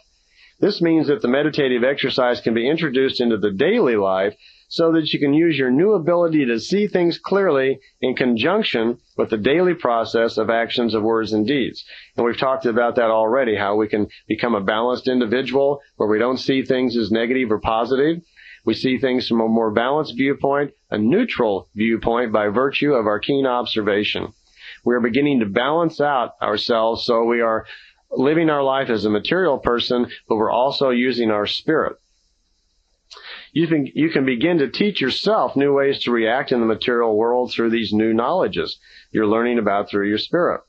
You'll keep the meditative exercise kind of always ready. It's always kind of on call and on hand, so you can call upon it anytime you want to facilitate yourself during the daily life. Remember the pause? If you want to have some fun the next few days, just teach yourself to pause. Like every hour on the hour, pause for 20 seconds and observe exactly what's going on around you. Just observe. When you observe, don't make any judgments or any opinions. Just observe things, Spock-like, see things like a microscope exactly as they are, okay? Through extremely clear knowledge, brought on by pure observation, there's a slow breakdown in the delusion of ego. You'll see the world a lot clearer. You begin to create a new way of thinking which uses your wisdom. Final thought here, the meditation method has 3 basic steps to it. And the first steps is finding applications for yourself. The meditative exercises are primarily for yourself. One, to develop the knowledge and so forth of your spirit, to learn to use the force of your spirit, to learn through the meditative exercise how to observe things clearly. But those are all things about the self, right? They're all me, I. The second thing you need to do is spread out at a later date after you've accomplished those levels of understanding, and spread out and start applying these principles to other people. Observe other people and how they react, and learn to observe other things without your own influences, without your own ideas, to be an observer of the outside world, okay? And finally, you find applications where both are involved, where you see applications where you personally are interfacing with the outside world, and you observe that. The reason is that this 3-part rhythm is so important because all partialities, imperfections, dangers of exclusive introversion or extroversion of the consciousness will be avoided. So we want to be careful of turning our conscious thoughts inward or outward on purpose. By that I mean it's possible that you can create what's called euphoric meditation. And the 3-part meditative exercise is kind of like a checklist, and that helps you avoid that. Euphoric meditation is it's a process that you can fall into causing illusions, can be dangerous to yourself. For instance, if you engage in pure introversion, turning inward, purely inward, you will have what are called euphoric hallucinations. They appear. They build themselves up and become illusions, and then you begin to lose the sense of reality. You can no longer make a free decision then when that happens. Your introversion will be connected with desires and pleasures, and you create like a mania and you lose reality. This is what people do when they channel, unfortunately.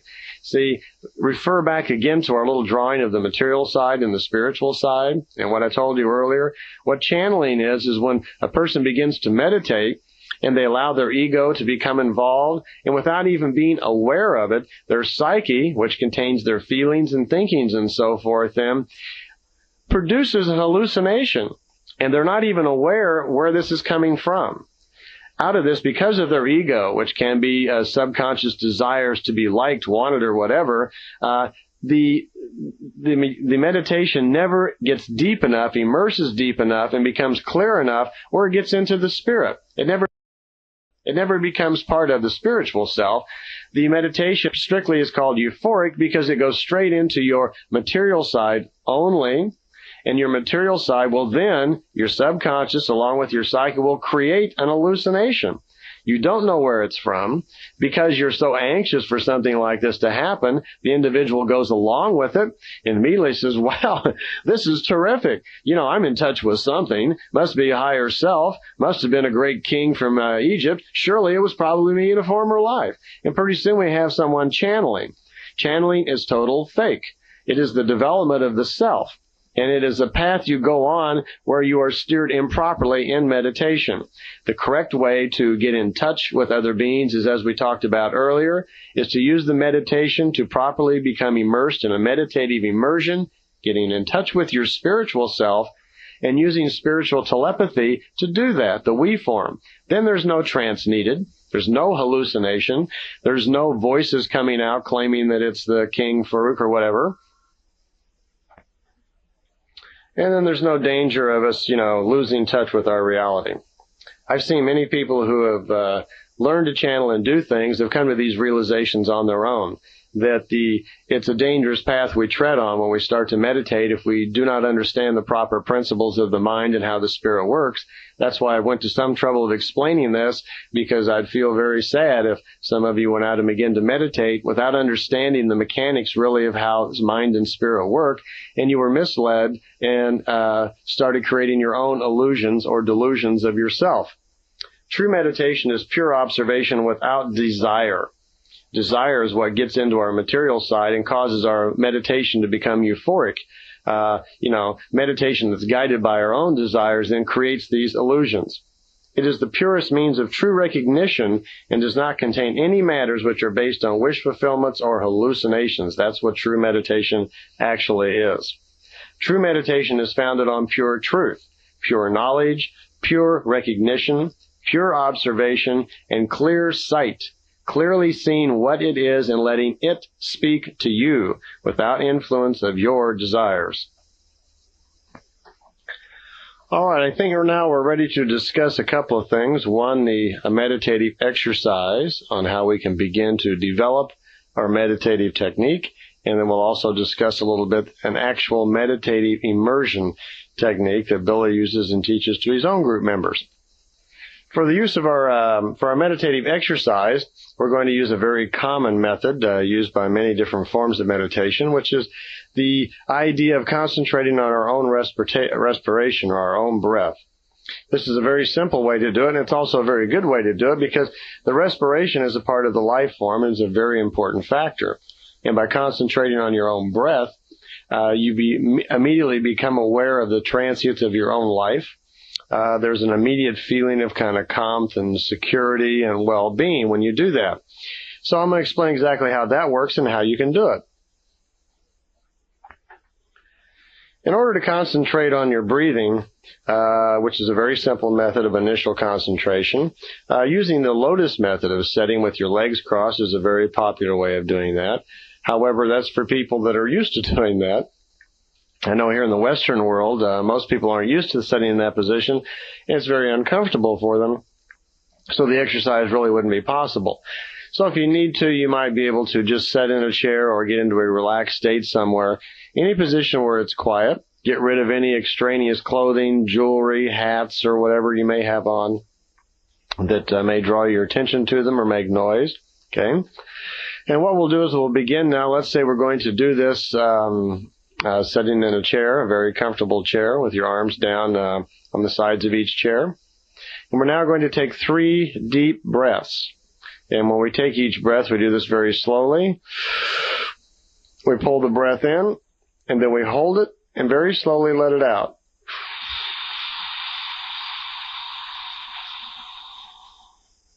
Let it out all the way so your lungs are completely exhausted of air. And then repeat that again. Do that 3 times. This will begin to relax the body right away. Simple breathing thing you can do any time of the day if you feel any kind of stress at all. Just stop and take 3 deep breaths and you'll immediately feel a little bit better. Okay, now what we're going to do though is we're going to concentrate on the breath as it goes in and out of our nasal passages, because it's doing that all of the time. This is part, like I say, of our life force, and it's a very good thing to concentrate on. So to begin with, after taking your 3 breaths, let's now begin to concentrate on the breath moving in and out of the nasal passages. As you start to do that, you'll notice right away that it's kind of a cooling sensation, that once you start paying attention to the breath going in and out, that suddenly you notice it's kind of cool, and that it actually flows in right along the sides of your nose, right in the middle, and that it moves up the side of your nose and disappears up into the top of your nose back into your body. Don't follow it any farther than that. We only want to observe the breath just as it flows in the beginning stages when it hits the nasal side of the nasal wall, the middle section when it rolls up the side of the nasal wall, and the end of the breath as it disappears back into the body. Okay, remember, do not follow it any farther than that. When you first start doing this, for most people, the first thing that will happen is that you'll find yourself immediately getting involved in your breath control, and your breath speeds up or your body jerks a little something. It's perfectly normal. It takes a little practice to get used to the idea of observing your breath. And by observing, I mean not taking part in it. We're just going to observe your breath going in and out of your nose, and we're going to literally concentrate just on that observation and not take any part of it. Remember, this is just an exercise for practice. It'll take some time. You don't want to cheat. No point in that. And don't force it. It takes a while for this to start happening. After a while, what we're working on is to be able to concentrate just on our breath and to push out any other kinds of thoughts at all that may come into our mind and hold them out. And be able to concentrate on our breath, say, for maybe 10 minutes. In order to do that, you're going to find it more difficult than you think because it's very hard to keep thoughts out. It's also very hard to actually develop the concentration observation of the breath. Remember what we talked about in observation. We're going to observe it and not get involved in it. We're an observer of the breath. So you can almost see yourself like inside of your nose just watching the breath roll in and out. There are 3 stages to your breath: the beginning, middle, and end. The beginning as the breath actually enters the nasal passage, the middle as it sweeps up the side of your nasal passage, and the end when it actually disappears off into your body. As you continue to observe, you will notice that there are 3 clear stages. You very clearly will begin to observe the beginning stage, then the middle stage, and then the ending stage. And after concentration becomes even better, you'll start to notice the beginning and end of each stage. You'll catch the breath just as it come in, and you'll catch the ending of the beginning stage. And then you notice the beginning of the middle stage, where the air actually goes right up the side of the nasal passage. And then you'll observe the ending of this middle phase as the breath moves up the side of your nasal passage. And then you'll begin to notice the beginning of the final stage of your breath as it begins to move into your body. And then you'll notice the ending of that stage as the breath actually moves into the body. Continued concentration on this will begin to even these 3 stages out, where the 3 stages then will be about the same amount of time and duration, and will have about the same amount of observation attached to them. And this is what we're working on. We want to get to the point where the 3 stages of the breathing become even and get rid of all of the unrest of the body. You will no longer have awareness of the body. Some people start doing this and it'll come so easy to them that 10, 15, 20 minutes will slide right by and they don't really even notice it. But the most important thing is to be able to observe without getting involved, without controlling our breath, observe the stages of the breath going in and out, and observe, if you want to, just your feelings a little bit, how calm you feel. You'll notice that the first time you try it. It's a great way to relax if you're stressed, like on the freeway in traffic. Just for a second, just start noticing your breathing, and you'll notice how quickly you can actually calm down and become less stressful. When you get very good at this, your concentration will develop to the point where for several minutes no unwanted thoughts come in. You have no thoughts whatsoever. All you're doing is observing the breath. At that particular point, when you get deeper immersed into this exercise, you'll see that, and we have our eyes closed, by the way, if possible here, if you want to try this. It's easier that way. Don't do that on the freeway, though. What will happen is when you get deeper immersed in this, kind of a bright spot or a sohar of light will begin to appear in your eyes. This is like a light of enlightenment, and this is indicative of the fact that you are beginning to sense the spiritual plane. If other images appear like visions or ideas, then this is not a success. This is self-suggestion, and this is the beginning of euphoric meditation that we want to watch out for. So if other images, stories, daydreams start to appear, just dash those out. We don't want those. Those are unwanted things. This is not progress at all. If after a thorough exercise, a deep exercise is obtained, you should immediately engage in a clear sight observation to find out the full benefit of this. Which means that you would entertain the thought that has come to you. If a deep feeling of some kind comes out of that, you want to reflect on for that for a while and look for the real meaning of that, because things will start coming out of your spirit and appearing as you begin this exercise. But that's the first exercise. I would say that you would practice that every day, 2 or 3 times a day, maybe for 5 minutes each, and do that for a couple of weeks to the point where it gets very easy to concentrate, where you can immediately concentrate on your breathing with no problem, where the 3 stages of the breathing become very clear to you, and where hopefully some sort of deep concentration begins, where you begin to see this Sohar light, which just naturally appears in your eyes. Okay? One thing that should be made clear at the close of this breathing exercise, this breathing observation exercise, something you should know about, that you can make progress at this anytime you want to. It's just necessary for you to remain alert, remain honest with yourself, and don't try to cheat. Block out any unwanted visions and so forth. You cannot come to any harm to this unless you allow these self-suggestive illusions and things that appear to get the better of you. Don't follow them. However, anyone who preserves his moral mental equilibrium and does this the way that you're instructed here by keeping your mind clear, there's absolutely no danger at all whatsoever in here. The first signs of success during meditative exercise is the occurrence of very vague and at first incoherent forms of dream images in the waking state without the meditation person concentrating upon such images or wishing to see them. So after you've done a breathing exercise and you get a deep thing, in the waking state, in your conscious mind, you begin to see some sort of incoherent forms or dream images. These images are first forms of beginning meditation immersion.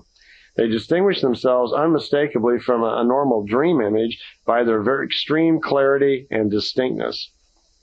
If the meditative exercise is handled properly, the images do not exhibit any power of suggestion and gradually begin to link up with logical forms. Though in the beginning, though, it's only very loosely, but in the end, they generally reveal the whole course of an event. You see, these events are conditions generally of the past, present, or the future, whereby these are not coded in any sort of symbolism as in the case of a normal dream. Dreams are generally symbols of ideas and things that you're working out and aren't accurate. But these are very clear sight visions of a past, present, or future. The waking state dream images of the meditation are clear and very distinct. They always show events in their order of development, which is another key. This enables the meditating individual to recognize the events very clearly, but the task still remains to examine, by the way of new meditative occurrences, the period and their connections, what they're really all about.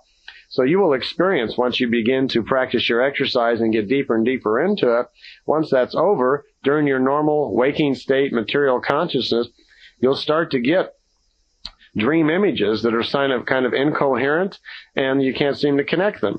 But they will just keep coming stronger. This is your spirit beginning to show you things. You're beginning to get in touch with different knowledges of your spirit from the past, present, and the future. The investigation of these events released by your waking state dreams prove extremely difficult and laborious. If you have to have a good place to do this. If you're in the everyday world with billions of people, if you're in a high population area, it's almost impossible with all these billions of people and their trains of thoughts. So you need to find an isolated area, and generally a pyramid is required in order to do this, to isolate outside influences of thought. If you use a pyramid, it has to be of exact measurements and form. As a matter of fact, if you have access to the exact measurements and form of the Great Pyramid Giza, that's the ones to use. The pyramid should also include kind of a vibration in a very definite direction, where you point that to a certain area north, and you'll learn all about that in the pyramid book. If you begin to meditate and you achieve these very first successes and the breathing exercise and it gets deep, the appearance of the waking state dreams then indicate that it's time for you to learn the actual immersion techniques and the colors that go with it so you can develop even farther. Basically, this meditation exercise we've been talking about is a rule of relaxation. And it's a very standard way of doing things, but there are other ways to do it. Once you've done that, we're no longer going to pay any attention to the breath. We're now going to develop a different meditative immersion technique using color. And this can be done basically just lying down where you flatten yourself out, loosen up and relax the body very well. Close your eyes, loosen up and relax. Again, breathe deeply in and out 3 times, just like we did before. This time, however, we're going to start forming definite thoughts, definite objects of our meditation that we're going to use. The object of our meditation may be to stop smoking, for instance, and the secondary object may be to link to happier times or link to a future time when you don't smoke and see yourself very happy. So we have a definite object in mind that we want to accomplish through the meditation.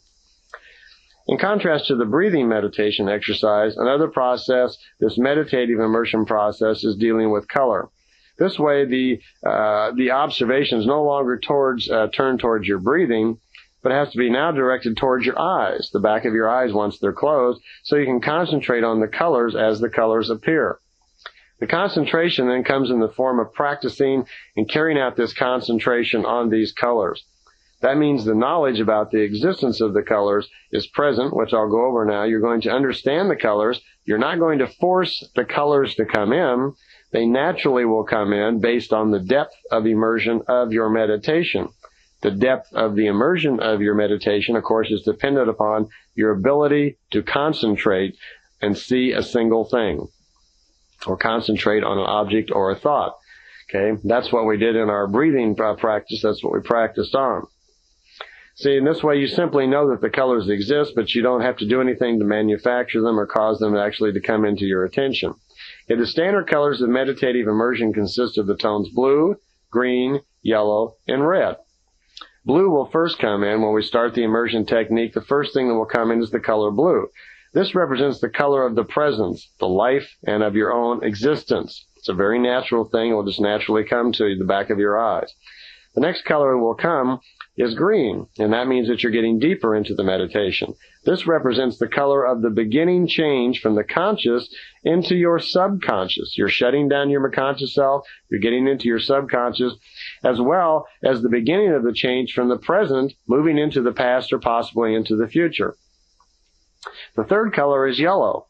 This represents the color of the concluded change from the conscious to the unconscious. So when the color yellow appears, you know change from the conscious to the unconscious. So when the color yellow appears, you know it's kind of like an elevator. You know how deep you are into the consciousness. Into your meditative immersion. Okay. So when the color yellow comes along, you know that by now you have slipped from your conscious state into your subconscious state, and you've concluded the change from the present. You are now drifting. You're no longer concentrating on the moment. You're drifting either into the future or back into the past. The color red represents the color of penetration into the unconscious, or penetration into the past or the future. So it's a gradual transition through these colors. The colors come naturally, and by virtue of knowing what the colors represent, you then are aware of how deep you are into this immersion. And this, of course, takes quite a bit of practice. It may take months for you to actually cause all this to happen. It is necessary that you do this on a regular and timely basis. If you only do it sporadically, you cannot really, hope to achieve hardly any successes whatsoever. So it's necessary, if you're going to practice doing this, do it daily, set aside an exact time to start doing it, and put so much effort into it every day so that you actually, get some benefit out of it. So the colors blue, green, yellow, and red are responsible or indicative of the meditative immersion. Use the same colors also in returning. If the colors are employed in the sequence that we just talked about, blue, green, yellow, red, then when you come out of this, you'll also do the same thing in reverse. You would go red, yellow, green, blue. And you're setting yourself up and telling yourself these are what the colors represent, and that's what will happen. So our actual process of meditation immersion then is done like this. First of all, I would not use any music or anything distracting because we want to concentrate on what we're doing. This isn't a relaxation technique at this point. We're beginning to actually immerse ourselves into spirit and to start doing things with our spirit. So get in an absolutely quiet place. Hopefully, if you even had a pyramid or bought one, you could do that and lay down flat with your body loosened up and totally relaxed with your arms at your side. Close your eyes, loosen up and relax. Breathe deeply in and out 3 times, very deep breaths, and let the breath totally all the way out so your body relaxes. Then you begin to concentrate your thoughts and remembering your primary goal of determination, what you're going to do when you go into this. Keep your 2 goals in mind. You have a primary goal and a secondary goal. Okay? Once you've got the thoughts, remind yourself of what your thoughts are going to be, your purpose for meditation, the object of what your meditation is about. Then just drop that from your thoughts. You no longer concentrate on that. You then begin to just concentrate with your eyes, watching the back of your eyelids, and just allow yourself to drift away. By that I mean exclude all unwanted thoughts and feelings and so forth, and concentrate just totally on the color in front of your eyes. Within a very short time, once all unwanted thoughts are gone and you are completely relaxed, a blue color will slowly come into place. If the blue color does appear, concentrate then on your secondary goal, determination, and let it deeply penetrate into yourself. Our secondary goal then was to see or look into the future and see ourselves as a happy person not smoking. Okay? When that blue color comes along, we're going to concentrate on it 3 times. It'll kind of pulsate. It'll get very strong once and blue, and then it'll come back and it'll get strong again. Let that happen 3 times with this blue color as it comes in. Okay? Once that happens, if the method of immersion, if your meditative immersion continues, the green color will slowly come in. And if the color blue has appeared, then a 3-fold concentration on the color green will follow right after that. Okay? After that, there's also this inward concentration will take place again, where once again you will feel and get images about your secondary goal. These images will start coming to you. If the color green has appeared 3 times, if it'll actually go through these 3 phases of deep green coming in, then a 3-fold concentration on the color yellow is brought about automatically. It automatically comes into play. You don't cause it to happen. You just observe the yellow coming in, and your vision then goes totally yellow 3 times very strongly. If the color yellow has appeared 3 times, the next thing is the concentration on the color red will come about at some point when you get good enough at it. If this color appears, you have drifted even deeper and deeper, and that's as deep as you can go when the color red comes in. With practice over a period of years, a number of things are obtained. You will learn a symbol language that will come to you. Your spirit then will be able to develop very strongly, where telekinetic powers will come about, where you can move things, levitation, telepathy gets very strong, spiritual telepathy and primary telepathy. You'll be able then through these methods to find the symbols and keys to the symbol language and have access to the Akashic records like we talked about before. But most importantly, you can use this as a balancing factor in your life to keep yourself balanced between the material and spiritual self. You will also have then firsthand real truth about life. You will no longer have any fear of the death cycle whatsoever, because you will then have absolute certainty of the spiritual self that you are, knowing that you will move forward. Knowledge of creation then becomes yours. Power of creation then becomes yours. After a period of time, the color red will gradually become like a veil of mist.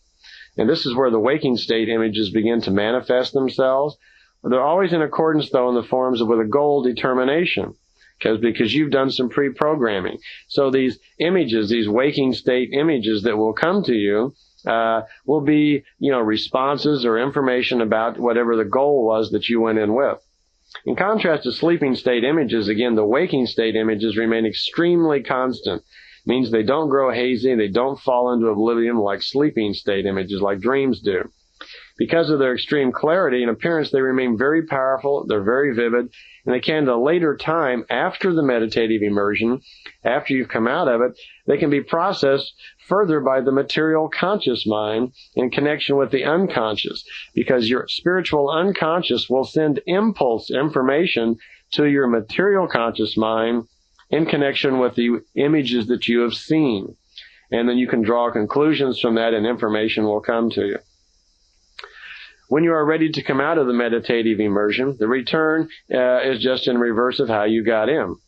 If the colors blue, green, yellow, and red are used as a meditative immersion technique, then they will also serve as a reverse sequence to come out.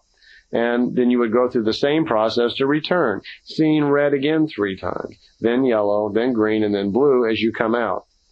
A simple thought impulse will be sufficient to initiate the return movement of the colors for the return into the realm of the material conscious mind.